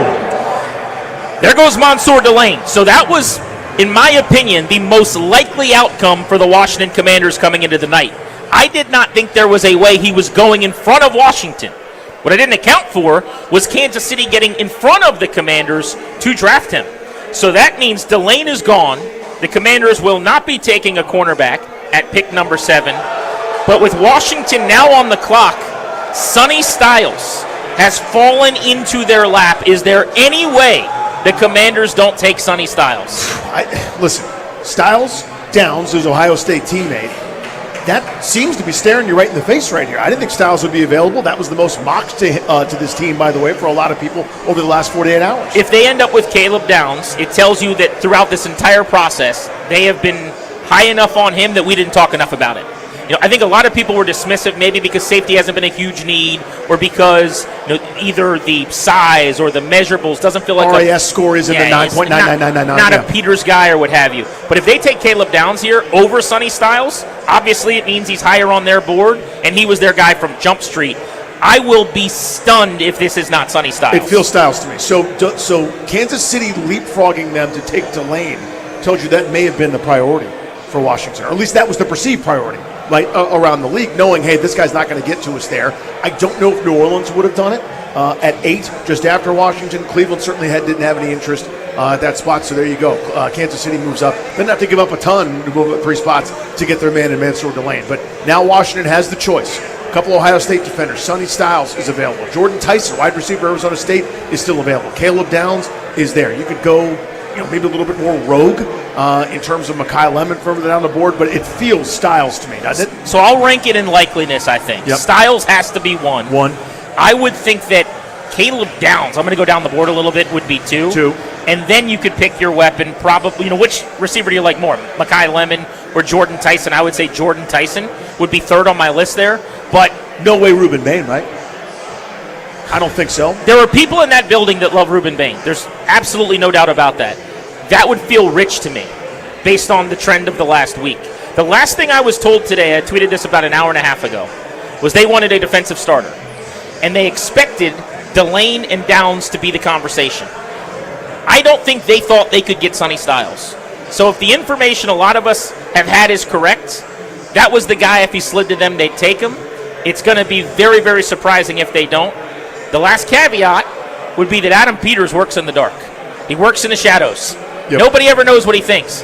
But, Danny, it would be flooring if it's not Sonny Styles. Think about what you've got: a Durante Jones defense. This is a Brian Flores scheme. You would have the most athletic linebacking core in recent league history. Assembled. Sonny Styles is legitimately the most athletic linebacker in draft history. That's not an observation or a opinion. That is a fact statistically. RAS score.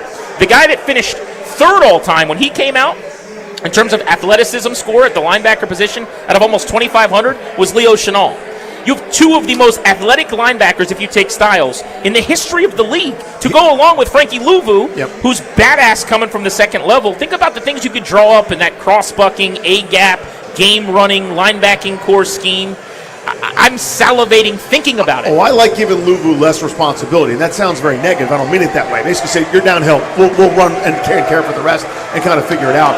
But one thing I want to bring up super quick is that Washington didn't trade back with Kansas City. Kansas City didn't have to leapfrog anybody else other than Washington to get somebody, so maybe I wonder if they tried. The Commanders' pick is in right now. The bar's coming to life. We're looking at their war room. A lot of high fives, smiles, hand pounds, and hugs. That is a very happy room. Is this going to be Sonny Styles, who fell right into their lap? Are the Commanders going to get a player we didn't think they would? Award, presented by Nationwide, is awarded to one player each year and celebrates their profound impact on and off the field. I'm joined on stage by former winners Lynn Swann and Jerome Bettis.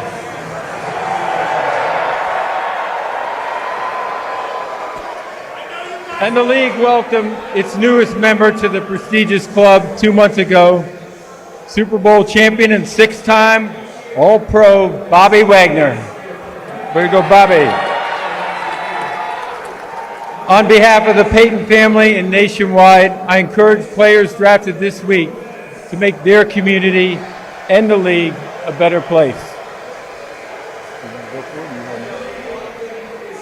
With the 7th pick in the 2026 NFL Draft, the Washington Commanders select Sonny Styles, linebacker, Ohio State. Let's go! Man, oh man. The Commanders got exactly what they wanted. Sonny Styles falls into their lap at pick number 7. Live at Honor Brewing, let's listen into the reaction in-house.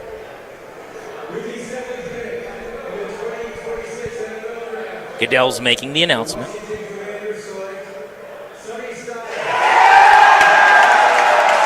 That's a happy draft party there. That's a good pop, boys. That's a good pop. That's a happy draft party. The people get it. I am thrilled. I didn't think he'd be here. One of the most athletic players in the history of the draft. Ever. Sonny Styles is the size of Calvin Johnson and the speed of one of the fastest cornerbacks in the league. Second-team AP All-American. The knock has been he does not play a premium position.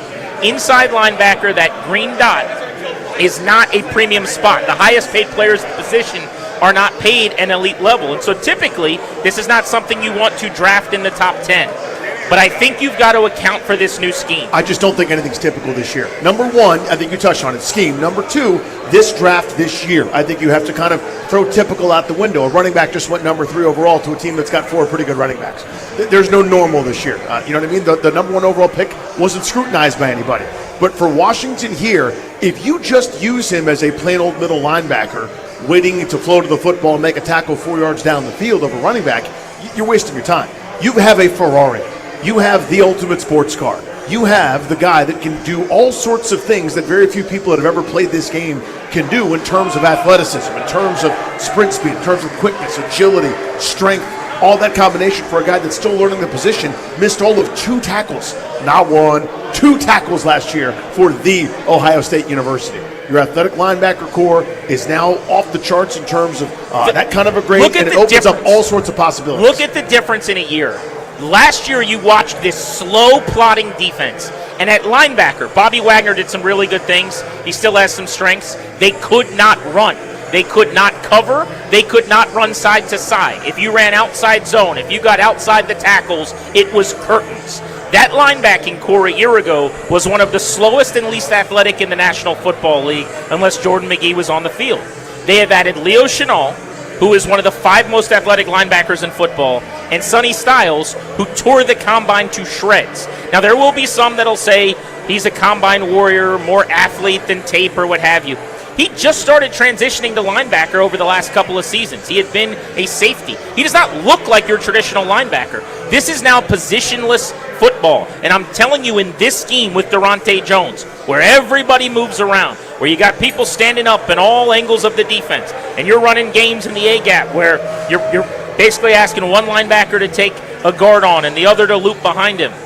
To have him and Chenal and Luvu, Durante Jones will have no excuses not to dial up pressures with this group. So this, to me, is Tremaine Edmonds version 3.0, right? I mean, a guy that's a little bit taller, a little bit more slender than your typical, HB Blades type linebacker, right? The human fire plug. This is a different animal here. This is, as you said, the old ways of there are 4 down defensive linemen, there are 3 linebackers and a couple of deep safeties. Cornerbacks play close to wide receivers. That's not football anymore.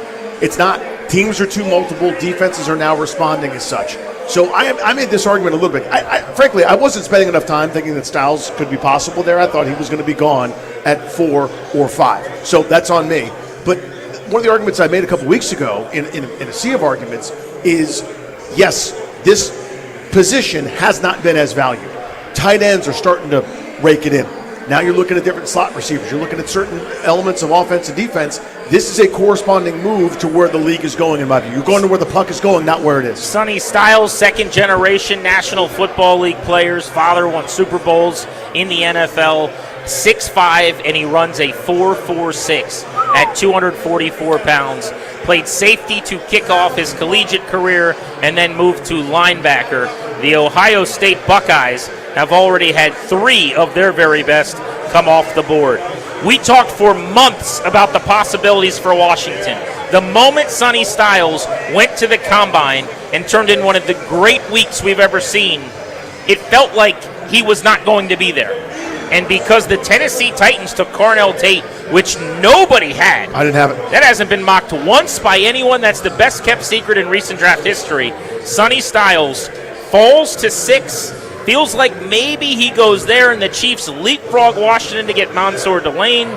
Styles the pick for the Commanders at 7. The Saints are on the clock at 8, and then the Browns, who move back from 6 at 9, will round out the top 10 with the New York Giants as well. We've got pick-by-pick analysis and more on what the Commanders just did as soon as we return from Honor Brewing. You're listening to first-round draft coverage on 106.7 The Fan.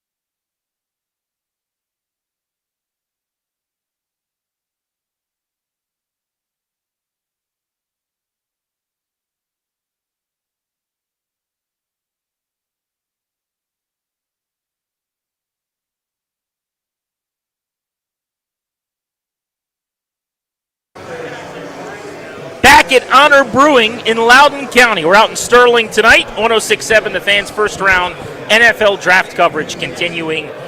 Sonny Styles, chosen by the Washington Commanders at number 7. And I got to say, people are very, very excited about that selection in-house. He was clearly one of the fan favorites. That is a stunning pick in the sense that I didn't think he'd be there.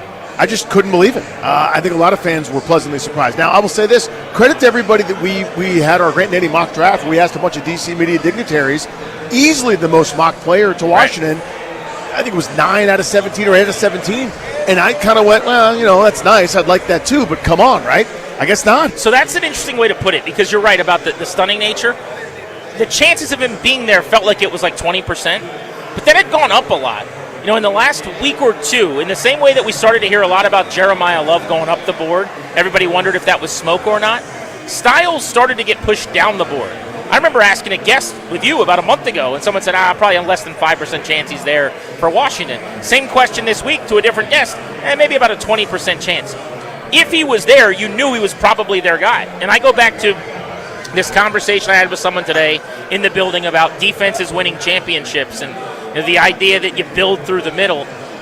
The lack of speed last year, the number of times you and I angrily talked about Bobby Wagner being unable to cover in space, the switch has been flipped. They got tired of seeing it too. Enter Leo Chenal, enter Styles. Good luck winning a foot race with any of those guys. And think about how you can use Chenal now. Yeah. Before this pick, Chenal was going to wear a green dot, right? Now that's Styles, I would imagine. And then you move Chenal all over like Kansas City did. He didn't wear the green dot as the mic for them. He was an athlete who was employed Swiss all over Army the place. knife, yeah. You could do that with Luvu, too. Those three guys will be interchangeable. Now, not a great night to be Jordan McGee, who flashed a little bit last year. But that's a special team stalwart. He'll figure it out. Right. He's got to crack the roster.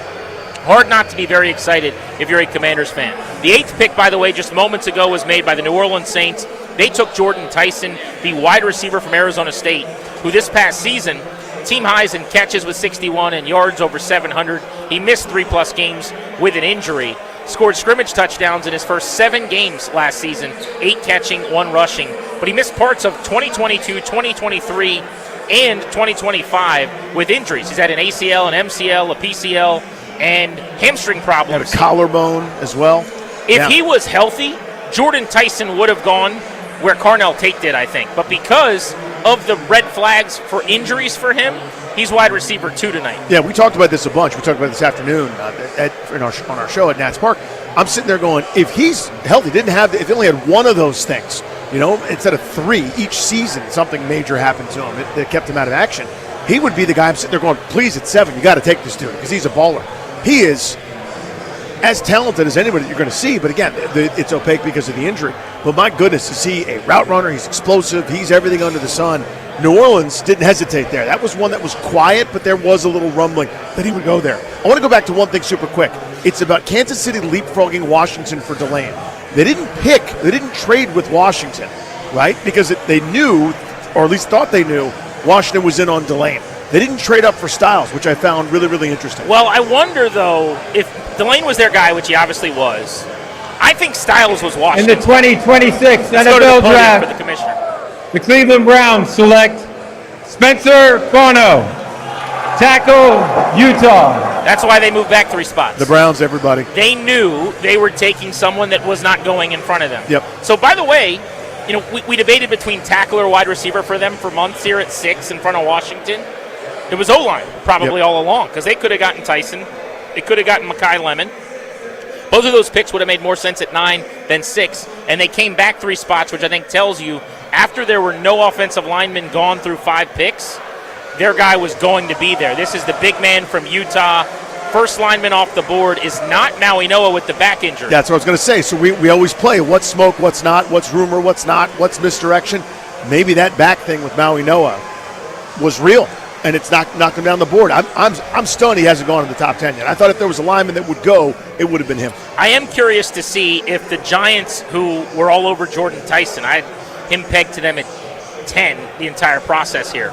But now that he's gone, do they pivot to the 3rd receiver, Mekhi Lemon, or do they just take BPA, which would probably be a tackle? I talked about this with you earlier today. Yes. You could kick Illuminor, their right tackle, into guard. I think he'd be a plus player there. You have your starting left tackle and franchise player. Then you'd have your franchise right tackle. You've got a ascending young second-year quarterback in Jackson Dart. You're trying to run the ball with Scadaboo in the backfield, Tyrone Tracy. Why not take Maui Noah right here, probably 7 picks lower than people thought he was going to go, and just upgrade your O-line? Well, they've got a pretty good – they're in a catbird seat here with that second pick in the top 10. Ruben Bain's still available. No idea how they feel about him. I think he slides out of the top 10. That's a productive talent. Caleb Downs still available for that. The New York Giants select Francis Maui Noah. There it is. Tackle, Miami. We brought this up today as a why aren't people doing a Brian Wonders? Why aren't people talking about that a little bit? And there you go, right? That now fits a little bit. This is someone that maybe at 5 you'd feel a little concerned about if the injury is real, but as you back it up to 10, now you've helped your offense a little bit, secured that offensive line. You've got Dart, and you've got some weaponry as well. Yeah, my guess is this was not a desperation to get him. Like when Francis Maui Noah is there at 10, you go, all right, this is great. But if you really, really wanted him, you'd have taken him at 5, right? So I think they're content. You get a big 6'5", 329-pound tackle. There's some concern about him having to be kicked inside to play guard. I'm not convinced that that's going to be the case, but I do think he's going to end up being a right tackle. I don't view him as a left tackle, so this is a plug-and-play starter for yeah, I their think the situation. league does too. Yeah, I think he's a right tackle. Maybe that's why you don't do it at 5. But also I think re-staring him in the face when you didn't think that was going to happen, you just go, well, screw our plan. You know, the Titans did something we didn't expect. And maybe they did. Who knows? But just in terms of reading it from the outside, you audible and go Reese, and you go, we're fine with any of the following. Maui Noah, Tyson, Fano, Downs, name that player. You know you're going to get someone at 10 because the math works for you. But that's a pretty good haul. So the back half of the top 10, we'll start with actually the Giants at 5 with Arvell Reese, the edge from Ohio State. So they go edge defender and tackle. John Harbaugh's new era begins with 2 players in the trenches. I guess that shouldn't surprise Feels anybody. very Harbaugh-y. Mansour Delane, who the Chiefs traded up from 9 to 6 to get. Remember, they traded Trent McDuffie to the Rams this offseason, so they've gone and gotten a new cornerback 1. The Commanders made Sonny Styles pick number 7 in this draft. Washington gets presumably one of the highest players on their overall board. Now, they've been smitten with him for some time. They didn't keep that secret all that well. I just don't think many people thought he'd be there for them. Jordan Tyson, pick 8 to the New Orleans Saints. Redshirt junior wide receiver with injury concerns, but very talented. And then back-to-back linemen. We had no linemen go until picks 9 and 10. Remember, we kept saying if no linemen go in the top 6, Washington's probably screwed. Well, the difference was the Carnell Tate pick. That's the wild card. That's the one that changed this whole draft for me. Now, and Delane. Because Delane was always, yes, you're right. He was You're always right. supposed to be there at 7. No, it's and true. because they traded up and got him in front of Washington, those were the 2 guys that pushed Styles into their lap. The Titans with Tate and the Chiefs with Delane. So if someone was going to trade up to 6, I thought it might have been for Styles, right? But again, you look at Kansas City's needs, and obviously they had the Steamies for him, so there you have it. But to me, that Tate pick at 4 kind of threw everything into a bit of a tailspin. Because I could have seen Tate, I saw him mocked an awful lot to Cleveland at 6, right? Because they need some play, they need everything outside of defensive end, where Myles Garrett plays. But other than that would have made sense for them there as well. An Ohio State kid who played really well locally to sell a couple more jerseys and tickets for a guy that's productive to help out Shedeur Sanders and company. But there you go. You've got your offensive lineman. And they moved around the board. Got a guy they would have gotten at 6, at 9, with an extra pick or 2. So it looks like the Dallas Cowboys and the Miami Dolphins just swapped picks. The Cowboys go up from 12 to 11 ahead of Miami. So the question is it Ruben Bain or Caleb Downs for Dallas? They've been linked to Bain constantly. Everybody seems to think he's Jerry's guy. Maybe they end Bain's fall here. But I can't help but think Caleb Downs just fell out of the top 10, and a lot of people feel like he's the best player in the draft. He is plug and play, man. Could Dallas draft him? They have significant needs at edge, linebacker, corner, defensive line, all on the defensive side of the ball.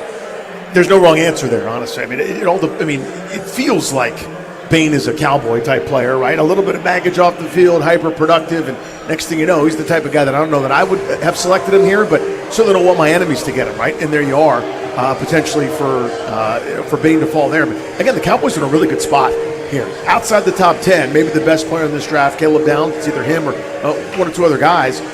That's an option for you at this point. That's pretty damn good. Cowboys celebrating right now in their war room in Frisco, Texas on television as we await their selection. The pick is in. It'll be pick number 11 in this draft as the Cowboys leapfrog Miami up 12-11. You don't see that often. No. The only way you do that is if the team in front of you did a really good job keeping their cards close to the vest, and you're worried they're going to draft the player you want. Or someone else is going to leapfrog you. I guess you could be worried who else they're on the phone with. Yeah, so, and again, good job by Miami. They're not pressed. They don't care. They got 1,000,001 needs. They're going to get their teeth kicked in this year, get as many picks as you can. You go, hey, Dallas, if you want such and such, which we think you do, we got the Jets on line 2, or the Lions are on line 3. You better make a move. Give us a pick or two to swap. It's going to be a mid-round pick coming back. We'll look for the details on the trade. Looks like a 2 and a 5. 25. Toby's just giving. Turn your mic on. You can come on the radio. You're just throwing up Two fingers. fives. Two fives. God, I wouldn't have gotten that. I was like 25 picks total. There was a 2 and a 5. And a 5. So 2 fives 52 is to Mike. go up one spot from 12 to 11. Mm-hmm. I don't hate that. And if you're the Dolphins, by the way, why not? Absolutely. Yeah, what do you care? Add compensation. No doubt. Starting to thin out a little bit here at Honor Brewing. Commanders fans had packed this place to the gills ahead of the selection at 7. Still a very, very full bar. If you're driving around in the area and you want to come on out and watch the NFL draft, a great venue tonight in Sterling. Great food, great service. The drinks are flowing. People very, very happy during this NFL draft. We're 10 picks in right now. Let's recap what's happened for people just jumping in their cars. Pick number 1, no surprise to anybody. Fernando Mendoza goes number 1 to the Raiders. David Bailey, I don't want to say a surprise, Grant, but it was some debate, some thought. Most mocked player to them was Arvell Reese too, but David Bailey, the edge from Texas Tech, goes to the Jets at 2. Jeremiah Love, running back Notre Dame, goes 3 to the Cardinals. Here was your first major surprise of the draft. Wide receiver from Ohio State, Carnell Tate, goes 4 to the Tennessee Titans. Arvell Reese, the edge, also from Ohio State, goes to the New York Giants at 5. Mansour Delane goes to the Chiefs. They arrived at the 6th pick via a trade with the Cleveland Browns, who moved back to 9, swapping with Kansas City. And your local 53, Washington, another Ohio State player, linebacker Sonny Styles, goes to them at number 7. Number 8, New Orleans Saints take Jordan Tyson, the super talented, mercurial, but often injured wide receiver with high upside out of Arizona State, goes to the New Orleans Saints. And at 9, product of their trade back, Spencer Fano, the offensive tackle from Utah, rounding out the top 10. Francis Maui-Noah, the tackle from Miami, goes to the New York Giants. As part of their deal, they got the 10th overall pick from Cincinnati in that Dexter Lawrence trade. So there they are, rounding out their second selection in the top 10. Well, I'm just thinking about this, so close the book on that trade. They traded Dexter Lawrence for Francis Maui-Noah. So they traded the best pass rushing nose tackle in the league for a rookie right tackle in Maui-Noah, who's got some back concerns. On paper, the transcript of that trade's not great, but if Lawrence was unhappy and you're not convinced he's going to bounce back from what was the worst year of his career by far last year, maybe you feel like you're getting out a year too early rather than a year too late. And you don't want to pay him again, right? I mean, that's kind of the thought, right? This is it's a first-round pick, so they're still going to command a pretty penny, but it's still a premium position and it's more affordable. The Dallas Cowboys have that 11th pick. They are sending the pick in, and it's headed to the podium. Let's in the get 2026 NFL Draft, the Dallas Cowboys select Caleb Downs, defensive back, Ohio State. That's going to frustrate that stinks. Some fans of the Washington Commanders, That one I will stings. say. Now, they got the Ohio State Buckeye they wanted in Sonny Styles, but there were plenty of fans in this fan base who were singing the praises of Downs for months, and now they're going to have to see him in the division twice a year playing safety for the Cowboys. What a coup for the Cowboys, man. Sitting there at 11 or 12, and then they flop, give up a 5th-round pick, didn't matter. One of the best players in the country. He's a couch pick. Yeah. You know, the first time I turn on Ohio State, I go, who's that? He's special. You can tell right away. So every time we had a draft expert on the show, I asked the question, if one player in this draft becomes a Hall of Famer, who do you think it will be? And the majority of the guests that I asked that question to said Caleb Downs, the 2-time first-team AP All-American over the last 2 years, the leader of men, the team captain, the 2025 Big Ten Nagurski-Woodson, a Woodson Defensive Player of the Year. The Cowboys, you can't say they just stayed put and let the draft come to them, but they basically did. They waited at 12. They moved up to 11 to confirm that they were going to get Downs. But this worked out Howie Roseman-esque about as well as it could have. Maybe the best player on the board just fell all the way down. Right there at 11 at a position of need. I mean, they need defensive playmakers, and they got one. This is a star in my view. I also will never forgive the Miami Dolphins for moving out of that spot and not taking Caleb Downs themselves. I will have a grudge against the Dolphins forever because I love this kid, and he now is a Dallas Cowboy, so I am forced to turn on him. I don't want to hate him, but I will find a way. The Cowboys in free agency signed Rashawn Gary from the Green Bay Packers. They've had a great offseason, man. Start on the edge. They brought in Jalen Thompson as a strong safety to go with Malik Hooker. He'll now be a third safety because of the Caleb Downs pick. Kobe Durant, the former corner from the Rams, is now a Cowboy as well. And, of course, they upgraded on the coaching staff as well. Their new defensive coordinator, Christian Parker, a rising star former position coach with the Eagles, should be an upgrade over Matt Eberflus. So the Cowboys make Caleb Downs pick number 11 in this first round. The Miami Dolphins are now on the clock at 12, and then the Rams, who have the Falcons pick based on a trade last year, are in the hole with pick 13. Live in Loudoun County at Honor Brewing. This is the 106.7 The Fan NFL Draft Show. Grant and Danny with you tonight on The Fan.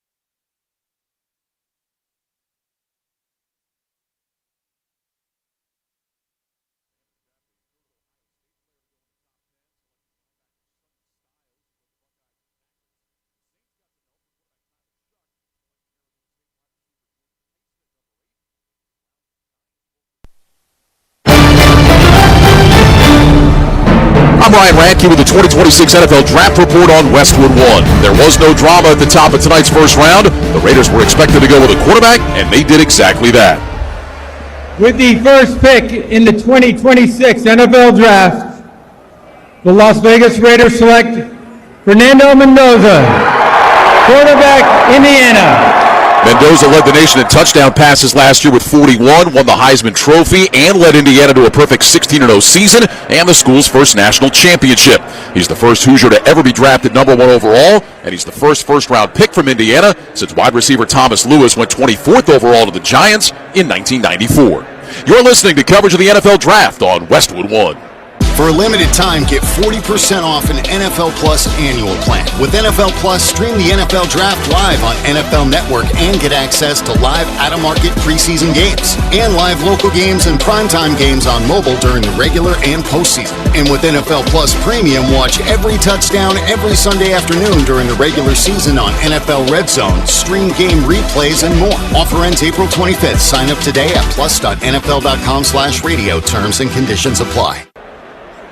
Well, the Raiders did the expected thing at number 1. There was drama at number 2. Which defensive player would the New York Jets take? Didn't take long to find out.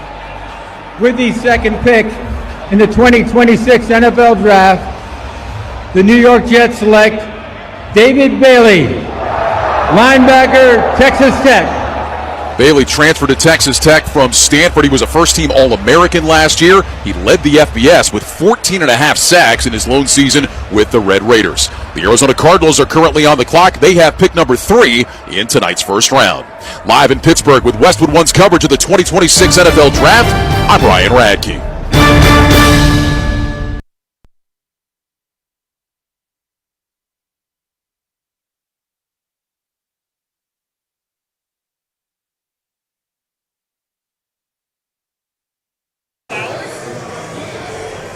Welcome back to Honor Brewing in Loudoun County. We're out in Sterling tonight. The NFL Draft continuing on the Fan. Grant Paulson and Danny Rouillet keeping you company through the first round. The Miami Dolphins just took offensive tackle Caden Proctor out of Alabama.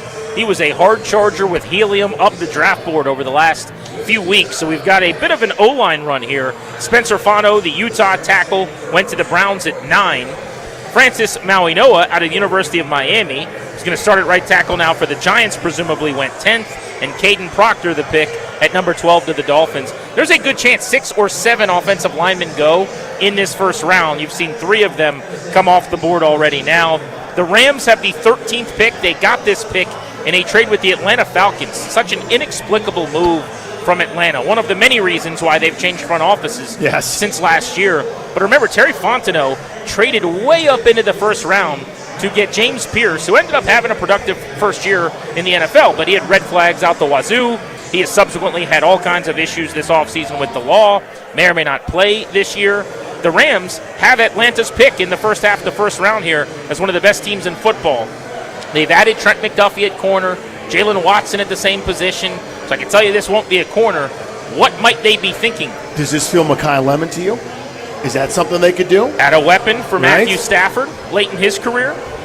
That wouldn't be crazy. O-line would benefit them. I could see them taking one of the remaining offensive linemen. Ioane from Penn State, maybe an interior guy? Vega Ione would be an option. Yeah, I could see that. Edge or corner on the defensive side of the ball were off-season needs. They already fixed one of those, but they still haven't fixed edge. I think it's probably a little early for Keldrick Falk from Auburn, but what about a Ruben Bain pick? I was going to say Bain is still there, right? They've got a great defensive line. How good of a fit would that be to add him to that defensive front? Feels right. But just this, to me, I think of it through the lens of one more ride for Matt Stafford. Right now, I don't know if it really is one more ride. I don't know how many years he's got left. Seems like he's had a lot of one more rides. But it always feels like that's kind of the eye towards it. I think that defense, they know and they feel it's good enough. Maybe that's kind of the plan, is to enhance the offense because they got everything else that you would need in terms of skill guys with Kyron Williams and Puka Nacua. So I don't know. I wonder if that glorified slot plus, that's Mekhi Lemon, might be a great fit in that scheme. Matt Stafford last year threw for 4,700 yards, 49 touchdowns, was the MVP. When they had a pick at the end of the first round, they ended up trading it to get Trent McDuffie at 29. Everybody thought they were going to take a quarterback there. so that they could back up Matthew Stafford. Now, obviously, you wouldn't expect them to do that here at 13, but maybe into the second round or something. I would imagine Ty Simpson will be gone by then, but that was a big consideration. Everybody thought that talked to the Rams that they loved Simpson, and so at 29, he would have been in the mix. I think that's something to monitor. Could they trade back and get him in the 20s? Might they think about him in round 2 if he's still there? But Matt Stafford, as you said, has kind of been on his last leg the last few years, it feels like, and he just keeps playing better. This was a team that led the NFL last year in points per game offensively. They have not made a first-round pick since 2025. In fact, since 2021, I should say. Their first-round picks, they had Jared Verse in 24, and he was kind of the entire list, not having one last year or the few years before that. So nobody really knows how they think anymore. I was going to say, what do they usually do in the first round? We have no idea. We've seen it one time. Yeah, there's and no Verse is a trends. badass, In the 2026 NFL Draft, the Los Angeles Rams select Ty Simpson, quarterback, Alabama. Oh, my God. Whoa! This is why we're here. That is the stunner of the night. I don't care what else happens. Ty Simpson 20? just went 13th overall. 20 picks before. You know who thought? can do it, Jake? Dan Orlovsky. Orlovsky was watching the tape going, people are wrong about Ty Simpson. They just drafted Matthew Stafford's heir apparent. Simpson, who a lot of people thought would fall out of the first round, just went 13. You hear a collective, what? From the bar just now, because the TVs were coming. But we were just talking about this before the pick. When they had the 29th pick, I'm telling you, everybody knew that was going to be Ty Simpson. They liked him. This is the same team that drafted Stetson Bennett, then stashed him a few years ago. Yep. They've been doing this bit where they want to prepare for life after Stafford. Now, to do that at 13 is insane. But this is the team that subscribes to bleep them picks. They normally just trade all their first-round picks. They don't care that much about them, so they might as well draft their backup quarterback and kick the tires on Ty Simpson. I guess. I mean, if you feel comfortable, you feel complete, you feel like you don't have any other burning needs there at 13. Because, I mean, to me, if you're a bleep them picks philosophy, which they are and have been, you could maneuver around the board and trade back into the first round. You did not have to do this here, in my view. Now, maybe, they got intel we don't have. Maybe they know something we don't know that, I don't know, pick your team, that the Steelers would have done it at 21 for the sake of argument, to wait around. Maybe they didn't think they could maneuver back in, so you got to go, well, screw it, we'll do it now. But 13 for a guy that's not playing this year, that's probably not playing next year. Alabama's starting quarterback, Ty Simpson, 13th to the L.A. Rams. By the way, he might be the big winner of the whole damn draft. I say so. He just went to the organization that is a Super Bowl favorite. He's going to play with Sean McVay as his head coach and play caller in his ear. He was second-team All-SEC in 25. He's fascinating. His first 9 games, he averaged 280 yards per game. That stretch run, Grant. He lit it up.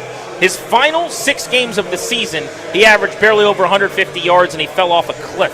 But he was third in the nation in terms of drop passes. 30 passes got dropped by Alabama receivers this year. So this was a guy who was 7th in FBS and completions, 50 total passes thrown prior to that. He came a long way this season, but the end of his year being as uneasy as it was, and there were some duds and some clunkers in there, scared some people off. Not the Rams, by the way. They're not scared at all. Good Lord. Yeah, I mean, to me, again, I'm not a scout, I'm no expert, but just watching them lose some of these very winnable games down the stretch and kind of have their season unravel, and you're going, where's the quarterback? What are you doing here? Can you save this? Can you be the leader? If you're a high draft pick, if you're somebody that's special, that's going to go in the first half of the first round, can you pick us up by the bootstraps and maybe solve something? And it looked like he was just caught in the mudslide the same way. It looked like it was going to be just a guy that was going to maybe be in the second round. Maybe somebody comes back in to the first round to eventually get him, just to add that 5th-year option to it. But my goodness gracious, that's a stunner, my friend. The stones on Sean McVay and Les Snead, your head coach and general manager with the Los Angeles Rams, going Ty Simpson. The question at quarterback was the over-under being set at 1.5. Would a second go before 32? And Simpson just went 13th to the Los Angeles Rams. His delivery is clean. The throwing mechanics are actually excellent. There are some questions about him, right? He's not big at all. He's not even 6'2". He's 22nd percentile height. He's barely 210 pounds, 17th percentile weight. does not have big hands, 36th percentile, and his length and body frame, wingspan, all that stuff is below average for a quarterback. So he's a little bit on the smaller side. Arm strength is fringy. I think it's probably average, but I don't think there's a lot of work to be done mechanically. And if you're Sean McVay, you like that. You plug him in with Stafford, you have him go to meetings for a year in redshirt, and a year from now you see where Stafford's at. And who knows, maybe you bring in another veteran for a year, and it's 2 years of sitting for Ty Simpson. They're not in a rush. No. So the Rams... They are, and then they're not, right? I mean, they've got a window with Matt Stafford at championship I mean, level. they're not in a rush to get him on the field. No, you're right about that. Yeah, there's no rush there. There's no pressure to do that. It's not your normal first half of the first-round pick where you go, when's he playing? I know he's not playing. So Carnell Tate had been the biggest surprise of the night going forward to the Tennessee Titans. They kept that secret better than any team kept any prospect under wraps this year. The Rams taking Ty Simpson at 13 supplants that as the wow moment of this 2026 draft as we're closing in on the midway point of round one. The Ravens are on the clock, the Buccaneers in the hole, and then the New York Jets with what will be their second selection of the first round after they took edge David Bailey at pick number 2. 14th pick from Honor Brewing. Let's in get the to the podium. 2026 NFL Draft, the Baltimore Ravens select Olai Vivenga, Ioane, guard, Penn State. All right, so Goodell tried and botched pretty badly, but that's to be expected. You're going to say this name poorly. We're going to go with, this is Vega, that's his nickname, Vega Ione. That's what we're looking for, or whatever Roger Goodell just said. But Vega Ione, this is one of Logan Paulson's favorite players in the class. In fact, you know how everyone was saying Jeremiah Love, Caleb Downs, 2 best players in the country? Yes. If you extrapolate that out to a third player, Vega Ione is that guy. Interesting. In terms of can't miss, high floor, I'm not talking ceiling necessarily. It's Right. an interior player. This is a guard. This is very Ravensy. Plug and play, 6'4", 320. Guy that you have zero concerns about. Second team AP All-American this past year at Penn State. Powerful. The comp is Brandon Sheriff. We know all about that. Can't go wrong. You don't love it at 5, but you'd certainly love it in the teens for a team that, what are they about, right? Protecting Lamar Jackson, running the football downhill, even if it's from spread looks. They're a power team that lines up at shotgun, right? And a lot of the looks are off of that. A lot of tight end-based stuff. And this dude is a road-grading, mean-spirited son of a gun. This is just a safe, easy, simple pick. It's very Ravens. Allowed all of 3 sacks in his career and over 1,160 pass block snaps in college. Started 32 of 44 career games, every single one of them at left guard. This is not a tackle changing positions. This is a drafted guard, 2-play guard, who is one of the safest players in the draft. The Ravens take Vega Ione of Penn State. Bucks at 15, Jets at 16, Lions at 17 coming up from Honor Brewing. You're listening to First Round Draft coverage on 106.7 The Fan.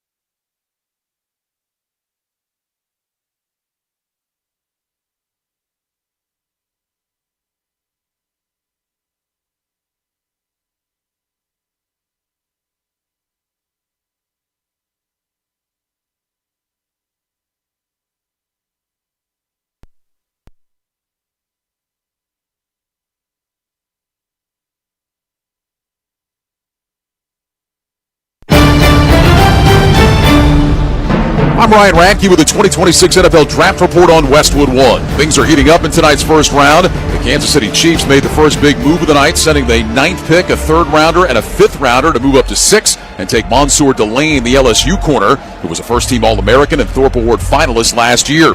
The Commanders grabbed the 3rd Ohio State player to go in the top 10, selecting linebacker Sonny Styles, who led the Buckeyes in tackles. The Saints got some help for quarterback Tyler Shuck, selecting Arizona State wide receiver Jordan Tyson at number 8, before the Browns and Giants both took offensive linemen. Cleveland took Utah offensive tackle Spencer Fano 9th, and the Giants took Miami's Francis Maui Noah to round out the top 10. You're listening to coverage of the NFL Draft on Westwood One. For a limited time, get 40% off an NFL Plus annual plan. With NFL Plus, stream the NFL Draft live on NFL Network and get access to live out-of-market preseason games and live local games and primetime games on mobile during the regular and postseason. And with NFL Plus Premium, watch every touchdown every Sunday afternoon during the regular season on NFL Red Zone, stream game replays, and more. Offer ends April 25th. Sign up today at plus.nfl.com/radio. Terms and conditions apply. The Cowboys pulled off the second trade of tonight's first round, swapping picks with the Dolphins to move up to 11, where they took Ohio State safety Caleb Downs. Downs was a 2-time first-team All-American and won the Thorpe Award last year as the nation's best defensive back.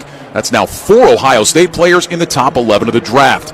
Miami picked up 2 fifth-rounders to slide back 1 spot, where they selected Alabama offensive lineman Caden Proctor. 1 quarterback is off the board. The question is, will we see another get drafted tonight? The other candidate is Alabama's Ty Simpson. He made just 15 career starts for the Crimson Tide. Since 2010, only 3 quarterbacks taken in the first round have had fewer career pass attempts than Simpson: Anthony Richardson, Trey Lance, and Kyler Murray. With Westwood One's coverage of the 2026 NFL Draft, I'm Ryan Radke.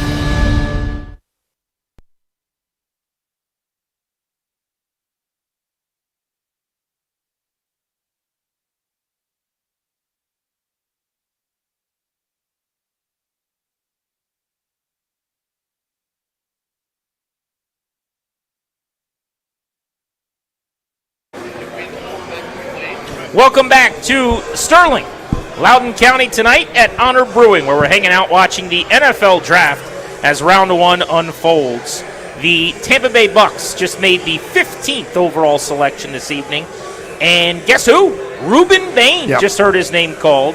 The Ted Hendricks Award winner is the nation's top defensive end. The tape on Ruben Bain's fantastic. He dominated. He's a wrecking ball. He was one of the most impactful players on the defensive line in all of college football, player of the year defensively in the ACC.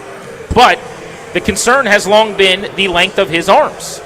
And people will say, oh, that's not that big of a deal. He's always had short arms. Well, the Bucks are giddy. I mean, they're jumping around like they just won the Super Bowl in their war room. I don't think they can believe that Ruben Bain, who might have been the best college football player this year in all of football, was available to them at 15.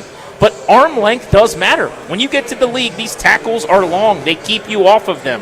They will keep you from getting inside. And so those 9.5 sacks, some of the numbers that he put up, including 5 sacks in 4 college football playoff games this season. The question is, what happens when you deal with more athletic, lengthier tackles? We're about to find out with Ruben Bain joining Vita Vea up front in Tampa Bay. Yeah, so a great value there at 15 to find that out. That's worth the price, right? Where you go, let's figure out what this guy can do at the highest level. So it's not as if his arms were regular length and they became shorter due to some weird procedure overnight. He's played with them as they have been for some time. And it's not just about those getting your hand into the chest of the defender. It's elite placement as he kind of moves, but the power, the speed, the explosiveness off the line, his get off is elite. He's going to have to work around that. I mean, he has already to this point, and now the challenge ramps up that much more. His arms have always been this length. He's never played against players as long as he's about to. Totally right. So arm length matters less in high school than in college, and then less in college than in the NFL. Totally right. I'm not saying he's not going to be a really good player. I think he will be. I've always looked at him. From the first time we talked about him during the college football playoffs, I watch him. I see a guy that's going to spend a lot of time inside in the NFL, which is fine, by the way. You can get really good production and pass rush from the interior, but I think of him more as a defensive tackle. Mm-hmm. A 3-tech, maybe an undersized DT, a 5-tech, and a 34 or something like that. Like, I don't view him as an edge, and I think there are probably some teams that feel that way. I think a lot of teams do, and then again, you add in off field. It's impossible to ignore that part, right? I don't know how much teams are weighing that. They were satisfied with answers. Let's be clear. Sorry to cut you off, but I don't want to be vague about that. So, there was a story that came out within the last couple of weeks that 2 years ago, when he was just 19 years old, he was driving a vehicle, got into a crash, was charged with having basically been reckless and negligent, and the crash killed one of the passengers in his car. Tragically. Young lady who was in her young 20s. In the 2026 We'll get NFL to the Draft, podium. I'll finish that in a moment. the New York Jets select Kenyon Sadiq, tight end, Oregon. Wow. That's a legit tight end weapon. We'll come back to that in a second. I want to finish this Bain thing. So the teams have known this for some time, that he had this charge, this issue, where he was negligent behind the wheel and it led to a death. And that is something that is awful, horrendous, tragic, and I want to be very careful to say, also could just be the biggest mistake of his life. If we all got judged by the worst thing we ever did at 19 years old, I think the world would view us all a little bit differently, right? Having said that, unfortunately, when it's something as serious as a death, it's going to follow you around. So the question becomes, did he learn from that? Did he mature? Did he leave those things behind him? There was then a second report that came out that suggested he had another driving issue about a year or two after that. So I don't know if that hurt him tonight or not. I would say the short arms were probably the bigger draft issue than a judgment problem when he was 19 years old, and I don't want to belittle the incident, not at all. because a family's without a young person, and that's terrible. But by all accounts, this is a pretty good human being. You know, this is a guy that, as a character person, is not much of a concern. The question is some maturity, and can he make some good decisions behind the wheel? Indeed, I think it's very, very well put. So that might have been a factor, might not have. Teams may have been satisfied. Some teams may have written him off. We don't know. We may never know. And I think that's okay. But in terms of position, I want to go back to one thing. We talked about this a bit with Styles. And again, I think this is where the puck is moving when it comes to the NFL. You've got to be more multiple now, the way these offenses go, where they trot 12 personnel out there, and if they like the matchup, they'll run it down your throat. If they like the matchup the other way, they'll have guys throw. You need to be able to kind of have somebody that can do a little bit of everything. So the idea of, is he a pure edge pass rusher? Probably not. Is he a pure, two hands in the dirt, old school nose tackle? Of course he isn't. Is he a D tackle in the new millennium? I don't know. He's something though, right? And it's a little bit of that mixing and matching we've been talking about, what you can do now with Styles and Chenal and Frankie Louvu. You might be thinking that as a defensive coach, where you go, I don't care that he doesn't look like 6'5", 255, right, edge rusher or 320-pound smart car. He's in between, but he's really effective, and we'll figure something out for him to do. So it's Ruben Bain to the Tampa Bay Bucks at 15 midway through round one. He joins a defense up front with Kalijah Cansey, the former Pitt star, round one player in 2023, longtime nose tackle veteran Vita Vea, first rounder in 2018. They brought in Beefy Robinson from Carolina in free agency, and now they've drafted Ruben Bain. Remember, they also signed linebacker Alex Anzalone coming over from Detroit. Oh, that's right. As they try to improve that defense. All right, you just heard that Kenyon Sadiq is the pick for the Jets. They had 2 and 16. They got Arvell Reese, one of the great athletes in the class. David Bailey at edge, one of the top edge defenders in the class. And then at 16 now, they're taking Kenyon Sadiq at tight end. This is by far considered to be the best tight end in the country. He's 6'3" and 240, so he's an undersized tight end, but he is an athlete on the outside. A lot of people feel like he's going to be a elite pass catcher at the next level. Listen to some of these percentiles for him. A 4.39 40 at tight end. Sub 4. 4.39. 99th percentile. 43.5-inch vert. 99th percentile. 26 bench reps. So he's also strong. 93rd percentile. 11.1 broad jump. 99th percentile. One of the most athletic tight ends in the history of the combine. To me, he's got some Vernon Davis to him, right? And he may not be as short area quick, may not be as, like the basketball player Tony Gonzalez, Antonio Gates style get open. And there are too many games in the game log that are unimpressive when you looked at Oregon that they really could have used him. But I'm telling you, the highlights. It's like the corollary you kind of always talk about, where the scout can come to a high school baseball field, see the pitcher throw 100, see the pitcher throw a wipeout slider, close the notebook and say, that's all I need to see. Those 96-yard touchdown game. The 80-yard 2 touchdowns against, I think it was Wisconsin. Maybe Rutgers, I can't remember who it was. But you just go, oh, my God, this is so tantalizing. Knocking guys over, stiff-arming guys into oblivion like he's Derrick Henry, running around people, hurdling dudes like he's Saquon Barkley. The athleticism, this shredded monster, looks the part. It's like, you have to take a chance on a talented player like that. And for the Jets, they got kind of sure thing and then upside thing with their couple first-round picks. I will say Logan Paulson, who I do take command with, had a film breakdown that he did on all the tight ends, and he was not a huge Kenyon Sadiq guy, which isn't to say he doesn't like him as a player. He thinks he's going to be good. But he was not as high as everybody else seems to be. He does not think as a route runner he's got that like footwork to separate. So you think about what makes really good pass-catching tight ends. Jordan Reed's a great example of this, where he had that like take you off the dribble. The basketball breakdown kind of thing. Exactly. Where you kind of get choppy, and next thing you know, you just left a guy at your break. He does not see that with Kenyon Sadiq. He's much higher on Eli Stowers, who's going to go at a Vanderbilt a little bit later in the class. But I'll be curious to see, just because of how strong his opinion was on Sadiq as a route runner, what he becomes. But obviously the Jets really, really liked what they saw. I mean, there was some folks that felt like Sadiq could be in the top 10 conversation at one point in time in this draft class. So the Jets at 16. So far, when you have 2 picks through 16, you're going to feel good about it.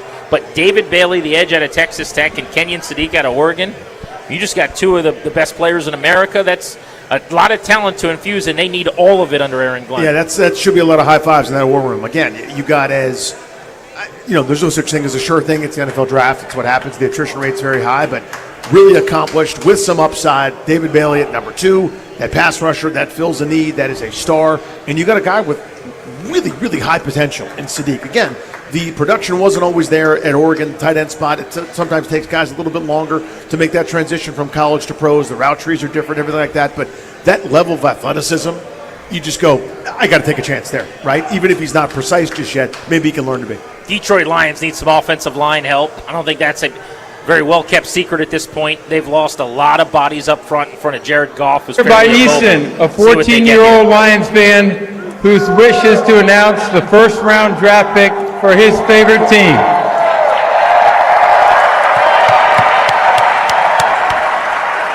Look at that. I'd like to ask all of you to join me in cheering on Easton as he makes his wish come true. Take it away, Easton.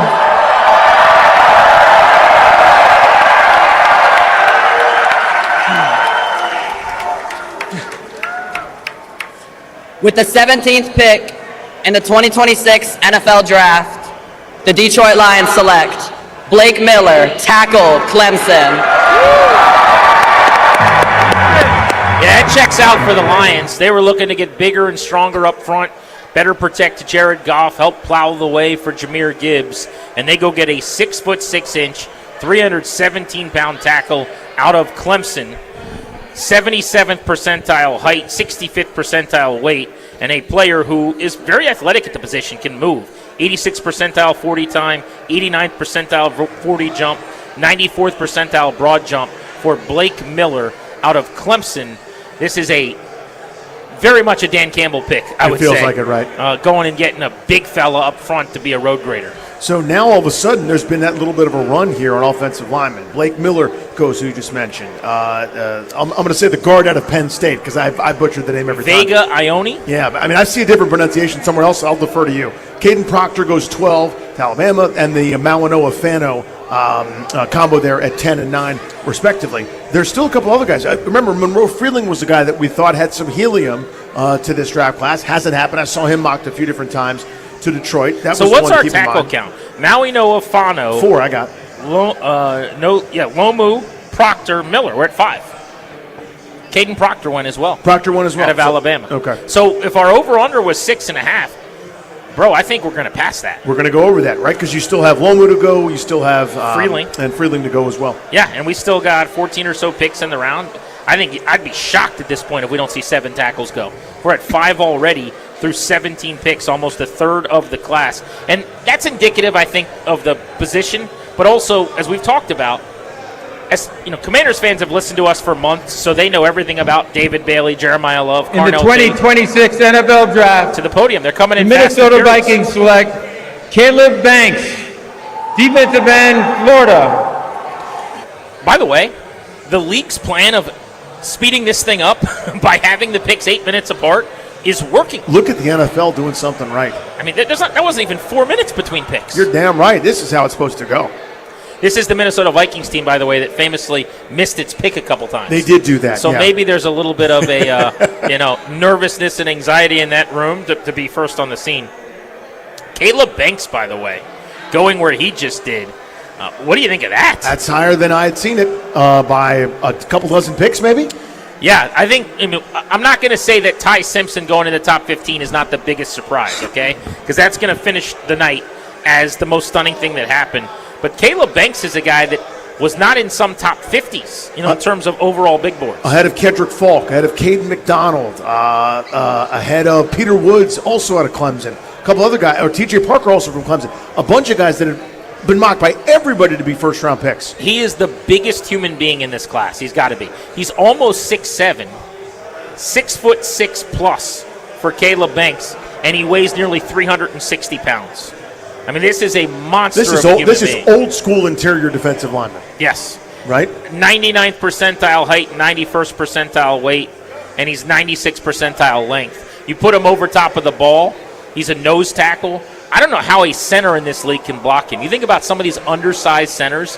I mean, he just drives dudes into the quarterback's chest. This is just not what's in vogue right now, though. I'm not talking about a disruptor, but I don't think that's necessarily his game. He's old school Gilbert Brown space eater. You know what's right? Or am I crazy? missing that? How insane is this? This dude runs a 5.04. And by the way, 40 time for him doesn't matter at all. No. But just to be that big and to be that athletic, that is outrageous. He would leave me in his dust. Yeah, to be 327 pounds and he's listed at 327. Yeah. If he's 327, I'm 7 foot tall. I was going to say, and I'm 155 with 6% body fat. You got to go from here way over there in 5 seconds, and he could do that. That's pretty nuts. What do you make, by the way? It's like an 86-inch wingspan, this dude. I mean, again, no one in the interior with those squatty frames and those shorter arms, guard and center. I don't know how anyone's going to be able to engage with him in man. This is a space-eating, smart car. This is a guy you got to double. You're going to have to help against. Get some one-on-one matchups if Jonathan Grenard is still there off the edge. Or run to the sideline a few times to tire his ass out. Yeah, Dallas Turner, whoever. Yeah, exactly. But I wonder, I'm trying to think through the lens of the scheme, because Brian Flores' scheme in Minnesota is what Washington runs here with Durante Jones, where they just drafted Sonny Styles.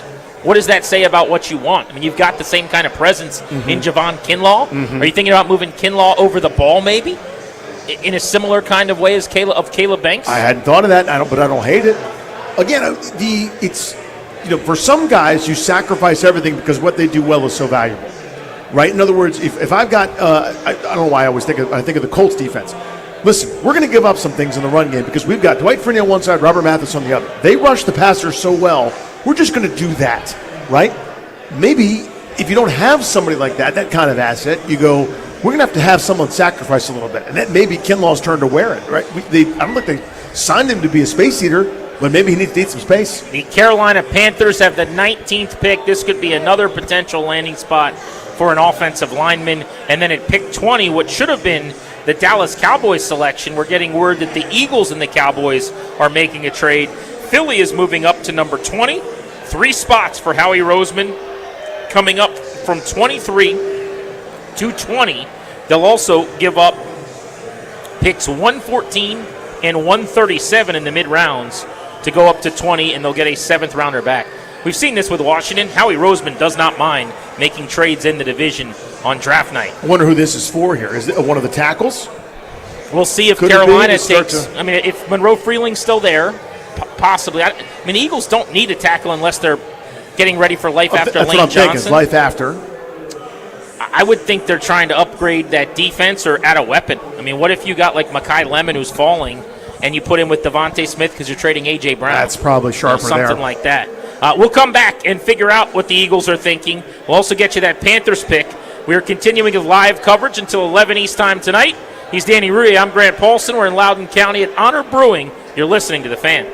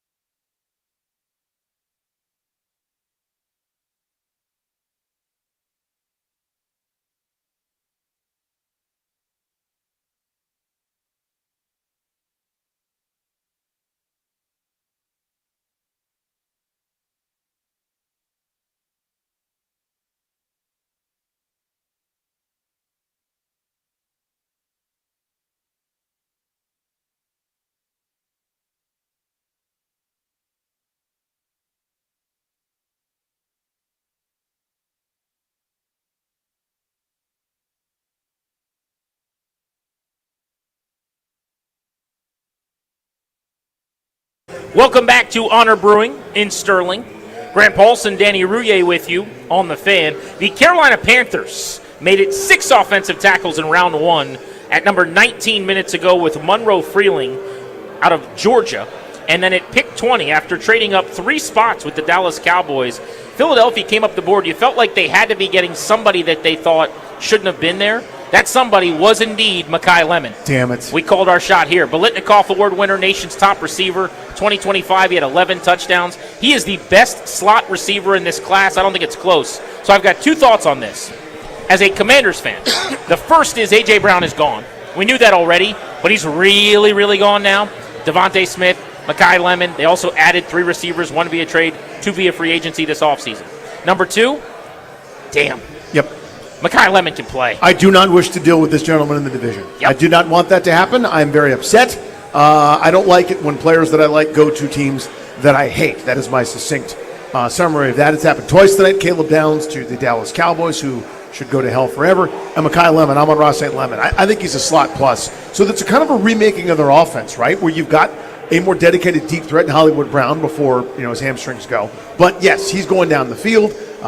There's no more A.J. Brown in all likelihood. He's gone, but now you're kind of adding more of a dedicated slot presence there in Lemon to sort of revamp things instead of just, Jalen Hurts in the shotgun, some back shoulder throws, not much is open. Maybe you're retooling a little bit, more modernizing some of these looks. Death, taxes, and the Eagles getting a player 10 picks after they were supposed to go. Yeah, pretty much. I don't know how every single year it happens, but it's almost a lock that it's almost like they just go with the traditional mocks. We all think they're doing the smartest thing because it's just what we see the most, but everybody always thinks this guy's going to go here, and Howie Roseman gets him way after. Mekhi Lemon was in the mix at pick 6 for the Cleveland Browns for the last month. 7 to Washington if they went wide receiver. And here he is off the board at 20 to the Eagles, who trade up 3 picks to get him.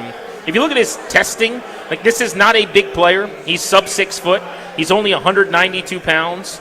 But it's the production with him. It's the route running. I view him as a post-catch assassin. After the reception, the playmaking, the twitchiness in the open field, 16 catches of 20 or more yards last year. He was 6th in the country as a kick returner. Just a playmaker, Yep. And the Eagles added him. He's quick. It's underneath. He forces you to step forward, right? He forces you to run with him. He forces all sorts of action for the defense. Lets people go over the top, and he can. If you don't press up on him, it's catch and run. He is again. He reminds me so much of Amon-Ra St. Brown, not just because he went to USC, but because it's like if you just go, oh, he's a slot receiver, you are way diminishing what that guy can do. I think he's pretty legit, man, and he's somebody that I would have. Had things gone differently and Washington had bumped out of that 7 spot and been at 10 or 11, I'd have been thrilled to end up with him there. But you said it. This is what Philadelphia does. Somehow, some way, a guy that the league is kind of missing out on, they don't miss. They go ahead and grab that guy, and he'll play well for them. And that great system. The draft is in Pittsburgh tonight. The Steelers are getting ready to make their first and their only round 1 pick at number 21. Here's hoping when Washington hosts the draft next year that the Commanders are picking well after this. Maybe down at the end of the first round would be nice. As a reminder, 1 year from today, the draft will be held on the National Mall. Isn't that going to be Hell fun? yeah, that'll be a blast, dude. I wonder where we're going to be. I wonder how it's all going to work out for us or God whatever, willing, but, yeah. A will be alive. We'll go, if I can go full Kyle Shanahan. No meteor, yeah. Yes, that would be nice. Every single second, it's a miracle I haven't keeled over. That's number 1. And number 2, hopefully we still have a show and we're at the radio station. You sleep on that fact. Well, okay. Like keeping our jobs. You got it. Okay. That's difficult. That's all fair. Yeah. Did I go too full Shanahan? It was a little dark. It's a happy night. Sonny Styles is here. You know what? You weren't being literal. That's my fault. No, I was saying, are we going to get the broadcast from there? Yeah. Look at this stage. How cool is this? Are we going to be near it? Right. And I'm like, we could die anytime, man. You could get killed. Just walk into your car, man. Okay, yeah. I mean, yes. You just got a very deep glimpse into my soul. Woo, I apologize. Man, I got a club soda. I had a bread pudding already. You're going to have a lava cake in a minute? You got destroyed on the chat. Oh, I got crushed in the chat. What happened over there? there? The camera was still on. And they're like, hey, fatty, come up for air once. So I will say, you destroyed. It's a commercial break. Dare I say devoured. And that's true. And I can relate to this. We have 2 minutes. Sometimes longer. But yes, 3, you're right. We have a very limited amount of time to consume the food that is just kind of fueling us. It's a long day. It's a lot of radio. Pittsburgh Steelers are committed to growing the game of football and celebrating athletes at every level. Joining me on stage are 6 Jerome Bettis Leadership Award recipients, featuring both high school tackle players and flag football athletes. Jerome? The Jerome Bettis Leadership Award recognizes high school football players who demonstrate leadership, character, and service, both on and off the field. Congratulations to each of you. We wish all of you the best as you continue your football journeys. The last time I introduced the Steelers' first-round pick, I was fortunate to introduce T.J. Watt. And with the 21st pick in the 2026 NFL Draft, the Pittsburgh Steelers select Max Ihanachur, tackle, Arizona State. You can now make that 7 offensive tackles to go in the first 21 picks in this draft. The over-under was set at 6.5 in round 1. We've blown past the over. Now, you might hit the brakes here because we are closing in on the end of the tier that makes any sense in the first round, but we might hit 8 before this thing's all said and done, just out of necessity with 11 picks to go. How about that? Man, that is, again, that's not a name that I'd seen a lot right there, but, you know, you're at the end of this first round, and this is one of those, nobody really knows. I mean, no one knows anything, obviously, it's sort of at the top of the board, but to this point, again, that's a name I'd seen a little bit lower. I think that was kind of like an early round 2 guy, if memory serves, as I was kind of looking at it. Depends where you're looking. I mean, there are plenty of people who had him in their top 25, top 30. He is a native of Nigeria who did not play football in high school. Several years into his career athletically, and then collegiately, he really came around as a prospect. But he's kind of straight out of central casting and moldable like clay. He's almost 6'6". He's 320 pounds. And I would say, I know we've thrown around the word athletic a lot. You could do the length thing with the NBA draft with Jay Billis. I think he's the most athletic tackle in this draft. He played so much basketball, and he's so new to the position that you look at it, like his 40 time was 97th percentile, his broad jump was 98th, his vertical jump was 80th. There's some Trent Williams here, where like that dude out in front on a screen, that guy moving around in space, he doesn't really look like a tackle, and he moves his feet really, really well. Played right tackle mostly in college. Most of these guys, I think, are going to end up at right tackle. It's not a great left tackle year, but the Steelers, like the Giants, like the Ravens, these teams that are going offensive line, they had major issues. So why not add moldable clay that can start right away? You got to take your swings when it comes to that. Again, you're seeing the reason that people are willing to do this with tackle. That's what these guys are making $40 million. You know, it's the quarterback one in their own stratosphere. Then it's pass rusher. The elite ones are kind of one, or 2A, 2B, maybe even 2 alone. It depends on where the market goes, but that's the tackle position. So the quarterback, the guy that throws it, the guy that tackles the guy that throws it, and the guy that protects the guy that throws it. That's who's making the most money. Then your elite receivers are right there as well. The guy that catches the ball that's thrown. So people are going after linemen, especially tackles there in that first round. Let's get everybody up to speed as you're traveling around tonight. Maybe working the evening shift and headed home to watch the end of round 1 of this NFL draft.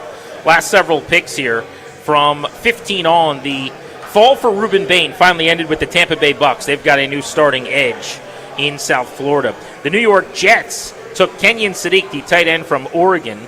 That was a pick the Jets got from the Colts in the trade for the cornerback this season, whose name is escaping me. He was one of the best players in America. Cornerback, Jets, Colts trade. Sauce Gardner. Thank you. My God, I kept saying Derek Stingley. It's like no place for Houston. No, it's been a long day, dude. Everyone's just looking at me. Yeah. Kenyon Sadiq, 16 to the Jets. Blake Miller, Detroit Lions out of Clemson, 17. Caleb Banks, who's one of the bigger players in the country, the 6'7" nose tackle, goes to the Vikings at 18. Monroe Freeling, a tackle out of Georgia, 19 to the Panthers. Everyone thought he might work his way into the top 10. He was a riser in everybody's mocks. I wonder if the Browns didn't take Fano, if they would have taken him. Mekhi Lemon at 20 is fun to the Philadelphia Eagles. I guess not if you're in the NFC East. But A.J. Brown, see ya. I mean, it is curtains for him. Let's pack your bags, sir. That'll do it for Browns stay with the Eagles. And then Maxi Iheanacho, the tackle from second pick Arizona State in the Steelers. 2026 NFL Draft. The Los Angeles Chargers select Akeem Mesidor, linebacker, Miami. I love this. What a value there for them. Yeah. Akeem Mesidor, this is about where he was pegged, in that 20 to 25 range. This is kind of chalky. But this was the running mate of Reuben Bain. And this is a guy, Danny, that I actually think is going to be a better pass rusher of the two, which is a bit of a hot take. But Mesidor, if he was younger, this is the big key. If he was a younger player, I think he's 24, about to be 25 years old, he would go 10 picks higher. There's just this perception that there's no projectability left for him. He is an awesome pass rusher. He's got moves, plays with effort, big-time motor, 6'3", 260. A senior who's been in college for some time. Yeah, so, Khalil Mack is not getting any younger. This is a group that could use some pass rush, certainly out there. And you're in that division now where Denver's a serious threat. You're not sure, if Kansas City's window is closed forever. They're just kind of retooling and gathering strength. You need some pass rush. And he may not be an every down linebacker, may not be an every down rusher right away. I think that's fine at that spot, right? Because you're talking about somebody that, is going to be a good get after the quarterback type player, and maybe the rest can kind of come. Can he be responsible on first and second down with some of the runs you're going to see? Can he deal with tight ends and things like that? I don't know that you care about that right away. You could put him in on passing downs. He could rush the quarterback. We'll figure the rest out later. Yeah, 68 pressures, fourth most in the country this year. 17.5 tackles for loss, was top 5 as well. Forced 4 fumbles in 2025, which was good for 6th in the country. And in the college football playoff, those 4 games against some of the best that America had to offer, with everybody watching, scouts and executives there. He had 5.5 sacks in those 4 games. Started at West Virginia as the D tackle and then transferred over to the edge with Miami. I think he benefited from Bain, but I think you could say that both ways. This is a guy that grew up in Ontario and in Ottawa in Canada and began his high school career there before coming over to the States. I'm a big Mesidor guy. Again, you tell me, if he's 21, like Bain is he available right now? No way. How high could he have gone? That's what I keep asking. Well, I saw it anyway. As high as 14 or 15 to either the Ravens or the Bucks before some trades had happened. I saw a couple different mocks that had that in terms of, because again, it's pass rush. Even if there are wrinkles to it, even if it's, he's older, or, he's not as tall, or, he doesn't have this, can he get after the quarterback, man? Do I have to scheme something up where I blitz 4 different guys and have 4 people answer passwords and talk to a troll, or can I leave this guy one-on-one and he can win sometimes? That's what you're going for. It's the easy button for defense. If I have to come up with a bunch of different things in a lab, it's harder for me and everybody else because you're going to eventually leave someone out on an island. If you can just rush 4, you can win that way. You go to Super Bowls. I just thought of something we didn't bring up, and we'd be remiss if we didn't mention this. With the Steelers at 21, remember the Schefter notebook this week we went through on Grant and Danny, which you can listen to every day, 2 to 6:30 here on The Fan? Schefter had brought up that Broderick Jones has this neck thing going on, and there's curiosity about the severity. He's getting more tests. They're not really sure on a timeline yet. That's a starting tackle. The Steelers just took a tackle at 21, so it makes you think maybe he's onto something. Obviously he's getting that from inside the building, but that there is some significant concern possibly with him. Another story we told you to be tracking tonight was the Cowboys and George Pickens. Dallas is back on the clock now at 23. They're second of 2 picks in this first round. They couldn't have asked for a better situation at 11 when Caleb Downs fell out of the top 10, possibly the best player in the country, and right into their laps at 11 overall. But after trading back 3 spots from 20 with the Eagles, who came up and got Mekhi Lemon from USC, the Cowboys are now on the clock at 23. George Pickens signed his franchise tag tender today. We started the show referencing this. It doesn't make a lot of sense as to why he'd do that 2 days after the story came out that he wasn't going to sign it, and hours before the draft, other than if they are shopping him. Because he has to have signed the tender to be traded. That's something to monitor into the night and into day 2 of this NFL draft. Yeah, I thought it would have happened by now, to be honest with you. I thought part of their wheeling and dealing would have included George Pickens in order to move up, but they didn't really have to do that. They gave up a couple of 5th rounders to move up 1 spot to take my guy Caleb Downs at 11. So now they've added some picks by moving around. They were at 20. Now they move back to 23. So yeah, this is something to monitor. I just think that once it got adversarial, which it tends to with franchise tag type stuff, I just thought that was it. I thought they basically were like, we're calling your bluff here. We don't think that you're that good of a guy. We just saw you do this. for a year, honeymoon style, because you wanted a deal. We're not falling for it. We're not falling for the act. We saw one of those halves where you just quit on us, despite your incredible numbers and your great stats. I just don't think there's someone you can count on. That's how it reads to me. I haven't talked to anybody. But, so now you're at a kind of an impasse. It felt to me like he would have already been traded.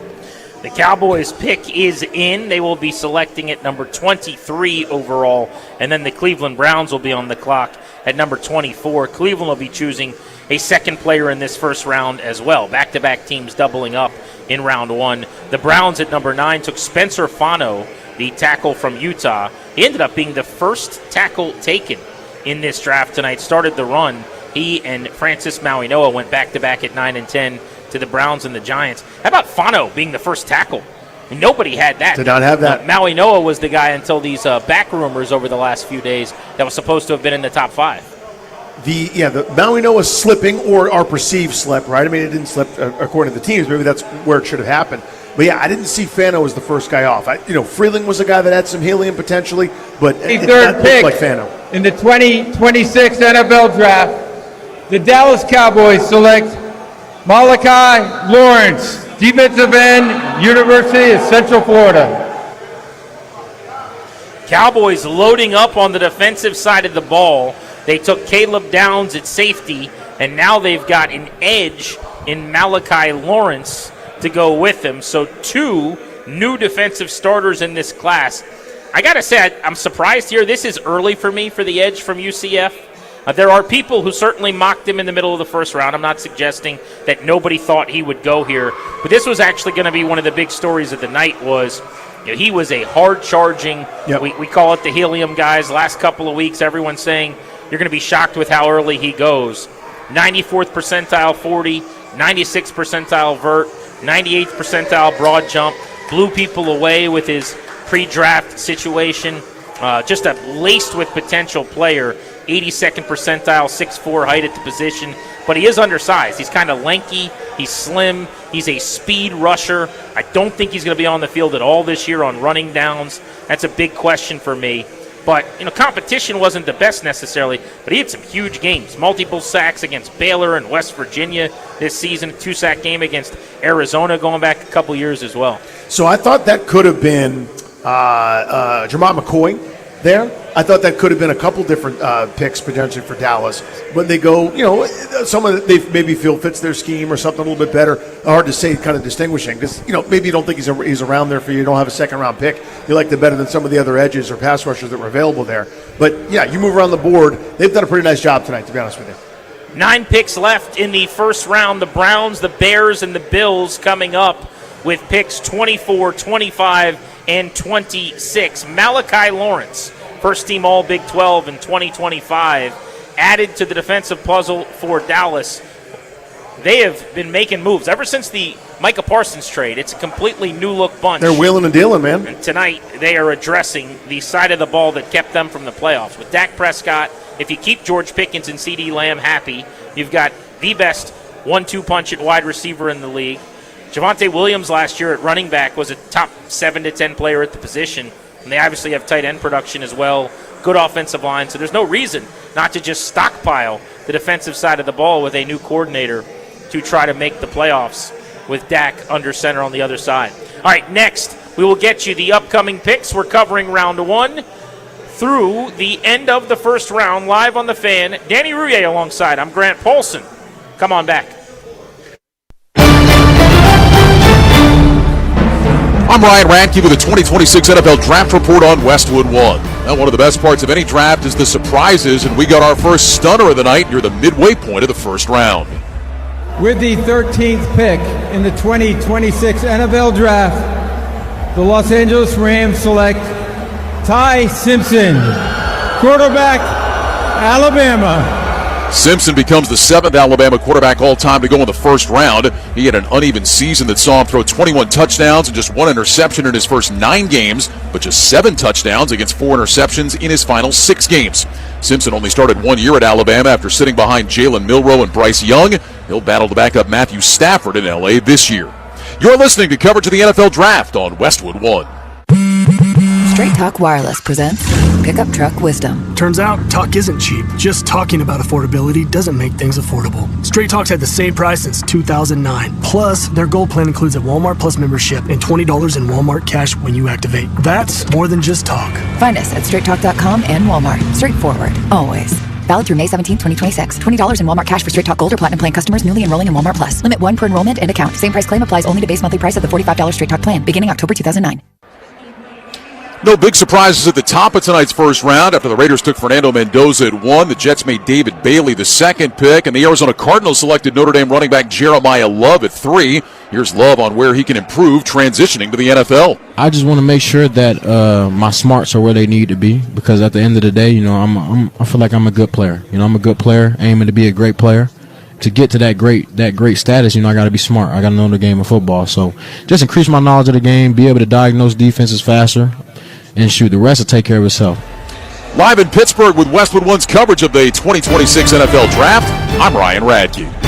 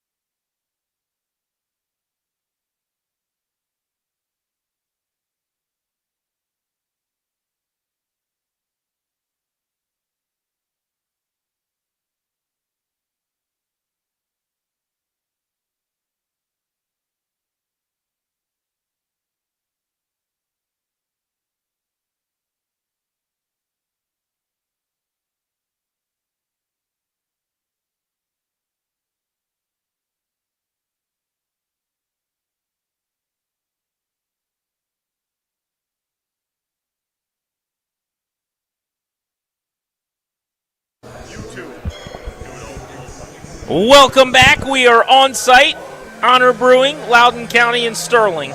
Our NFL draft coverage continuing deep into the night on 106.7 The Fan. Grant Paulson, Danny Rouillet at your service this evening. The Dallas Cowboys, just before we stepped away, made Malachi Lawrence, the edge from UCF, the 23rd pick in the draft. And the Cleveland Browns, while we were away, just drafted Casey Concepcion, the wide receiver from Texas A&M. That means that we have now had 4 wide receivers come off the board so far tonight. The first, Carnell Tate, earlier than expected, the Tennessee Titans. That was a well-kept secret. That was number 4. Jordan Tyson went 8th to the New Orleans Saints. They shirked the concerns about his injury history. And then the Eagles traded up from 23 to 20 with Dallas to get Mekhi Lemon from USC at number 20. Casey Concepcion becomes wide receiver 4. Everybody was curious who it might be. The Cleveland Browns adding to that weaponry. Harold Fannin, a great rookie year last season. Not sure who it's going to be. Deshaun Watson, Shedeur Sanders under center, but they got him a weapon. No, Omar Cooper from Indiana, a guy that was supposed to go kind of middle of the first round. Surprised me. I thought that was going to be the pick there to Cleveland. But Concepcion's a nice piece. My guess is we still hear Omar Cooper's name as this first round goes on. All right, let's go to the Ruud Guest Hotline. Ruud, the most reliable heating and air conditioning products in the DMV. I want to check in with our buddy Ben Standig, Substack Standig fame. Ben, the pick tonight at 7 was Sonny Styles. It certainly feels like Washington was crossing its fingers that he fell into their lap, and then somehow, some way, he did. Yeah, we just talked to Adam Peters a few moments ago, and he said that he wasn't that sure that they would actually get the Styles, but once a couple things happened in front of them, he saw the window there, and look, I said to Peters, like, if the stated goal this offseason was to get younger and faster, could any situation epitomize that more? I didn't mention the name, but going from Bobby Wagner, excellent player, but at the end of the career, to Sonny Styles, it is the epitome of getting younger and faster. And, I think they're pretty, obviously they're pretty excited with that pick, but, it's just another guy they added to this defense who is, an athlete, and that's something they just did not have enough of last year. So, Ben, this is something that I care about that maybe fans will not, so bear with me here. Kansas City goes ahead of Washington to take Mansour Delane. They didn't trade with Washington to take Mansour Delane, right? So they think, at least in theory, that Washington was going to take Delane, and they had to get ahead of them to do so. Do you think that would have been the case, that it would have been Delane if he was there at 7? Looking at the board, we're assuming that Styles, therefore, would have gone ahead of Washington somehow, right, instead of the Mansour pick. So I think it was definitely a possibility. I'm not really sure who else they would have picked. He was the guy that I had for them with the idea that Styles would be off the board. Yep, same here. And largely because Adam Peters has gone with, the higher-end athletes. And, Delane is not necessarily the highest of the highs because he's not the biggest guy, but, he ran a 4.35 40, which would have been the second fastest at the combine among cornerbacks. So I think it's a reasonable pick. But, yeah, I do think that Kansas City – obviously a few of us had been putting it out there that Delane seemed to work, so they clearly believed that was the case, obviously, right, because they jumped up ahead of where everybody kind of thought he might go. Sonny Styles, one of the most athletic players ever drafted, is pick 7 to the Commanders. His 4.46 second 40-yard dash was the best among linebackers this year. His 43.5-inch vert was an all-time linebacker record of anybody who weighs 240. And then his 11.2 broad jump was a combine best this year as well. What's the tape? What about the player here? Because the knock when you have that kind of combine is always going to be, oh, you're a combine warrior. How about the rest of the package? Well, I think one thing that's important to note, and Adam Peters reminded us of that, is that he's not played linebacker that long. He's a converted safety.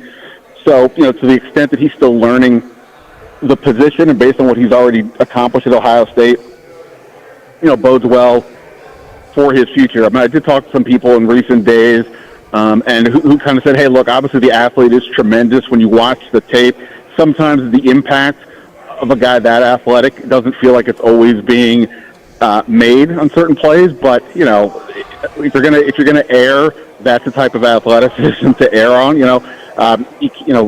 say in the NBA, you can't teach height.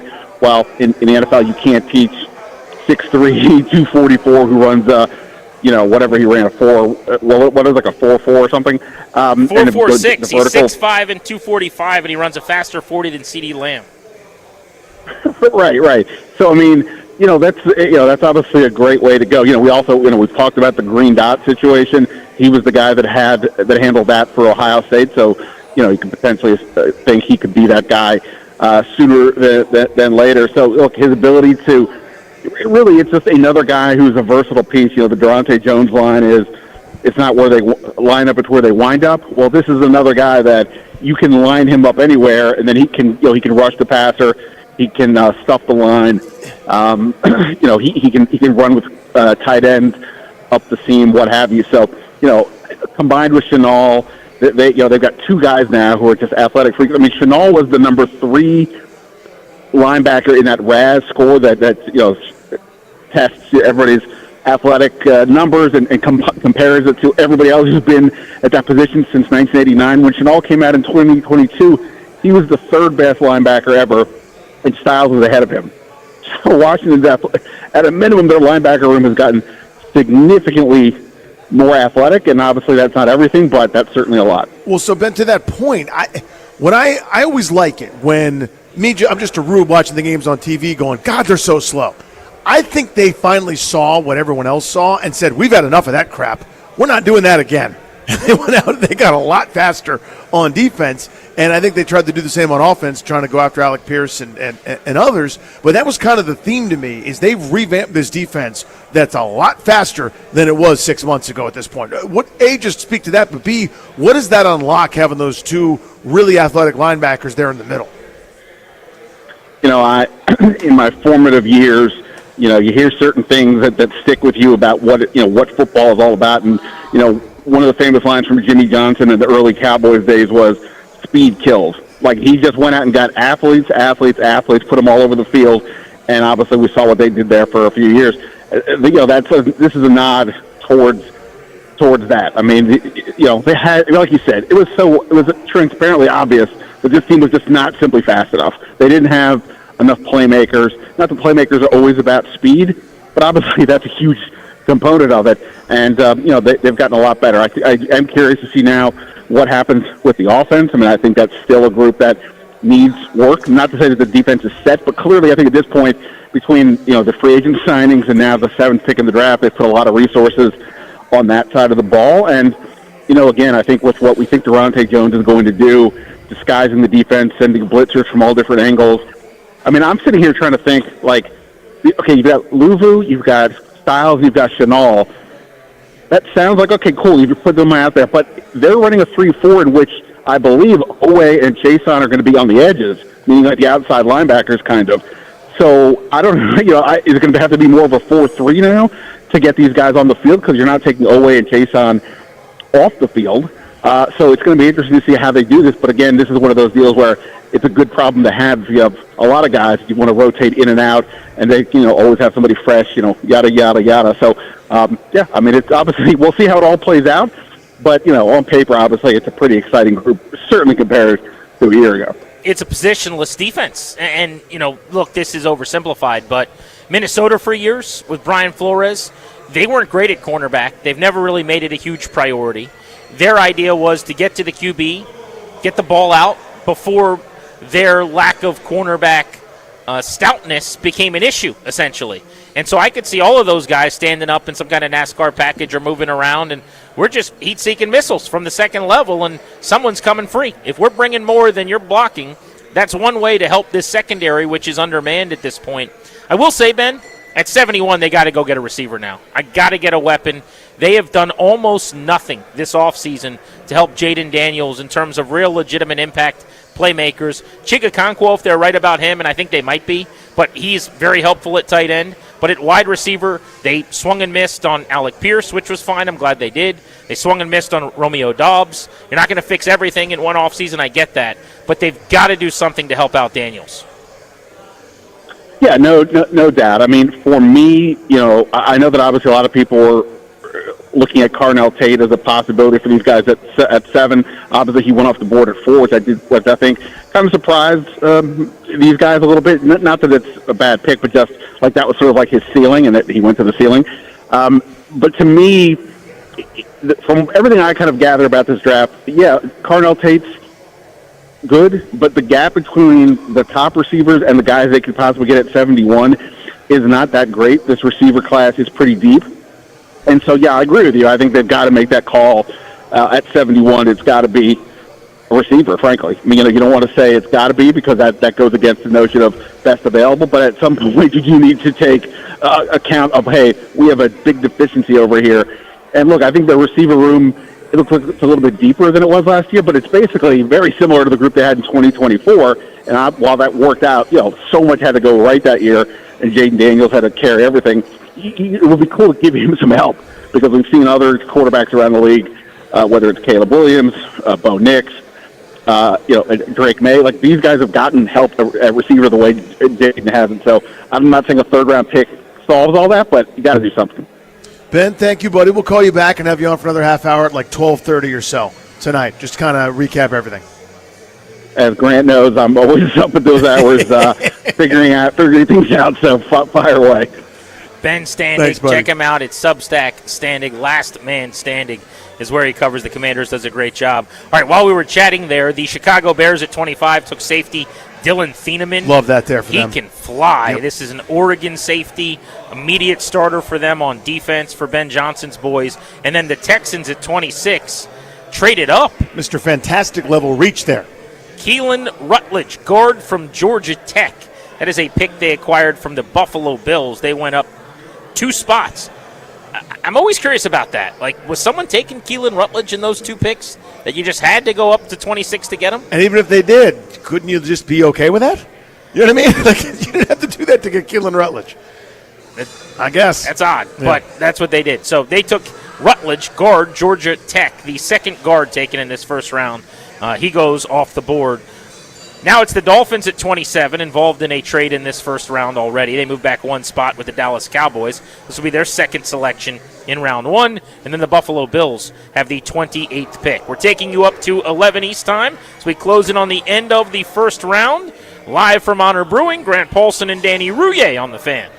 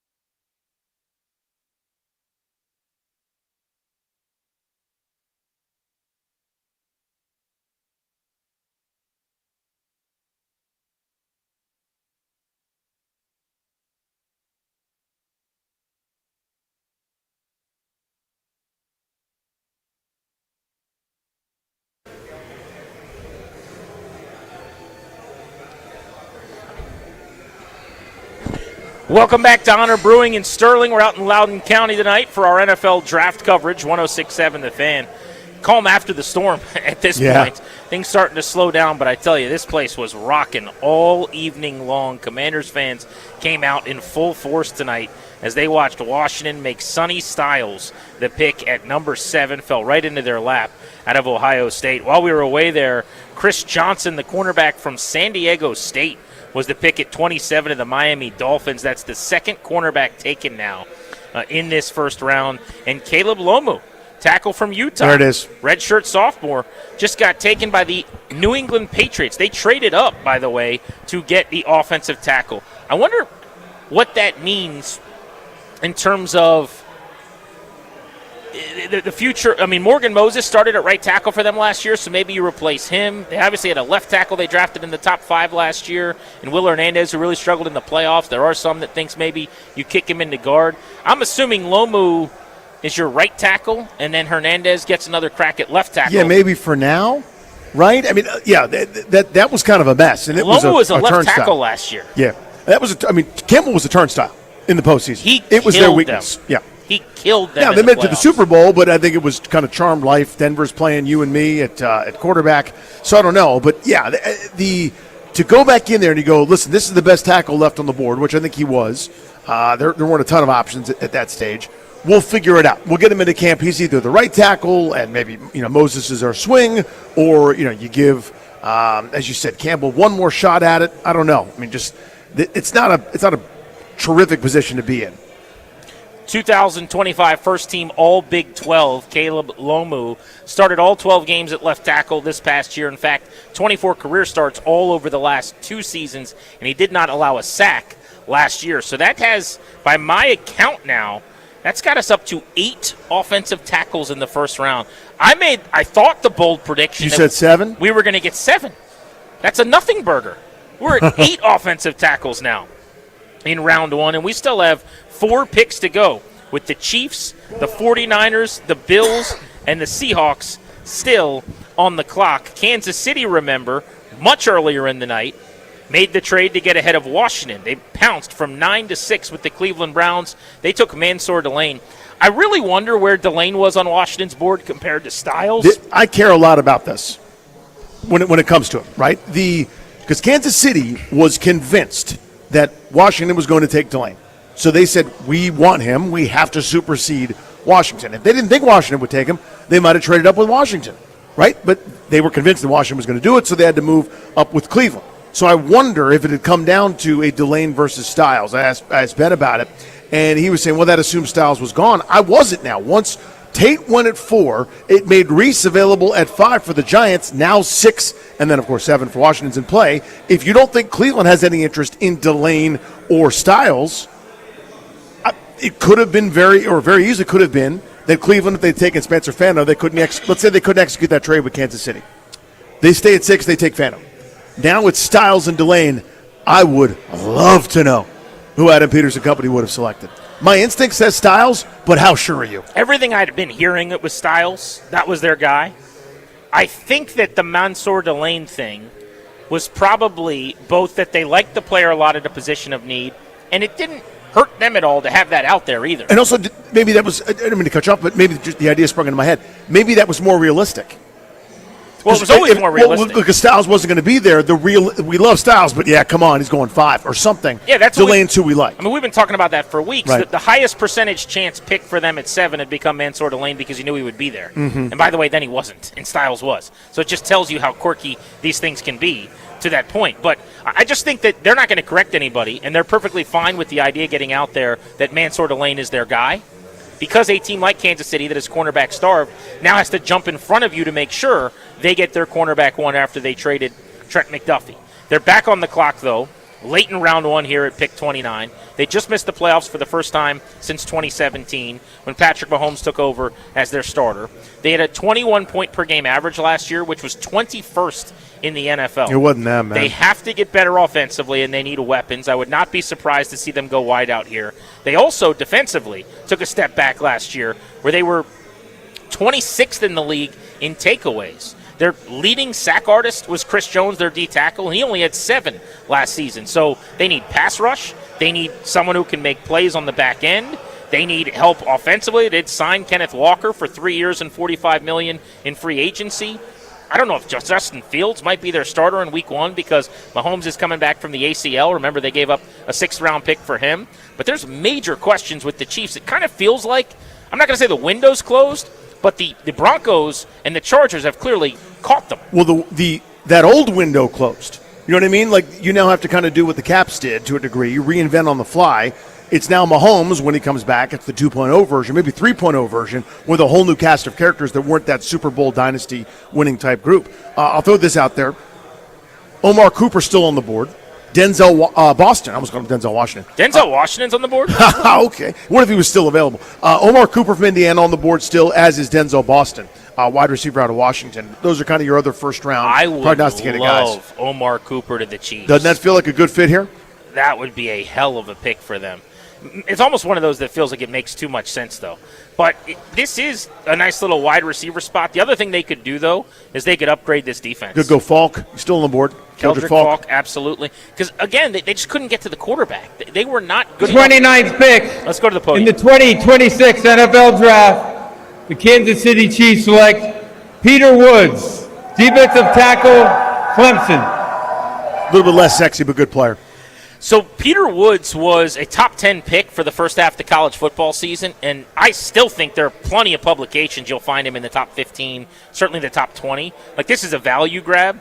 It's weird to me because they pay all that money to a D-tackle already in Chris Jones, and basically this is like Washington when they had Allen and drafted Payne, and they had Allen and Payne, and they just kept adding at the position over and over again. It feels redundant to me.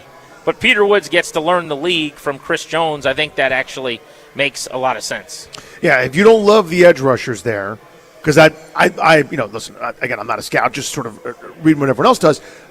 It looked like a better value there to go Falk, to go maybe T.J. Parker, also had his teammate at Clemson. But if you love this D tackle and you go, he's probably better than those guys, like we don't think those guys are going to be special difference makers, then I guess I could sort of see it. That doesn't. I don't know. That's an interesting one there to me. You had a chance to upgrade a couple spots of dire need, and at this point in the draft, it's not like the perceived value of Peter Woods is 20, 30 picks better than what you could get out of Omar Cooper or one of these other, Keldrick Falk, for that matter, out of Auburn as a defensive end / edge rusher. Seems interesting to me. It's not my favorite pick of the draft, I'll say. Well, here's what's strange to me. I actually like the value a lot of Peter Woods there. But for them, I mean. Yes, for them, it's curious because it's the one position on defense where they've got a star. But maybe you think he's getting a little long in the tooth, what have you. So you go get a 6'2", 300-pound junior D tackle. But they've picked twice. And they have Mansour Delane and Peter Woods. Good football players. Maybe the best corner and possibly the best defensive tackle in the entire draft. They haven't added any offense. No. That team was very much, I would say, boring for much of last season. By the way, on defense now, Chris Jones, Peter Woods, George Karlaftis, the rusher, Nick Bolton at linebacker, and Delane in the secondary. I like that group a lot. I got no problem with that group. Yeah. But do you think they go, well, we got Kenneth Walker. It's time to hit the dusty trail. Our work is done. Well, here's what they're doing, I'll bet. When they were really good a couple years ago and got to the Super Bowl, they did that ground and pound thing, where it was like less Mahomes, 4,540 touchdowns, and more Spags' defense ranked 7th, and we're the number 1 rushing team. They did it when Isaiah Pacheco got hot. So maybe you ride Kenneth Walker.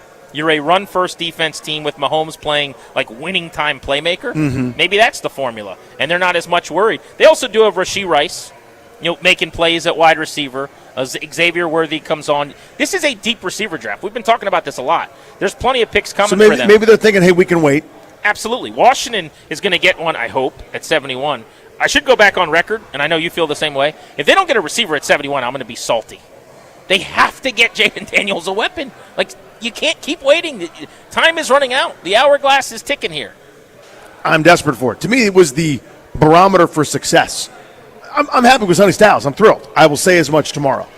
In the second breath, I'll go, they're going to need themselves a receiver. And I mean real bad. Real bad there. It's at 71. If you have to maneuver around the board, please do bring me one. Here come the New York Jets. The third pick they're going to make in this first round. My God, did they need some help, and they're getting it here. The Jets took David Bailey at 2, the edge from Texas Tech. They took a playmaker in Kenyon Sadiq, the tight end from Oregon, at 16. And at number 30, they just got Omar Cooper Jr., the wideout from Indiana, who ran a 4.4 at 200 pounds. I love that. They now have Kenyon Sadiq and Omar Cooper. They don't have a quarterback. Geno Smith's about to try to cook with a couple of new weapons. I was going to say, that's a big variable that they're missing.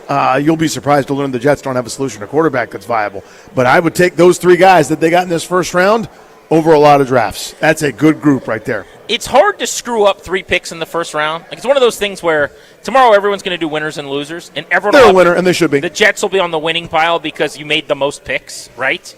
But David Bailey, Kenyon Sadiq, Omar Cooper, you can make the case. They got the best pass rusher. They did get the best tight end.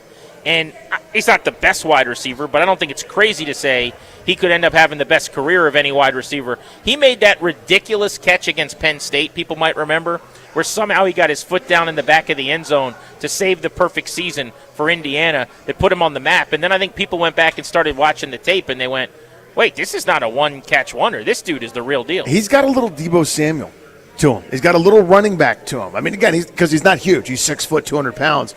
But there's more, a little bit more wide-out toughness, Steve Smith to his game, too. You know, again, I'm not telling you he's as good as all these guys. I'm just simply saying what it reminds you of. There's a little bit more go up and get and high point the football, a little bit more competitive catch than you'd think out of somebody that size. To your point, after that magnificent couple of moments, they go win the national championship. This is one of those, let's go re-examine this. Let's go take a better look at Omar Cooper and kind of realize this dude's a little bit of a badass. So Ian Rappaport just reported, NFL Network, that the Jets considered taking him at 16 when they pounced on Kenyon Sadiq. Clearly, they didn't think they'd have any chance to get him at the end of the first round. There you go. But if that's true, because you could float something like that, but if that's accurate and you're debating in your room when you're on the clock, do we go Cooper, do we go Sadiq, what do we do here? You go Sadiq, and then you get Cooper 14 picks later, you've got to be pumped. We've all had that moment in our fantasy drafts, right?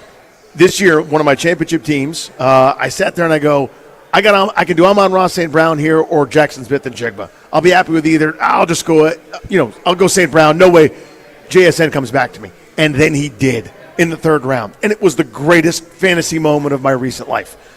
Imagine that, but for the NFL. Where if you're thinking you go to get somebody at 16, 20 picks later almost. You're there. 2 picks to go here in the first round. The Tennessee Titans on the clock at 31, and then the Super Bowl champion Seattle Seahawks at pick 32 to round out round 1. Toby, sorry, I'm putting you on the spot here. I don't know if you know. We've just been, blabbing, so I haven't seen all the trades. How are the Titans on the clock right now in the Patriots spot? I know the Patriots moved up with Houston. How did they get this pick at 31? Yeah, a lot of them shuffling around here at the end. I think I'd seen that Buffalo could have been. The Bills were involved. They moved off that pick. But I don't know for what. Okay, so the Bills came back to 31 with maybe New England and now traded the pick to Tennessee. Is that what we're saying? As I see it. All right, so the Titans, who made the stunner at 4 of Carnell Tate, the wide receiver, back on the clock. You think they go back-to-back offensive weapons here? The value right now is on defense. Best available, Emmanuel McNeil-Warren, the safety from Toledo. Jermod McCoy was an injury-prone corner. But at this point, right? I say injury-prone. He's really not. He just had a bad knee that didn't quite recover. His teammate at Tennessee, also a corner, is on the board as well. And then Denzel Boston, the big wide receiver from Washington. What if they doubled up for Cam Ward and got 2 wideouts here? That wouldn't be crazy, right? Or, again, Robert Saleh, defensive pedigree. Could be Folk here, as you kind of mentioned. Before the Titans pick, congratulations, you set a record for the first night of the draft.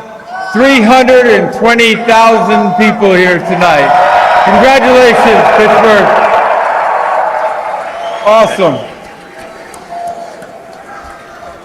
See if DC with the 31st pick in the 2026 NFL Draft, the Tennessee Titans select Keldrick Falk, defensive end, Auburn.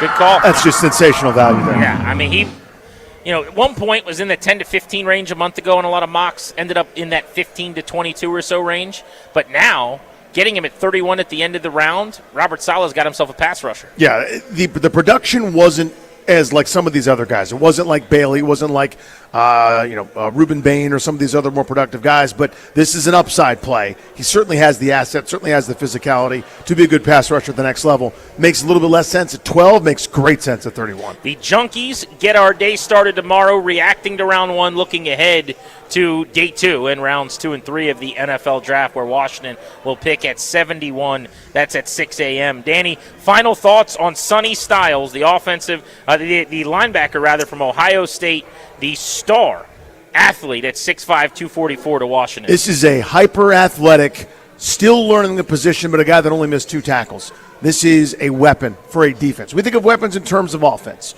right? This is a defensive weapon. This allows for flexibility, versatility. This isn't some guy that's going to come in sub packages, someone that's to come off the field on certain downs because he can't keep up with the running back or the tight end. This is a potential do-it-all star at a position that I think is kind of evolving in the NFL as teams go with their dictating personnel. You need someone that can match that flexibility. I think a linebacker that can run like he does certainly helps with that. We're going to see what kind of football player he is. He is still transitioning to linebacker from safety, to your point. But he is unlike many that have ever been drafted before. 6'5", he's the same height as Calvin Johnson.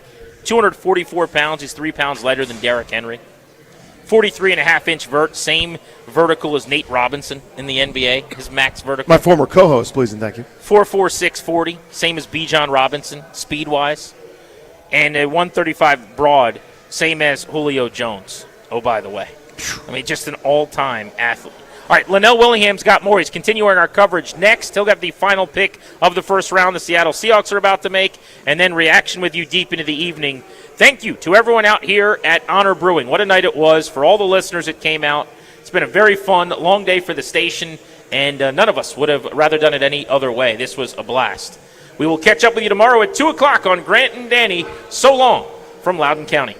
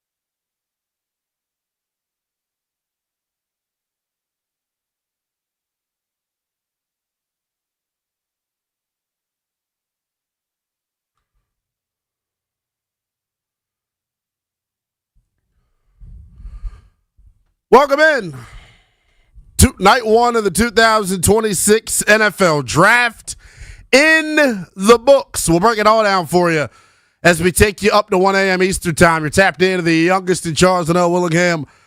Bringing it to you, baby. The Washington Commanders on the clock at pick number 7.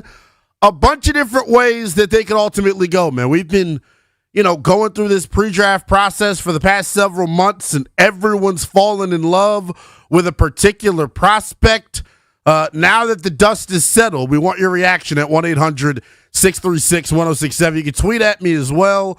Same handle on each and every social media platform. It is at NELL_BTP. The Commanders going defense with their first-round pick at number 7 overall. They go with the dude that I had as the best defensive prospect in the 2026 class, Ohio State linebacker Sonny Styles, going number 7 overall to Washington. And when you're watching this thing in real time, as we all were, and you're seeing with the Jets do it number 2 overall, David Bailey goes number 2 to the Jets. This is where the big surprise came at picks 3, 4, and 6. Number 3 overall, you got Jeremiah Love going to the Arizona Cardinals, and we'll break that pick down as we roll throughout the show tonight as well. But that allowed the defensive players to begin to slide down the board here. Number 4, another shocker, Tennessee, going with a guy that's been linked to Washington, Ohio State wide receiver Carnell Tate. Number 5 overall, Arvell Reese going to the New York Giants. Number 6 overall, this is where it gets interesting. The Chiefs and Browns put together a deal that moves the Kansas City Chiefs to pick number 6, the Browns to pick number 9, and at pick number 6, one spot ahead of the Washington Commanders, we see Mansour Delane go off the board, the number 1 cornerback in the 2026 draft out of LSU. And then at number 7 overall, Washington had options. Staring them in the face was defensive help at linebacker with Sonny Styles, a weapon for Jayden Daniels with Jordan Tyson.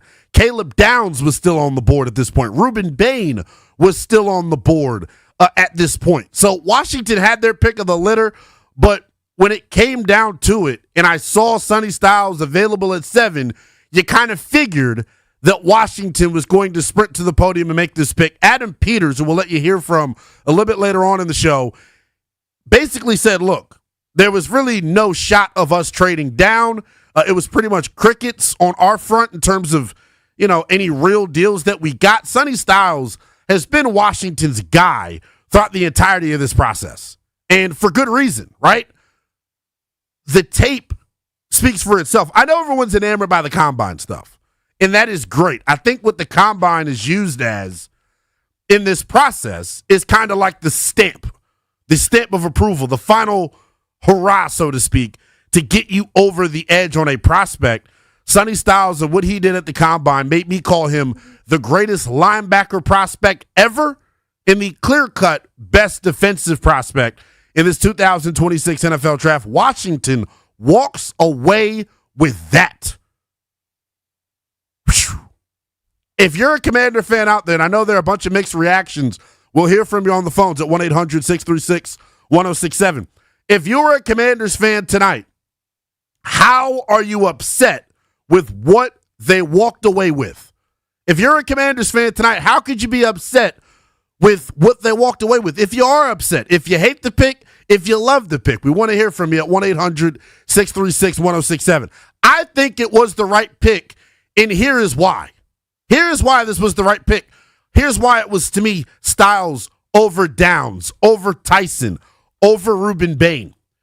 When you think about what Washington set out to do this offseason in terms of team-wide, they wanted to get faster, they wanted to get younger. When you think about what they've now added at the linebacker position between Sonny Styles and Leo Chenal, who comes over from the Kansas City Chiefs via free agency, they have gotten a hell of a lot faster on the defensive side of the football for the Washington Commanders. Durante Jones, the new defensive coordinator coming over from Minnesota, they have to find ways to get after the quarterback. I think Sonny Styles helps you in that department in terms of being a blitzer, but I also think he's that green dot guy moving forward. He is going to be the quarterback of this defense moving forward. in 2024. Remember how elated we all were in 2024 when they landed on Jayden Daniels, the guy that was going to usher this offense into the future. Ladies and gentlemen, at pick number 7 overall tonight, the Washington Commanders drafted the quarterback of this defense for the future. Bottom line is, Sonny Styles, in terms of being a prospect, is as flawless as they come. Honestly, the athletic profile, the personality, the ability to switch positions midway through his college career, converting from safety to linebacker, there is quite literally nothing that Sonny Styles cannot do. And when you think about what Washington has been defensively under head coach Dan Quinn, they needed to get faster. They needed a linebacker that can run sideline to sideline. We have complained over the last 2 seasons about their inability to set the edge in the run game.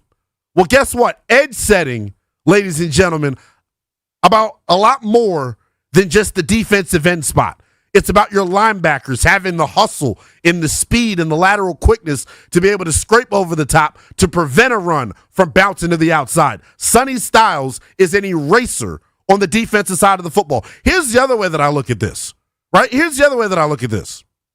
Think about it now. If you're Washington and you're going to deploy what we think is going to be a 3-4 base front, Sonny Styles and I would assume Leo Chenal are your 2 inside backers in this new 3-4. And on the edge, you could potentially have in certain packages Jordan McGee and Frankie Louvu. You could have Kalivion Chason, the new defensive end that you got from the Patriots. You could put Odafe on the edge. You've got Dorrance Armstrong still. I think this just helps this defense going forward. I love everything about it.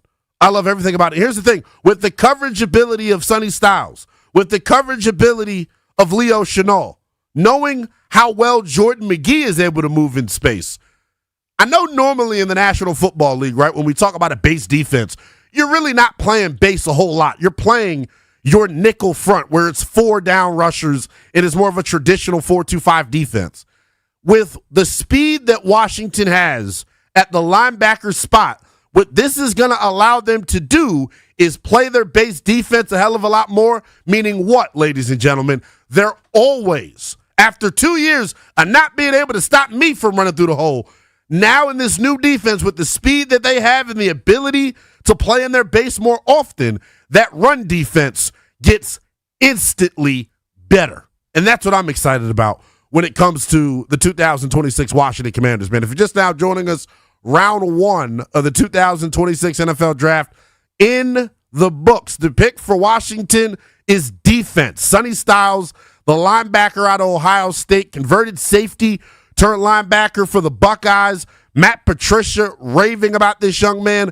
NFL talent evaluators raving about this young man. When your pro comp is Fred Warner, sign me up. And I know how this goes when it comes to the draft process. I know how this goes. There are a crop of you out there that are upset that you did not get your pick of the litter. There's a crop of you out there that's upset that you couldn't land on your guy. Some people wanted Caleb Downs. Some people wanted Jordan Tyson. Some people wanted edge rush help.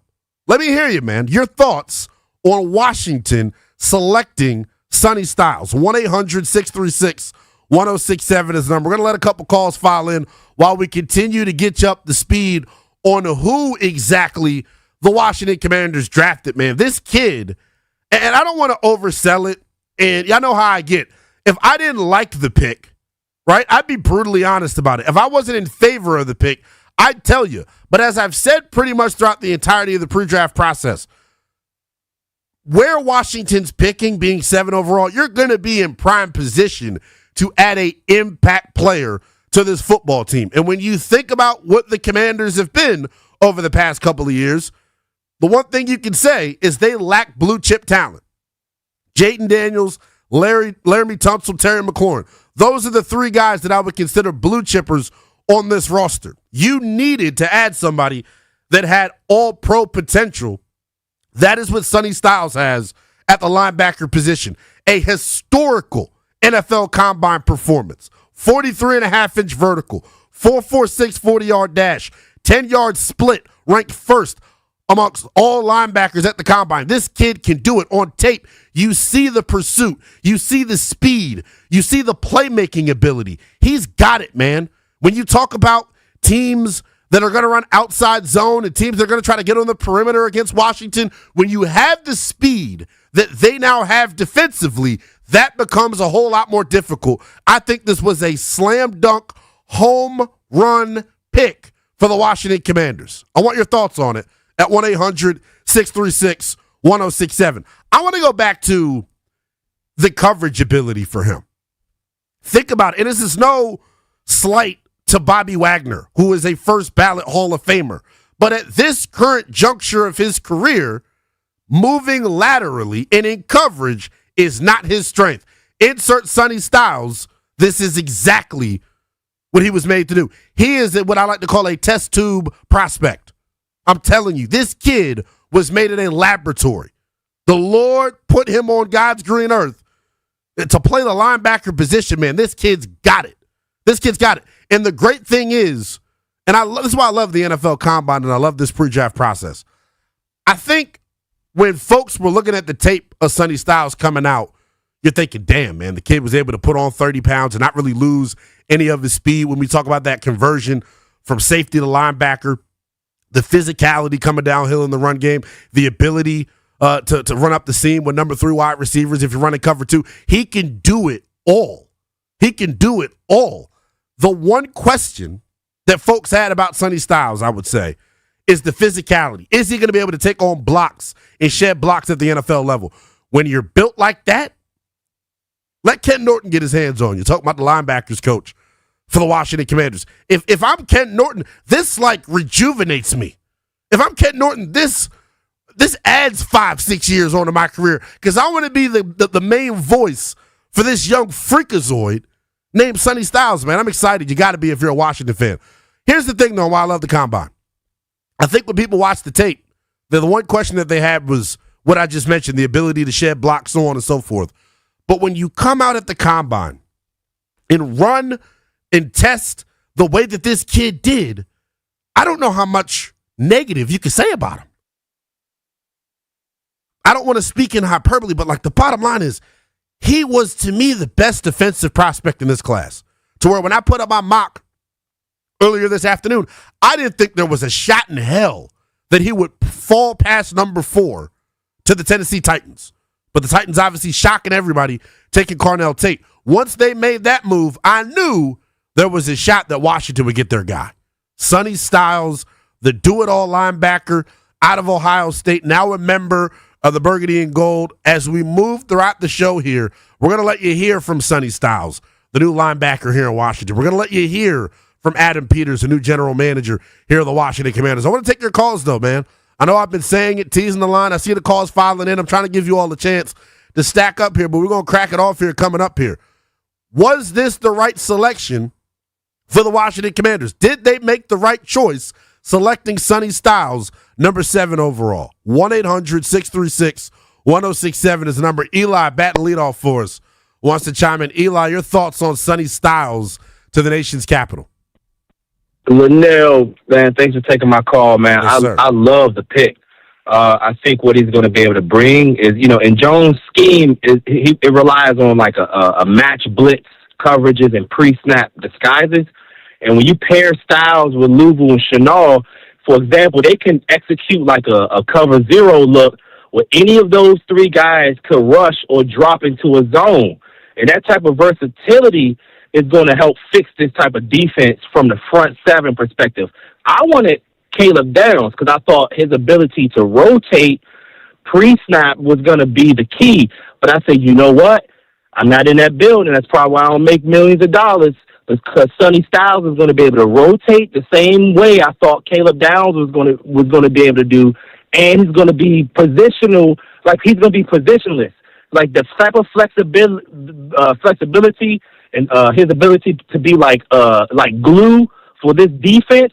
Essentially Jones can say, I'm a circle, put a circle on this board, and I want Sonny Styles to show up. And I know if Sonny Styles with that speed shows up at this part of the field on this down, I know good things are going to happen. For sure, man. I think And everyone's then we got to gotta be add excited about it. And I Amos. appreciate the call, Eli. 1-800-636-1067 is the number. Sonny Styles, the pick for the Washington Commanders at number 7 overall. If you're just now joining the program, if you're leaving a draft party and you're trying to get up to speed in terms of what the hell happened, here is how it played out. Here is how Washington ended up with the Ohio State linebacker, Sonny Styles. The draft started, we all knew, at pick number 2 overall. Jets go with David Bailey. Here's where the first shocker came on the board. We've kind of heard these whispers over the past 48 hours. The Cardinals going with Jeremiah Love at number 3 overall. You would think in this scenario, number 4 overall, if you're the Titans, for sure, with Love off of the board, you're taking somebody that can help this defense. Robert Saleh was in San Francisco when they took Fred Warner the first time. So you thought, Fred Warner wouldn't fall past the Titans. They shocked the NFL world going with Carnell Tate, the wide receiver out of Ohio State. And because of that, it allowed Styles to fall down the board. Reese goes 5th overall to the Giants. Then we get another big-time trade. The Chiefs saying, whoa, whoa, whoa. We just moved off of Trent McDuffie this offseason. Let's go retool our secondary. Mansour Delane goes number 6 to the Kansas City Chiefs. And then if you're Washington, you're sitting there at 7 with Styles, Jordan Tyson, and Caleb Downs on the board. I'm pretty sure and Ruben Bain is there as well. I'm pretty sure those were their top 4 prospects at that point. They go with the do-it-all linebacker out of Ohio State. We want your reaction at 1-800-636-1067. Sonny Styles, a member of the Washington Commanders. Do you like the pick? Do you love it? Your reaction here on the Fan. Steve chiming in. Steve, what's going on, brother? Welcome in. Hey, thanks for having me. Hey, I've been telling my family and friends for the past couple of weeks, I said, it's going to be Sonny Styles. I don't know how, but it's going to be Styles. We just lost the greatest Sonny who ever played, and we're going to now we're going to get another great Sonny, who someday may be the greatest defensive Sonny who ever played. It's going to be fascinating, man. Steve, I appreciate the call. 1-800-636-1067. Sonny Styles to the nation's capital as the Commanders continue to get younger and faster on their defense here in this 2026 offseason. A lot more to get to, breaking down all angles of night 1 of the NFL draft. Taking your calls at 1-800-636-1067. We're going to let you hear from Sonny Styles, the newest Commander, and Adam Peters before we get out of here. When we get back, I'll tell you the biggest position of need facing the Washington Commanders after night 1 of the NFL draft. That's next here on The Fan.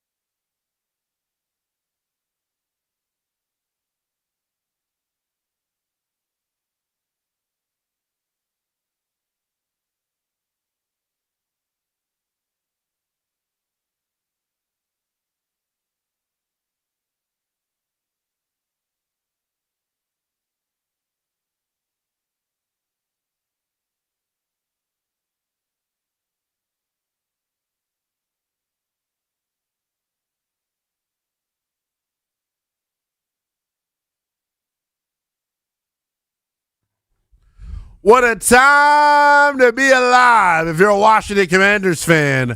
Night one of the 2026 NFL Draft going in your favor if you're rooting for the burgundy and gold. Lynnell Willingham taking you up to 1 a.m. Eastern time, breaking down every angle of night one of the NFL Draft, the night in which the Washington Commanders get the quarterback of their defense. Sonny Styles out of Ohio State was the pick for Adam Peters and company. Here is Sonny Styles talking to the DC media for the first time since being drafted to the nation's capital. Yeah, I mean, I think you just come in the building, just great people, great vibes. Coming in the building, Coach Norton, he's bringing a bunch of juice to LB Coach. So everything just felt right. All the way to Coach Jones, DC, Coach Quinn, Mr. Peters. Like every meeting just felt like it was it. And I left the building that day, and I was like, man, I feel like I'm going to be commander. So, I'm excited it happened. It's the perfect place to be. Coach Norton, he has a lot of belief in me. And, I think the biggest thing that he talked about, I'm only scratching the surface. Despite, I think I had a solid career, but he knows there's still so much more to unlock. And, I appreciate him for, believing me. And I think Coach Jones, man, he just talked a lot to him, talked to him at the building, at Topgolf, spent a lot of time talking, just talking ball, learning about me. I just felt like the people in the building really believed in me. And look, man, you don't just draft a football player based off of athletic profile. I know that's what folks are going to talk about when it comes to Sonny Styles. Oh, the athletic profile this, the athletic profile that. Let me go through it real quick. 6'5", same height as one Calvin Johnson. 244, 3 pounds lighter than Derrick Henry. 43.5-inch vertical, same max as Nate Robinson, dunk contest in the NBA. Dunk contest champion, rather, in the NBA. 4.46 40, the same as Bijan Robinson, the most electric back in football out in Atlanta. 13.5-inch broad jump, the same as who? Julio Jones. The tape matches this, though. This is what's crazy about it, is I think with Styles, when you saw him run at the combine, it almost made the tape look even better. It almost made his range, sideline to sideline, look even better. What I love the most about this young man, and I think is what Washington's in love with as well, the versatility. What do I mean by that? Started off his career as a safety, 215 pounds. Played that spot for 2 years. His last 2 years in Columbus, put on 30 pounds, got to 245, 250, and didn't lose a step while playing the linebacker position. In 24, if you turn on that tape, they used him and unlocked him as a blitzer. I think in this defense right off the rip, he is your green dot guy. He's lining everybody up. But I think, as you see, and why I thought he was the best defensive prospect, I think he's got the same pass rush upside as Arvell Reese. I think he could be a good pass rusher, rushing off the edge like a David Bailey. I know he didn't have the production in college that those two dudes had in terms of rushing the passer, but he also didn't have the attempts. I look at this young man, and I go, damn, what can't he do? You talk about getting better in pass coverage. You talk about getting better against the run. You did that tonight. If you're the Washington Commanders, if you're playing cover 2 and you're trying to run with a wide receiver 3 up the seam, he's got the speed to do that. He can mirror tight ends, running backs, wide receiver 3s. He can blitz. He's got the sideline to sideline speed that'll help us set the edge even better. If you're a Commander fan out there and you wanted this team to get better and you wanted this defense to get better, Sonny Styles, to me, the best defensive prospect on the board. How you feeling after DC brings in Sonny Styles to be the quarterback of their defense moving forward? I want your calls on that at 1-800-636-1067. One thing we'll also begin to look at as we roll through this opening hour of the program here, what's their biggest position in need now that they have picked Sonny Styles? Washington not back on the clock until pick number 71. That's the 7th overall pick in round number 3. And who knows what the board is going to look like at that point. Your thoughts, though, on Sonny Styles coming in, and then what's the biggest position in need now that Sonny Styles has been brought here to D.C.? Kevin wants to chime in. What's going on, Kev? I thought Adam Peters is breathing easier today. He needed to nail that pick, and he did. It's best case scenario, even better than getting Jeremiah Love, I think, for this team. I thought for a second that that Amarill Reese was going to fall. I was like, that would be unbelievable. I think Styles is a better fit actually than Reese would have been. And my last point is, I didn't understand the Chiefs. I thought they were moving up to replace Chanel with Styles, and then they chose Delane, and I thought they should have known we would take Styles over Delane. Why? I wonder if they thought the Saints were going to take Delane or something. I think was just curious with their move. I think Kansas City's choice to take Mansour Delane says a lot about Delane as a prospect, and I appreciate the call, Kevin. Delane, somebody I had mocked to D.C. I was okay with them taking him at 7. I figured, that there would be a run on the offensive lineman and maybe that would push the corner down the board a little bit. My one mock draft that I put out, I projected Mansour to Washington at pick 13 because I wanted to trade back initially. Like, that was my thought process going into it. But obviously, any trade back scenario was going to be dependent upon who was there when you're up to pick. And any scenario in which Styles was there at 7, there was really no shot that Washington was going to ultimately trade out. 1-800-636-1067. The other thing I love about this as well, his father, Super Bowl winning champion with the St. Louis Rams. So he's a coach's son. He eats, breathes, sleeps football. These are the type of dudes that you should be wanting to bring into your building, man. As excited as we all were about the Jayden Daniels pick, I'm telling you out there, Burgundy and Gold fans out there, I'm telling you, you should be just as excited about this Sonny Styles pick. He's got the chance to be the Jayden Daniels for the defense in terms of his ability to be electric and fly sideline to sideline. There is genuinely nothing this young man can't do. Tony, chiming in. What's going on, Tony? What up, Lynnell? It's me, Tony. What's going on, man? Got a lot to unpack. I love the pick. I said going in, it was either Styles or Love. Anybody else, we trade back. So I'm glad we got our guy. I agree, day one, he should have that green dot on, but let me pitch this to you. What if London wanted to come back for a little less money to mentor this guy, to be a middle linebacker, the quarterback of your defense at the NFL level? I think that we need somebody in the building that could teach him, because right now you only got Jordan McGee, right? You need somebody that's going to guide him at the NFL level.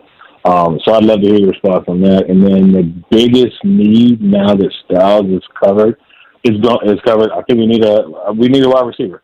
I think, I know a lot of folks are in favor of Ayuk whenever that gets sorted out, but you need a young receiver that could become a number one when Terry's done, similar to what Philadelphia did tonight with Lemon and move on from A.J. Brown. Yeah, they got Devontae Smith, who can now step into that role that A.J.'s gone. And so we need to start building that pipeline at receiver. I agree with you, man. Appreciate the call as always. 1-800-636-1067. Here's the thing. As a 5-star recruit coming out of high school, Sonny Styles was the top-ranked safety in the 2022 class in the number 2 recruit in the state of Ohio. He was the 12th ranked recruit in the entire class, period. This kid was born to play football. And I think in today's NFL, where we're kind of seeing the passing game evolve, and now it feels like it's going back in the other direction. This past year, teams are running the ball a little bit more. He's a guy that can play in any defense possible. Any defense you got, Sonny Styles will fit. I think he's best going forward. I love him going sideline to sideline. I love what he can do in coverage. I'm genuinely floored by the pick. I'm going to pull up a clip from my national show that I do, Westwood One Sports Night. This was on what? Trying to get the exact date here when I put this out. This was on March the 5th. To me, this was right after the Combine. I thought, damn, is Sonny Styles the best defensive prospect in the class, period? And now if you're Washington, think about this. If I would have told you when the season ended that you were going to end up with maybe the best defensive prospect in the class while picking 7th overall, you'd be jumping for joy, man. Washington getting a hell of a lot better, improving this defense. There are so many different ways to look at this in terms of how he benefits this Washington defense and how he benefits new defensive coordinator Durante Jones. He just fits what they want to do. I'm curious as to how they're going to deploy him. Like I said, I think from day one, he comes in wearing the green dot. But go turn on the 2024 tape. You see tape of him or film of him blitzing through the A-gap, getting pressure. You see him rushing off of the edge in between the tackle and the tight end, getting pressure. Like, the kid, there's nothing he can't do. There's nothing he can't do. And look, I preferred him, yes, over Arvell Reese, and here's why. I think with Styles, when I look at that athletic profile, I think, damn, he's got the same upside as Reese does as a pass rusher, or even more, because of what he can do and what he is from a height, weight, speed standpoint, right? The fact that he is a converted safety automatically, for me, put him above Arvell Reese, because, yeah, they may be, similar in terms of their ability to rush, but I think in terms of coverage, Styles in a league of his own. Against Caleb Downs, think about it in terms of him versus Caleb Downs. I think he can do everything that Caleb Downs can do, except this kid's bigger. That's how I look at Sonny Styles, man. When you add 30 pounds and don't lose a step, says something about who you are. Keith, wanting to chime in. What's going on, Keith? Good evening, Lynnell. How you doing? Good, man. How you doing? I'm great. I am really psyched to see this defense and the speed they have on the second level now. You have Lynnell, McGee, Luvu, and now you add Sonny Styles to it. And to me, that is an incredible level. So we filled our biggest need on defense, and then you had Chase on and Dietrich Wise, and then everything else is coming together. But our secondary need is a wide receiver, too, in my opinion. And I think that is going to be fulfilled, whether everybody wants it or not, by Brandon Ayuk, a post-June 1st release. 49ers are playing hardball. They're not going to let him go until the last possible second. And I think that he wants to play with JD5. And it's something he wants, and it's something we're going to have to, whether we want it or not, just deal with. And that's probably the plan, as far as I can see it, unless somebody else has a different opinion or different viewpoint going forward. It's fascinating, man. I don't know which way they're going to go, but I think I agree with you. We all agree. They got to add some pass catchers. 100%. 100%. I don't trust Luke and Diami coming in. Yeah, I mean, Jamison Crowder, I trusted him a little bit more, but, I mean, I'm 45. He's got to be close to my age by now. So we need some youth at that position. I need someone who can go over the middle on 3rd and 7 and get 8 yards. Look, you may end up finding that here in the rest of the NFL draft. Keith, I appreciate you as always. We're going to get to the wide receiver spot, the secondary, as we roll throughout the show. Want your calls, though, on your instant reaction. Sonny Styles, the pick for the Washington Commanders at number 7 overall. I'm glad that Keith brought up what we hit on in the opening segment of this program. The speed that Washington now possesses defensively is out of this world. The 9.99 RAS score, relative athletic score that Sonny Styles posted was the best of all time for a linebacker. What was it, 4 or 5 years ago, Leo Chenal, the newest linebacker for the Commanders, by way of free agency, he had the 3rd best RAS score ever for a linebacker. This linebacker room for the Commanders just got a hell of a lot faster. And I want to go back to something I said earlier. And maybe I'm getting, too nerdy here when I begin to think about this, but man, think about the issues that Washington's had over the past several years stopping the run. Last 2 years in particular, haven't been able to set the edge, haven't been strong on the interior stopping the run. They have just struggled in all facets of playing the run.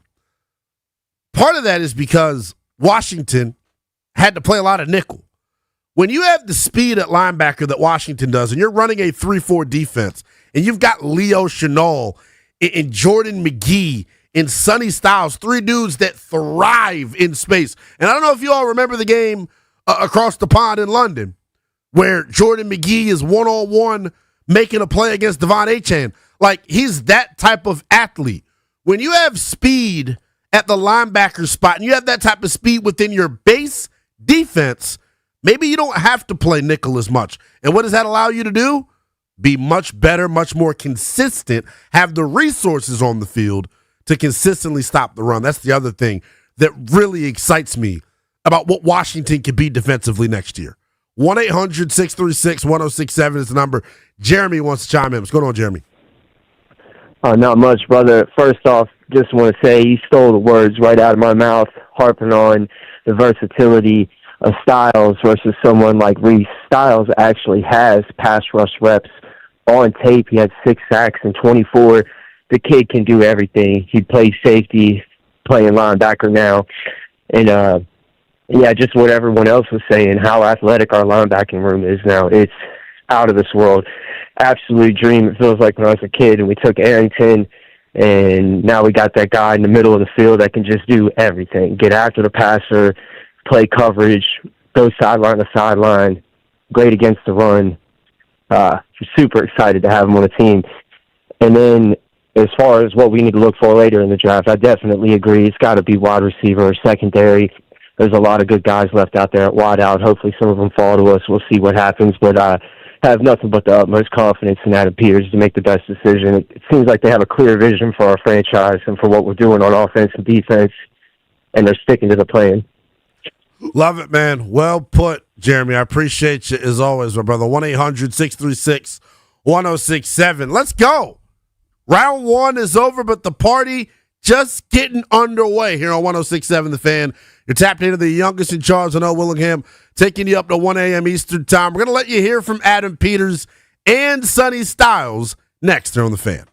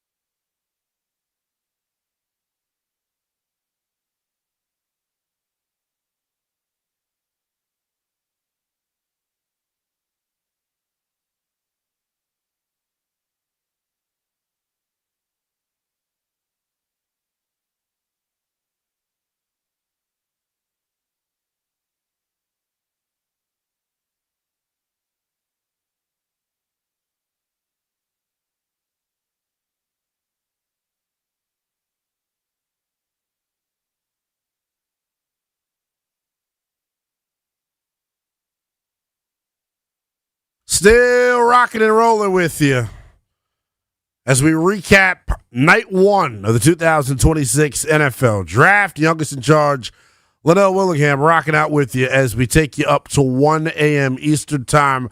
You know how to tap in with me, 1-800-636-1067. You can tweet at me as well. Same handle on each and every social media platform. It is at NELL_BTP.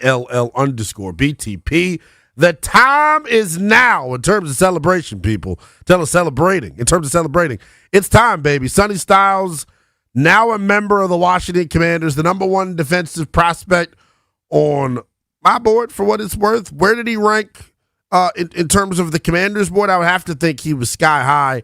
Here is Adam Peters speaking earlier this evening about his reaction to getting Sonny Styles at pick number 7 overall. I've been smiling ear to ear for a while now, after all the high fives and everything, and kind of settled in. But we got Sonny Styles, and for I can't tell you how many reasons why we liked him, but it's, you can go on and on about him, and we're thrilled to have him. And so to pick Sonny Styles with the 7th pick, didn't think he was going to be there. Thought there was a low chance. There was a chance, but it was an easy pick when he was there and we were on the clock. So a little bit about Sonny, I think. And look, I think, as Adam Peters just put it, there's a lot to like about this kid, right? Like, there's a lot to like about this kid. There's really, in my opinion, nothing that he can't do on a football field. Like, if I'm being honest, right, there's nothing that he can't do on a football field. And when you think about him in this defense, after adding Leo Chenal, and just thinking about how much better they've gotten in terms of their ability to flow sideline to sideline, it's exactly what they've missed the last 2 years here on this defense with Bobby Wagner being the primary guy on the interior. And look, this isn't about, dunking on Bobby Wagner, a guy who may very well be back here in the burgundy and gold, despite, Washington taking Sonny Styles. I just think it's different what you have right now. When you have that type of speed defensively, I keep talking about it, they're probably going to run a base 3-4 defense. And you're looking at a scenario in which their front 7 has got a bunch of interchangeable pieces. That's what really excites me. That's what really excites me, is the interchangeable pieces that they've got here in this front 7. I'm thinking, what is Washington's best front 7 combination when we're talking about their base 3-4? And the thing that I keep harping on, and I'm going to keep saying it till I'm blue in the face, when you have speed at linebacker the way that Washington has with Chenal, Styles, and Jordan McGee, it affords you the opportunity to live in your base defense more than you would if you didn't have the speed. Think about it. We always talk about, the base defense doesn't matter. Yeah, you move to nickel to get speed on the field. You move to nickel to get an extra defensive back on the field. Well, Sonny Styles is a defensive back, damn it. So if you're Washington, imagine if you have the ability to live in base a little bit more often. Guess what gets better automatically by default? Your run defense. 1-800-636-1067. As we ease our way into the final hour of the program, we're going to take your calls on this. I want you to tell me how you feel about the Sonny Styles pick, obviously. But what to you is now the biggest position of need as we get ready to enter night number 2 of the 2026 NFL Draft? Washington not on the clock again until the 3rd round, pick number 71 overall. When they are on the board again, what do you want them to do? Adam Peters, there's no audio of this, but I got a quote saying it's, quote, unlikely that they move up from pick number 71. 1-800-636-1067. Sean wants to chime in. Sean, what's going on? Hey, appreciate you taking my call. Yes, sir. Yes. Excited about Sonny Styles from just a lot of different standpoints, where we were able to pick him, and then 2, a guy that can really, you can count on the defensive side when it comes to that, interior and then secondary level. A lot of speed, you're excited about that. I will say seeing Downs go to Dallas just doesn't feel the best. But again, I don't want to write the headline, but turnover on downs sounds like something that's going to be heard in Philly, in New York, and Washington for a couple of years. Again, it's a happy day. Let's focus on that. I appreciate the call, man. 1-800-636-1067.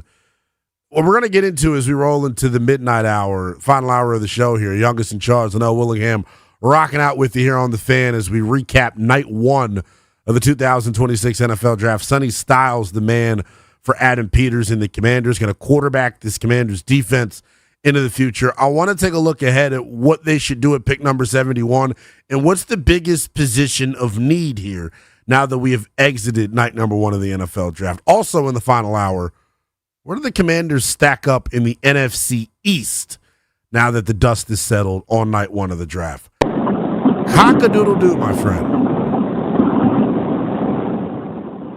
Chris. Hello, Lynnell. Your phone sounds horrible, Chris. I'm sorry about that. Can you hear me now? We can hear you. It just sounds very, very bad. Well, I was just giving you a call on my way home from Command Land. We appreciate it, man. I'm happy to get your thoughts on this. We're going to put you on hold because I do value your thoughts. We all do. We just got to get you to sound a little better than what you do right now. So we'll throw you on hold. Chris Russell blessing us with his presence as he's on his way back from Commanders Park or Big Bear AI training facility out in Ashburn. We get his thoughts on what the Washington Commanders did with the number 7 overall pick. Sonny Styles now here in the nation's capital. I think it gets them a hell of a lot better on the defensive side of the football. But now the question remains, what do they do next? Keep talking about it. I initially was in favor of a trade back. Now, like I keep saying, and I don't need for you guys to tell me the stupid thing you're going to say, just trade back to trade back. Duh. I feel like anytime someone says that to me, talking about you don't trade back just to trade back, I almost feel like you're like questioning my football intelligence. Why would I just trade back just to trade back? Duh. If Sonny Styles or name your top defensive prospect is sitting there staring at you, becomes a lot more difficult to trade back. But here's the reality of the situation. Now that Washington has not traded back, when it comes to the remainder of the 26 NFL Draft, the Washington Commanders have the following picks remaining at their disposal. 71 overall in round 3, 147 overall in round 5, 187 overall in round 6, 209 in round 6, 223 in round 7. Washington, put it in layman's terms for you, have just 2 picks remaining within the top 150. And when we look at where this roster currently stands, I see a need at the cornerback spot. I see a need at the wide receiver spot. I see a need at the safety spot. I also see a need still maybe potentially on the edge. That's the thing, though, where we're picking 7th for a reason. I don't want, and I'm excited right now. We're going to talk about where I think they stack up in the NFC East after tonight and the dust is settled. But the bottom line is, when we have this conversation as we ease our way into the next hour of the program, we got to be real here. We got to be open, honest, and transparent. They were picking 7th for a reason. There's still some needs here left on this roster, and I wonder how they fill them. 1-800-636-1067 is the number. Final hour of the program coming your way next. Wrapping up the 2026 NFL Draft. Night 1 in the book. Sonny Styles, now a member of the Burgundy and Gold. Now that the dust is settled on night 1, what's the biggest need facing the Burgundy and Gold moving forward? We'll talk about that next on The Fan.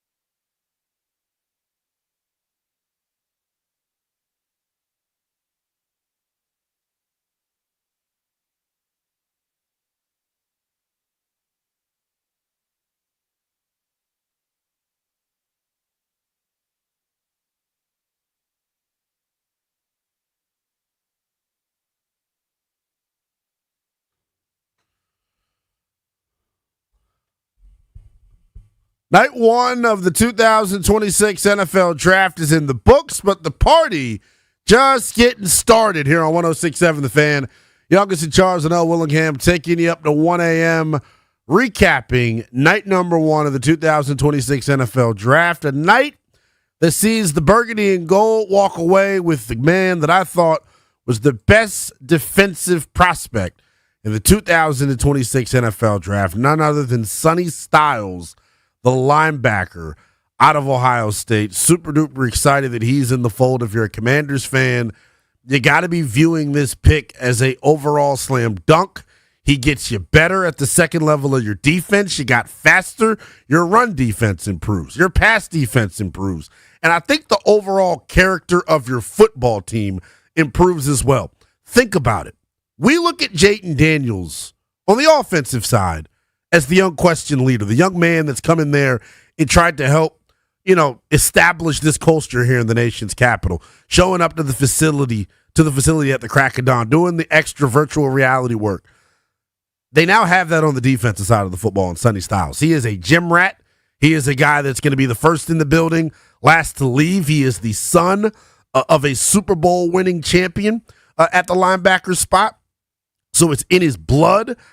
I just love everything about it. My favorite piece of Sonny Styles' story is this. When you enter your freshman year of college at one position and you leave as a senior or a junior playing a different position, it makes me respect you a hell of a lot. His story is incredible. This is a dude that was a 4-star basketball recruit. This is a guy that was a 5-star recruit at the safety spot. It was the top-ranked safety in the 2022 class. He was the 12th-ranked recruit in the entire country. Gets on to campus at Columbus weighing 215 pounds, playing safety, played the hell out of that spot for 2 years, and then his final 2 years on campus, you add 30 pounds, and now we're talking about you as the best linebacker in the country. The thing that the scouts and talent evaluators love, despite adding the extra weight, the athleticism still there. Can run up the seam in a cover 2 defense with number 3 wide receivers. Can cover backs and tight ends out of the backfield. Has the ability to blitz moving forward, as you saw on the 24 tape. The ability to move sideline to sideline. His ability as a communicator, I think, is out of this world. Right? Like, he just gets football, and I think he's what Washington needs. And the number one goal going into this offseason defensively was to get bigger, faster, stronger. I think the Commanders did just that. 1-800-636-1067. Your thoughts on the Sonny Styles pick? Plus, tell me the position of need that you think is the biggest right now for Washington as we get geared up for night 2 of the NFL Draft. Washington not on the board again until the 3rd round, 7th pick overall at number 71 overall.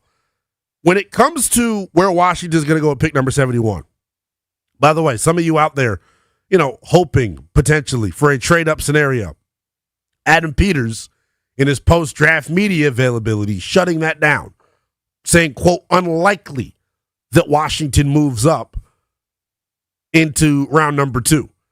Their 2 biggest positions in need, without a shadow of a doubt, wide receiver and cornerback right now.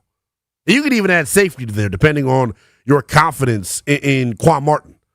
But I'm going to go with cornerback and wide receiver. And when you think about where Washington is slated to pick here, is I got the cheat sheet in front of me, ladies and gentlemen. I'm looking at probably the best draft guide that exists. Dane Brugler of The Athletic putting out the beast. It was laying around here in studio. Lucky we get to have this at our disposal. When we think about wide receivers in corners and who's left here in this draft, I'm looking at Dane Brugler's draftable grades. We're looking at Washington picking in the 3rd round at pick number 71, and then they pick again at 147 in round 5. So the thing you got to be looking at here, if you're a Commanders fan, and what they're looking at, how many wide receivers do we have graded between the 3rd and the 5th round?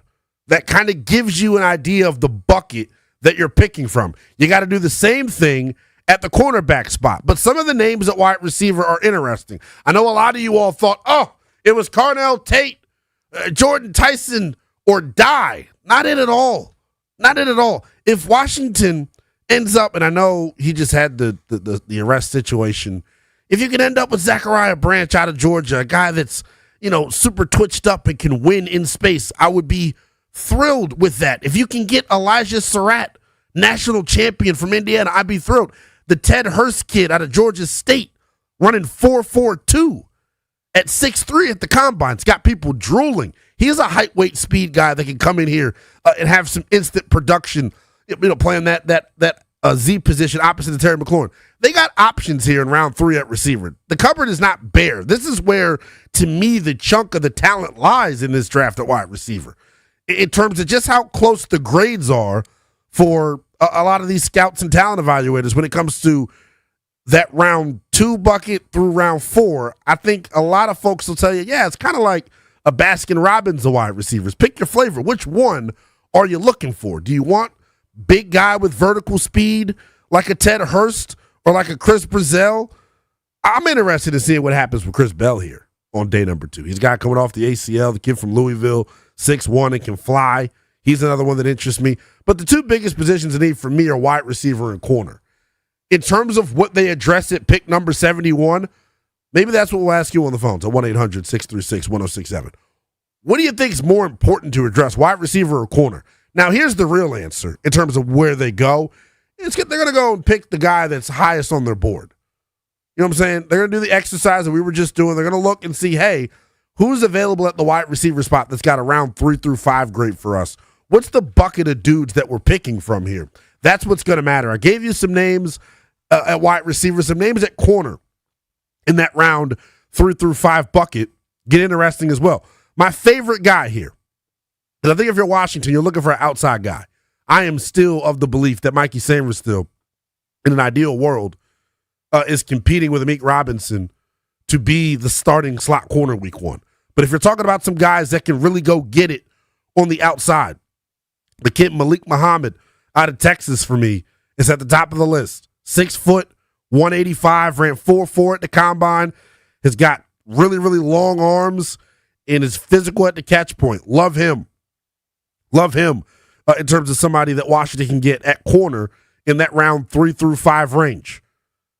I'm looking at the kid Tacario Davis out of Washington. It's a guy that's 6'3", that's got real size, 4'4", 6'3", 200 pounds, ran 4.41. He's got the athletic profile that I think Washington's looking for. They need an outside corner. I'll say this about how I feel about where they currently stand at defensive back, cornerback in particular. They cannot, I repeat, cannot go into the regular season with Trey Amos, Mikey Sainristil, and Amik Robertson as their cornerback trio. 1-800-636-1067. Enough of me. Let's hear from you. Sonny Styles was the pick for Washington. Do you like it? Love it? Hate it? Tell me at 1-800-636-1067. And now that we're getting geared up for day 2, what's the biggest position of need that exists here for the Washington Commanders? Let's try them again. Chris Russell, your phone still sounds horrible, my friend. Can you wind your window up? I'm pretty sure that's what it is. My window is up. Can you hear me? You sound a lot better now, my friend. What's going on, man? Okay. My window's been up the whole time. I don't know what's going on. Leader of the late nights, I thought you forgot about me. How are you? I'm good, man. I'm good. No? Give us your thoughts. You sound good. I love it. I picked Sonny Styles today on the show as my final pick. Thought he had a decent chance to be there.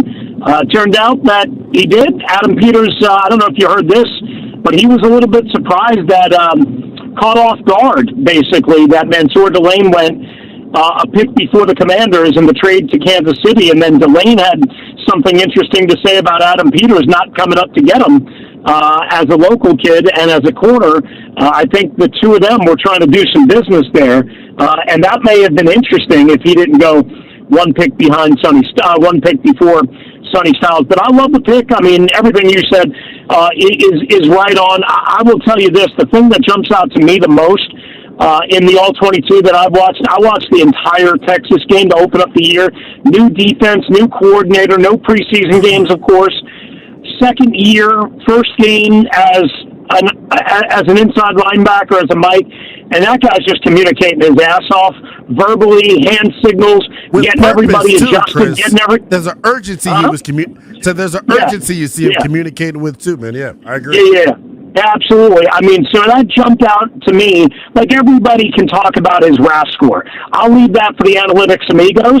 And there's plenty of them. Some that we work with. I'll leave that for them. I'm talking about real football. Football that matters. Okay, and that just stood out to me big time. I talked to Ryan Jones, CBS College Football Today on Wednesday, and I asked him that directly. That same question, man. Did that stick out to you when you watched that game? That was the first game under Patricia, and he was like, that was probably the number one thing that jumped out to me. And then you watch, like, his last game of the year in college, right, against Miami in the college football playoff, and he's lining up on the far left side. He's lining up at Mike. He's lining up on the line of scrimmage off the right edge, dropping into coverage, making tackles, shedding blocks. He's doing everything now. I think this is, I think this is going to be a slam dunk pick. I covered most of London Fletcher's tenure here and got to know Fletch real well. Fletch made up for a lot of his deficiencies physically with his mind, and just note, this kid, Sonny Styles, doesn't have those physical deficiencies, and I think eventually he's going to have the mental and football IQ that he's already building and is already impressive, at least to me, and I think to others. And he hits that apex, he's going to be an unstoppable force. Let me ask you this. Obviously, everyone should be in favor of the pick. He was probably their best player there. They still have massive holes at wide receiver and in the secondary. Yeah. You're not on the board again until pick 71. Do you buy what Adam Peters is selling when he says it's unlikely that they move up? Yeah. Because I was there when he said it. He wasn't like trying to smirk, and he wasn't trying to make stuff up and mislead us. They brought us in there really early, like, I'd say probably like pick 14, pick 15. Like, they weren't trying to play games with us in the media. Not that means, that they wouldn't try and make a move if there's somebody dangling that they just can't resist. But they don't have, you ran down the list. They don't have a lot of ammunition. You don't really want to dip into your 2027 stash because that's supposed to be a great draft, and it's obviously here. And the positional needs, like the one, the one I didn't hear you mention is center, right? I mean, they need a center, and it's a really good class. It's a really good class for centers, as I'm sure you're aware, right? It goes pretty deep. So I think they can get one in the 5th round and the 6th round, maybe even the 7th round, to compete with Nick Allegretti. And maybe they don't, right? Like last year, we all thought they needed an edge, right? That was the top need. Did they draft an edge? No, they did not. Right. So wide receiver, corner, you say safety. I think they're a little bit better at safety. That's why I was never in on the Caleb Downs train, quite honestly. One of the reasons why I wasn't. And I'm glad they chose, quite honestly, Sonny Styles over Caleb Downs. And I feel a little bit better at safety than maybe you do. But center, corner, wide receiver, all huge needs. I agree with you, man. It feels like you can categorize night one as a W for Washington. The big question is, at 71, what do they end up prioritizing? Is this a situation, and I know what teams say, Chris, the whole thing that everyone says is a no-no in the draft is not drafting for need. Yep. I tend to say that is total baloney because, damn it, if there's a guy there at a position in need and he's close to a guy at a position that's not of need, you take the guy that you need. What do you see them ultimately prioritizing here as we get to pick 71? Well, I will say this. Adam Peters did say that's like they did not want to draft for a position of need. And whether you believe that or not, I agree with you, by the way. If there's a player that's ranked at a need position, that's always going to take priority over, say, I don't know, quarterback, right? If you have a quarterback, let's say you have the kid from Penn State, Drew Aller, right, ranked the same as Ted Hurst, who you were just talking about from Georgia State. They damn well better take Ted Hurst, right? Right. They damn well better do that. I want to believe that that's what they do, and that's what most good organizations do. But I do think they'll probably prioritize wide receiver over corner and over center, even though it's a deep class at wide receiver as well, and maybe not as deep at corner. Deep at wide receiver, deep at center. And I would tell you this, it's not only for what they need this year, and there's no doubt they need a 1A or a really good 2, whether Brandon Ayuk comes here or not, but it's also what they need for next year when Terry, there's a good chance Terry's not going to be here next year. I don't want to, write the epitaph. I just think that's looking. I don't think this regime and organization has the luxury of looking ahead, if I'm being frank. Probably not. But but you know this, if you're not thinking 2 and 3 years ahead in this league, you're gonna get caught with your pants around your ankles. Yeah, you got to win games. I mean that Cinderella year gets further and further away as each passing day goes. So it's a what have you done for me lately league. They got to add talent to this roster. I love the Sonny Styles pick, but like I said when you were on hold, you can't go into the season, at least in my opinion, you can't, in this division with Trey Amos, Mike Samers still, Amik Robertson, and Akilo Witherspoon. I'm sorry, people get angry when I leave them out. Yeah.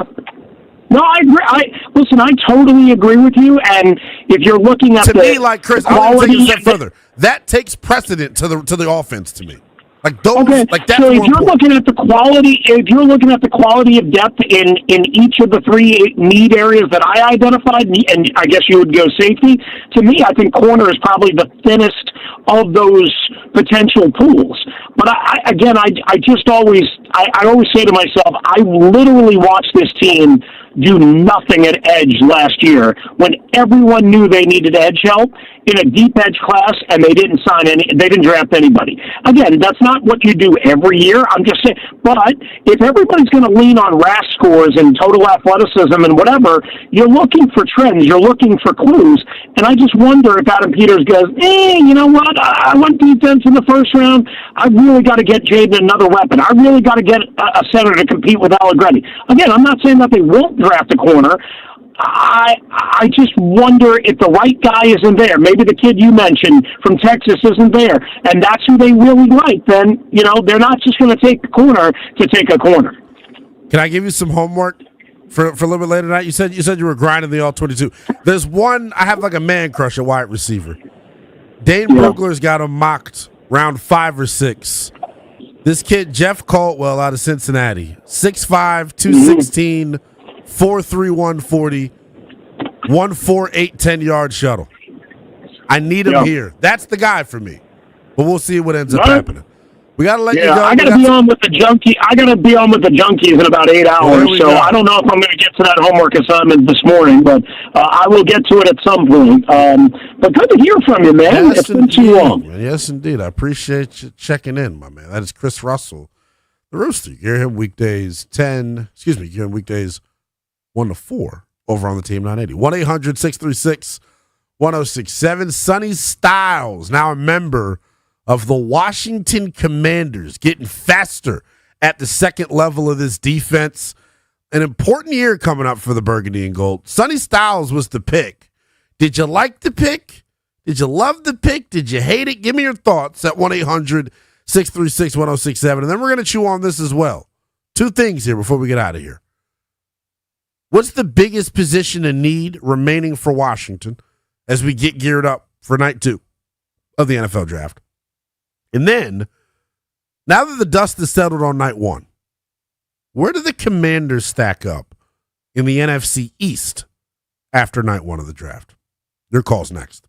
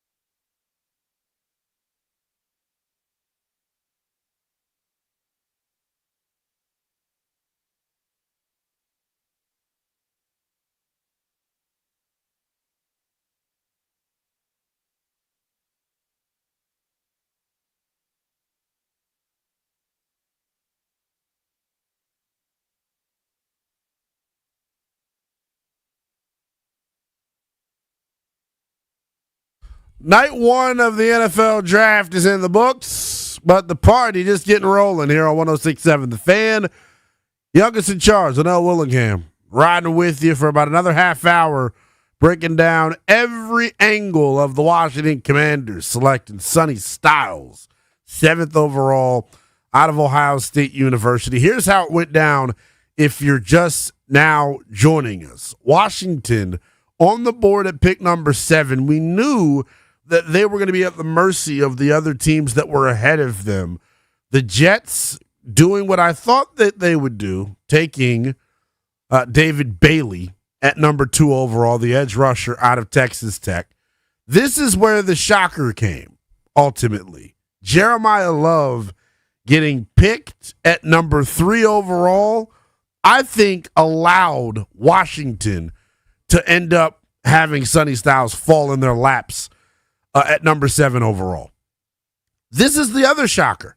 Jeremiah Love was a shocker to me at 3 overall at Arizona. And then this is where things really got crazy. It really began, to kind of swing in Washington's favor. Carnell Tate, wide receiver out of Ohio State, getting taken at number 4 overall. A stunner to everybody involved. That, to me, always was the floor for Sonny Styles. I didn't think he'd get past Tennessee, but he did. And then number 5 overall, the Giants on the clock, Arvell Reese. And then Mansour Delane goes 6 overall after Kansas City says, whoa, Cleveland, I need this guy. Let me go get him. So now if you're Washington, you were sitting there on the board at 7 overall with the choice of Jordan Tyson, the wide receiver out of Arizona State, Caleb Downs, the safety out of Ohio State, and then Sonny Styles available for you. So in that scenario, 10 times out of 10, 7 days out the week, twice on Sundays, in that scenario, I think Washington would do it this way 100 times out of 100. They would go Sonny Styles. I think it was the right choice, and I'm excited for a defense, and I'm not trying to be negative here. I'm not trying to poo-poo on the group. I'm trying to be real about where things currently stand with this group. You picked 7th in this draft for a reason. You're horrible, awful on the defensive side of the football. So walking away from night one with a blue chip defender, music to my ears. The big question now, what's the biggest position in need for the Commanders moving forward? Is it the cornerback spot? Is it wide receiver? I can make a case, that the center spot is a big position in need for them as well. Let me hear from you at 1-800-636-1067. Now that the dust is settled, Sonny Styles here in the nation's capital, what's the biggest position of need as we get geared up for night 2 of the NFL draft? Hunter wants to chime in. What's going on, Hunter? Hey, man, thanks for taking the call. Yep, yes, sir. Appreciate it. A couple of things. What a wild night. That was one of the more entertaining, I'd say, 10 picks of the draft I've seen in a while. Just a lot of action, For right? sure, I agree. And so a couple things for you. And for me, I really like the pick. Dude's a dog. He's a stud. Just freakish. But I was a Caleb Downs guy. And hate to see him go to Dallas. Just really hate to see it. Yeah. So, with that said, I actually haven't heard your take on Sonny versus taking Caleb, let's just say. It sounds like it was a slam dunk home run. I'm going to call it a double or a triple safely. Okay. I think I have too much PTSD given our draft history. I get you. However, here's what I'll say about Styles. Here's what I'll say about Styles versus Downs. I think Styles is just a bigger version of Caleb Downs. Honestly, they came in playing the same position. Styles put on 30 pounds to help the defense out. Why do you think they asked Styles to do that, not Caleb Downs? That's a good point, and it goes down to frame, right? Exactly. One dude 6'5". Exactly. He looks like LeVar. I've never heard I heard the comps between Warner dare I say, Urlacher. I mean, Urlacher was big. Yeah, Urlacher was a big dude. This guy's wiry, man. Yeah. Yeah, wiry frame. Yeah, Long. yeah, exactly, man. I kind of like, for keeping it hometown, Mm-hmm. and by the way, lifelong fan. The comp, I don't know, I haven't heard LeVar. LeVar's you a put him at a fascinating mic. one, Hunter. I appreciate you as always, man. 1-800-636-1067. Sean wants to chime in. Sean, what's going on? What's going on, Lynnell? How are you, man? Good, man. You told me about a month ago. I called in joking with the Josh Graham guy. I got a problem with him. Oh. He said, and you said that they would never trade up, and they didn't trade up. I understand that for Sonny Styles, but they still got him. And I realized they were probably ifing Matt, with Adam Peters and all that. But all I'm interested in is seeing that we have a linebacker that can cover a tight end. That's all I want. I think that would solve a lot of problems on our defense. And as far as what we should be going after next, of course, it's got to be a receiver. We got to have somebody like Guy Brazil he from Tennessee. He looks like the catch in the cards. But like I said, I'm a big fan of Sonny Styles. Yeah. He's a big man. He's big and strong. Hopefully he goes and smashes some heads for us. Sean, I appreciate you as always. I think that conversation is fascinating. Where do they go at 71?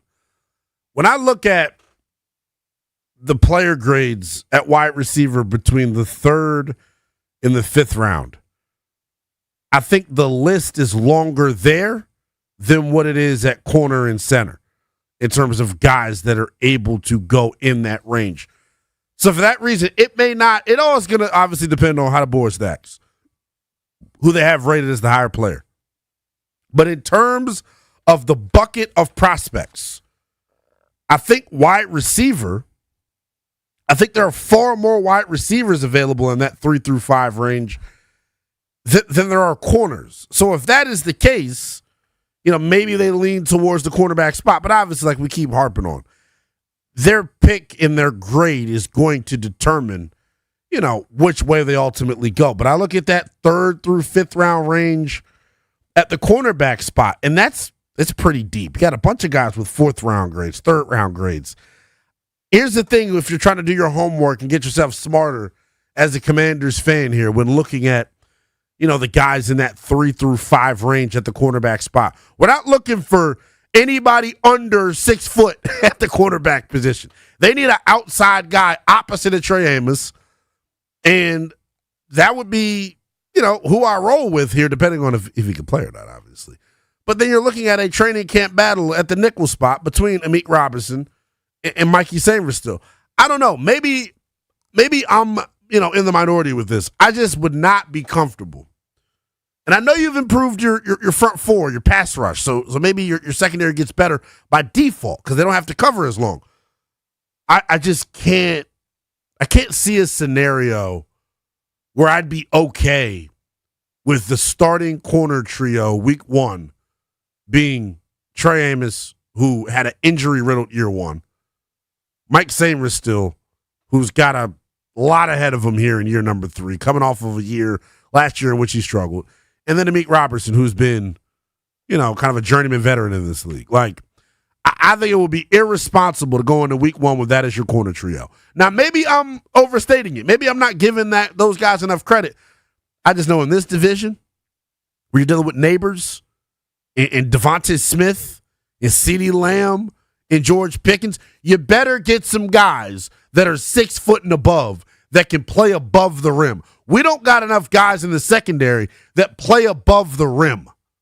And that's the issue and why I'm so hell-bent on going out and getting a corner with that 3rd round pick. Now, here's the thing, though, like I keep saying, I won't act as if it's, one size fits all, so to speak. Center's the other spot I'm looking at where it's like, hey, you kind of got to shake a leg or lose one here. What are you going to do? Just how I wouldn't feel good about the corner trio, I think it'd be irresponsible to go into next year with Nick Allegretti as your starting center. Where's the depth behind him? Or here's the other part of this. Is there smoke? Or is there fire where there's smoke, so to speak? The old adage, right, is where there's smoke, there's fire. You know where there's some smoke around? You know what's getting spicy? The thought of Brandon Coleman playing center. Now, that to me would also be irresponsible, relying on him. But, like, it gets interesting. The bucket of centers between the third and the fifth round is quite interesting. It's quite interesting. Bunch of different guys that Washington could ultimately go with. What do you think is their biggest position in need now that we've exited night one of the draft? And then where do you think they stack up within the NFC East? We're going to get to the latter part of that question coming up here. But first, let's tag Jason in. Who wants to give his thoughts? Jason, what's going on? What up, youngest in charge? How's it going? Good to hear you back on the local airways. Appreciate you, man. Love the pick, man. If you saw that kid interviewed after the selection, he was the most polished, most poised of all the guys that were in the house that were interviewed. I mean, he wasn't crying. He wasn't shocked. He wasn't overcome with emotion. He was just, he's on a mission. And when I heard his dad played in the NFL, it kind of made sense. I feel like this kid's been groomed to be an NFL player. I think he's going to be ready to go from day one. I don't think there's going to be anything holding this kid back from being a Pro Bowl caliber player. Moving on to day two, I hear your point on cornerback, but, man, we need a receiver.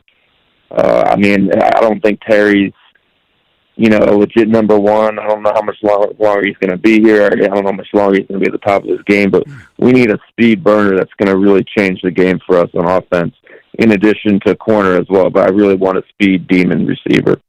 Yeah, I think, Jason, I appreciate the call. I think the receiver conversation is going to be fascinating here. Because what we got to remember is this, right? This regime in consecutive years have spent top 150 picks at the wide receiver spot between Luke McCaffrey and Jalen Lane. So, hey, are we giving those guys another shot here? Year 3 of Luke McCaffrey, year 2 of Jalen Lane. The Jalen Lane piece of this interests me because he showed that he's got the ability to take the top off. There's something there with that. I don't know if Washington is in dire straits at wide receiver the way that some folks make it seem. I get it. You need weapons. Totally get it. But between Terry, Diami, and Jalen Lane, you've got real speed at wide receiver. You do. The question is now, where are the 50-50 guys at? Where are the nuanced route runners? I'm curious to see who makes the leap here out of the day 2 and day 3 guys that they've drafted the past 2 years, talking about Luke McCaffrey and Jalen Lane. Those guys got to step up. Luke McCaffrey was a top 100 pick.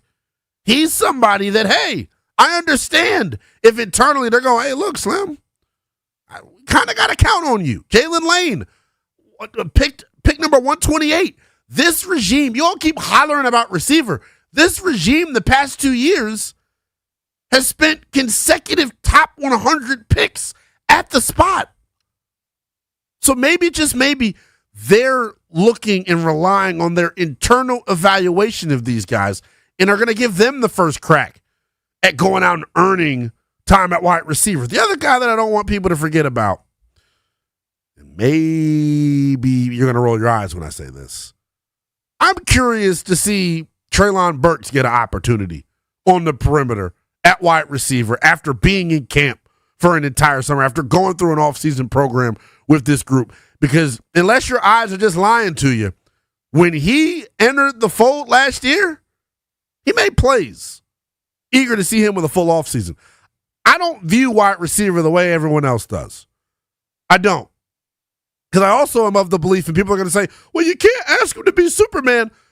Dog, in year number one, he had the greatest rookie season of all time, throwing to Jamison Crowder, Olamide Zaccheaus, and De'Ami Brown as the complement guys. They have weapons. Chega Conko at tight end is a weapon. Hell, Bill Krosky-Merritt at running back is a weapon. Terry McLaurin is a weapon. You pick up what I'm putting down here? I don't think the receiver core in the receiver room is in dire straits the way some of you all make it seem. That's just my thought. But this is where we got to have a sobering conversation. See, because we all love Jayden Daniels, and I'm guilty as charged, we blame all of the offensive failures last year on the receiver position. Not once has someone said, well, maybe Jayden just needs to play better. And I get it. You want to, support your young quarterback with as many weapons as possible. You support him by building up your defense, too. You support him by building up your offensive line. To me, anybody out there that thinks wide receiver is more important than center, right now, you out your rabbit-ass mind. That's the only way I can shoot it to you. 1-800-636-1067 is the number. 1-800-636-1067. We'll wrap up the show next.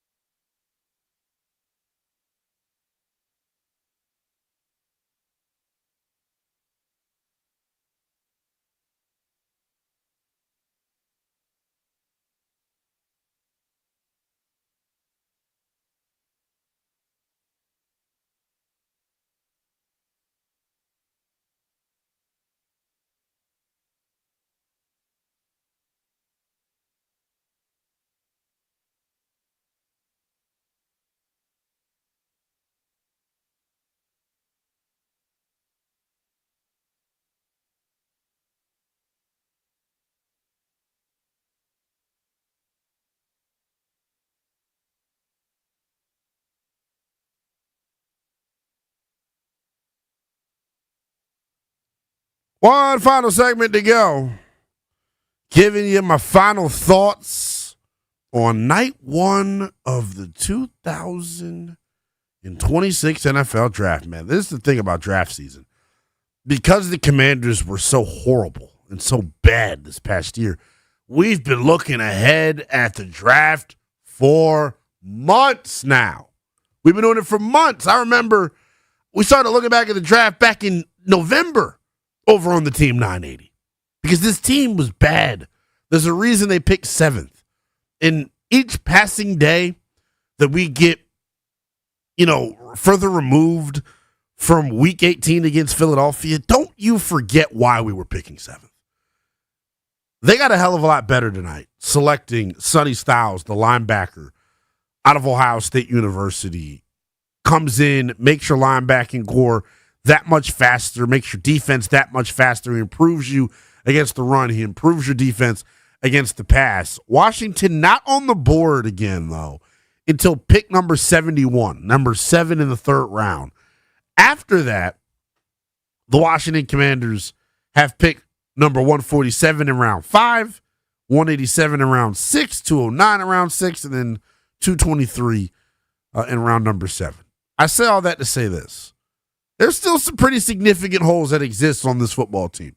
Center, corner, wide receiver. Of those 3 positions, what's most important for Washington to address here? Where do they have to upgrade at? 1-800-636-1067. And then your thoughts on the Sonny Styles pick overall. 1-800-636-1067. Before we get out of here, we're going to let you hear the call and how it went when Washington selected Sonny Styles, number 7 overall. But first, let's get to Sam. Want to check in. Sam, what's going on?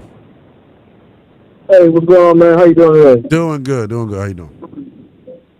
Pretty good, man. I think this is going to be an unpopular opinion. I think Sonny Styles was a little bit of a reach right there. I think Downs was a better player, and I think his athleticism is incredible, but I think that people have him ranked a little bit higher as a football player than what the film actually shows. And I think that Downs was would have been the better option. And as a lifetime Cowboys fan, I'm glad you guys didn't get him. You mentioned some holes on the team. I don't know who 74 is, but every time I watch you guys play, man, 74 is terrible, man. I know he wasn't the center for you guys, but I would look at 74. I do like your receivers, but I would look at 74 on the line, man. That guy's bad. You're a Cowboys fan, you said? Yes, sir. Lifelong. God bless you. Good night tonight in Dallas. 1-800 As someone who 636 covers 1067. Ohio State football, he's wrong. He was the best player. He was the best player on the defense. He can do. There's nothing that Caleb Downs can do that Sonny Styles can't do. Is my thing. He's the same dude. He's just 30 pounds heavier. Exactly, and there's things that Caleb Downs can't do. Exactly. That Sonny Styles now because he's learned 2 positions. Exactly. That versatility piece of under it, I think 2 people defensive are missing. coordinators too, by the way, Jim Knowles and Matt Patricia. In the way that this defense transformed last year under Patricia, it's an NFL system he's running. Nick, wrapping us up here on the phones. What you got, man? Yeah, I like the Sonny Styles fit. I feel like he brings a lot of versatility and athleticism. His RAS score, everything's off the chain. But I think when you get to 71, you need Ted Hertz, or if you get Elijah Sherrod. I would pick Elijah Sherrod guy, VA. He's from Stafford. Went to James Madison. I don't think went to Indiana. I just think there's no chance Surratt is there in the 3rd. But Ted Hertz is actually rated higher in most mock drafts. Like, I've been running these things for like 4 weeks. And Hertz is higher because he's 6'4", and his RAS is like a 9.9 something. But yeah, either one. I think you were right. We got to go wide receiver, 2nd or 3rd. Our 2nd pick, 3rd round. It's gonna be fascinating to see how this see how this plays out. Micaiah Fields from Notre Dame. Malachi Fields, yeah. Appreciate the call as always. I want to let you all hear the moment that Sonny Styles found out he was going to be a member of the Washington Commanders. Shout out to the Commanders, continuing to give us exclusive inside access inside the walls at Ashburn. We take you inside the war room to let you hear how Washington, drafting the quarterback of their defense, Sonny Styles, sounded. Hello? Sonny. Hello? Sonny, you hear me? Yes, sir. Sonny, Adam Peters with the Commanders. How you doing, bud? I'm doing good, Mr. Peters. How you doing? I'm doing great, man. We were hoping you'd follow us, and you did, man. We're going to make you this pick at pick 7. I couldn't be more excited. You are everything we embody in a Commander. And you're just scratching the surface, dude. You're so good now. You're going to be so good, dude. I can't wait to welcome you here and have you be a key part of our defense for 10 years to come, man. Yes, sir. I appreciate you. I'm ready to get to work. Yeah. How you doing? Where you at? You in the green room? Yeah, I'm in the green room with my family. Yeah. Well, tell me you're a Commander, buddy. I'm gonna hand you to Coach Quinn right now. All right. Yes, sir. Hell yeah, Sonny. What's up, Coach? What's up, man? We talked about this in the office, making it happen, and like here. Yes, sir. I told you I was gonna be back. I already know you would be back, man. You're a true bad mother. I can't wait to coach you, bro. I cannot wait. So, wait to get work, Coach. And no doubt, I'm gonna pass you along to our owner, Josh Harris. So here he is, bud. Congrats. Yes, sir. All right, here's Josh. Hey, Sonny. Can't wait to see you in DC. You're gonna kill it. So, how we doing? Are you with your mom and dad, or? Yes, sir. I'm with my mom and dad. All right, well, look, enjoy this night. I mean, you really killed it to get here, and we are so excited you're going to be a Commander, and can't wait to meet you tomorrow. Yes, sir. I appreciate it. Can't wait to meet you. All right, man. Celebrate up. We'll see you tomorrow. That's all for you. You're all cheering? Yes. All right, man. Appreciate you. Yes! First team all vibes, man, or the Washington Commanders. That war room had to be electric. We may not find this out. And Lance Newmark is going to speak, I believe, at the end of tomorrow night. When we hear from him, I'm curious to know, was Sonny Styles the number one defensive prospect on their board? Because, and I'm not trying to get messy here, I'm happy with the pick. The Mansour Delane stuff, there's some stuff there with that. Oh my gosh. I'm sorry. I just read a tweet. The big shocker of tonight, as we all know, was Ty Simpson going 13. Can I read you this tweet, Wes, from Ross Tucker? Ty Simpson just said on Sirius XM NFL that he's never met Sean McVay. When Matt Stafford calls it a career in LA, Sean McVay also is going to retire. This was a Les Snead pick. This was Les Snead handpicking his quarterback of the future because he knows he's not going to have the quarterback whisperer, Sean McVay, available to groom him. I'm stunned by that.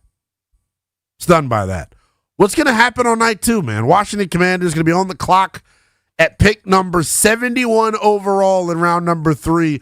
Our coverage of the 2026 NFL Draft continues, coming up bright and early, 6 a.m. Eastern time with the Sports Junkies.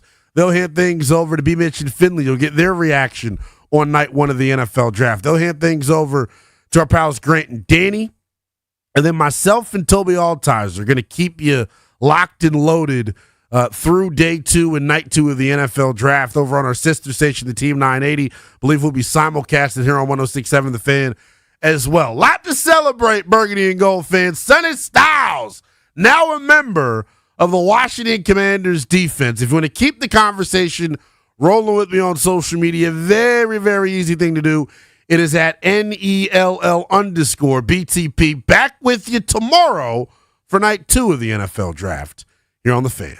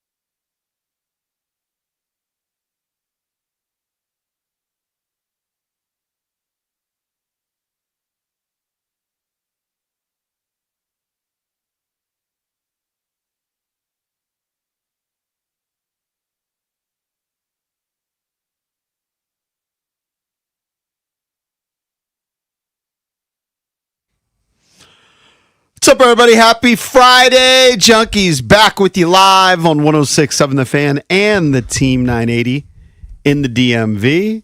In Richmond, appreciate you checking us out on 910 The Fan or 105.1 FM. And you can watch us on the Monumental Sports Network all year long. We are celebrating 30 years of the Junkies, presented by Main Street Bank. Cheer local, bank local. Main Street Bank is a business-focused community bank, proudly serving the DMV since 2004. Visit Main Street Bank, mstreetbank.com to learn how to put their team in your office. Main Street Bank, member FDIC, equal housing opportunity lender. We thank you for tuning in this Friday morning, April 24th, 2026. I'm John Paul Flame, joined today by Johnny Cake Sawville. Need to see how many picks my guy Charlie Campbell got correct in his last mock draft. We're going to grade our drafting of the drafters coming up at 7 o'clock. Excellent. And Jason Bishop's here. Yeah, what's up? Running the three-man show. EB headed out to Utah today for a volleyball tournament. I just learned it a month ago. I always wondered why he was traveling so much for volleyball, that unlike a lot of other sports, there's no league. So they just do tournaments. Mm-hmm. You know, so if you have a kid that plays soccer or a kid that plays lacrosse, you're usually in a league, and every Saturday or every Sunday you have a game. Well, in at least elite volleyball, I guess it's just tournaments. Yeah, you just got to travel all over the place. Well, I told you, travel softball is the same way. Travel Gotcha. softball, and you just do tournaments on the weekends, and there's no league where you have standings. It's just tournaments. Yeah. So it's kind of similar. So EB will try and get a hold of him later in the program. He upset a lot of listeners and people that follow the show because he tweeted that Sonny Styles is a project. Okay. All right. He's rooting against him. I will tell you Project this. seems like a stretch to me. Even Like, though he's a huge Commanders fan. Yeah. All right. Just because, and I talked about this last night at Honor. Mhm. You want to be right in your opinions. Yeah, of So course. he's That's a going big- to root against him. He just is. Well, I can mean, predict. if he's really a Commanders fan, he should be. You don't think he will the way he is? I mean, deep down, if you gave him truth serum, If he's rookie of the year, you think he's going to be happy? I don't think so.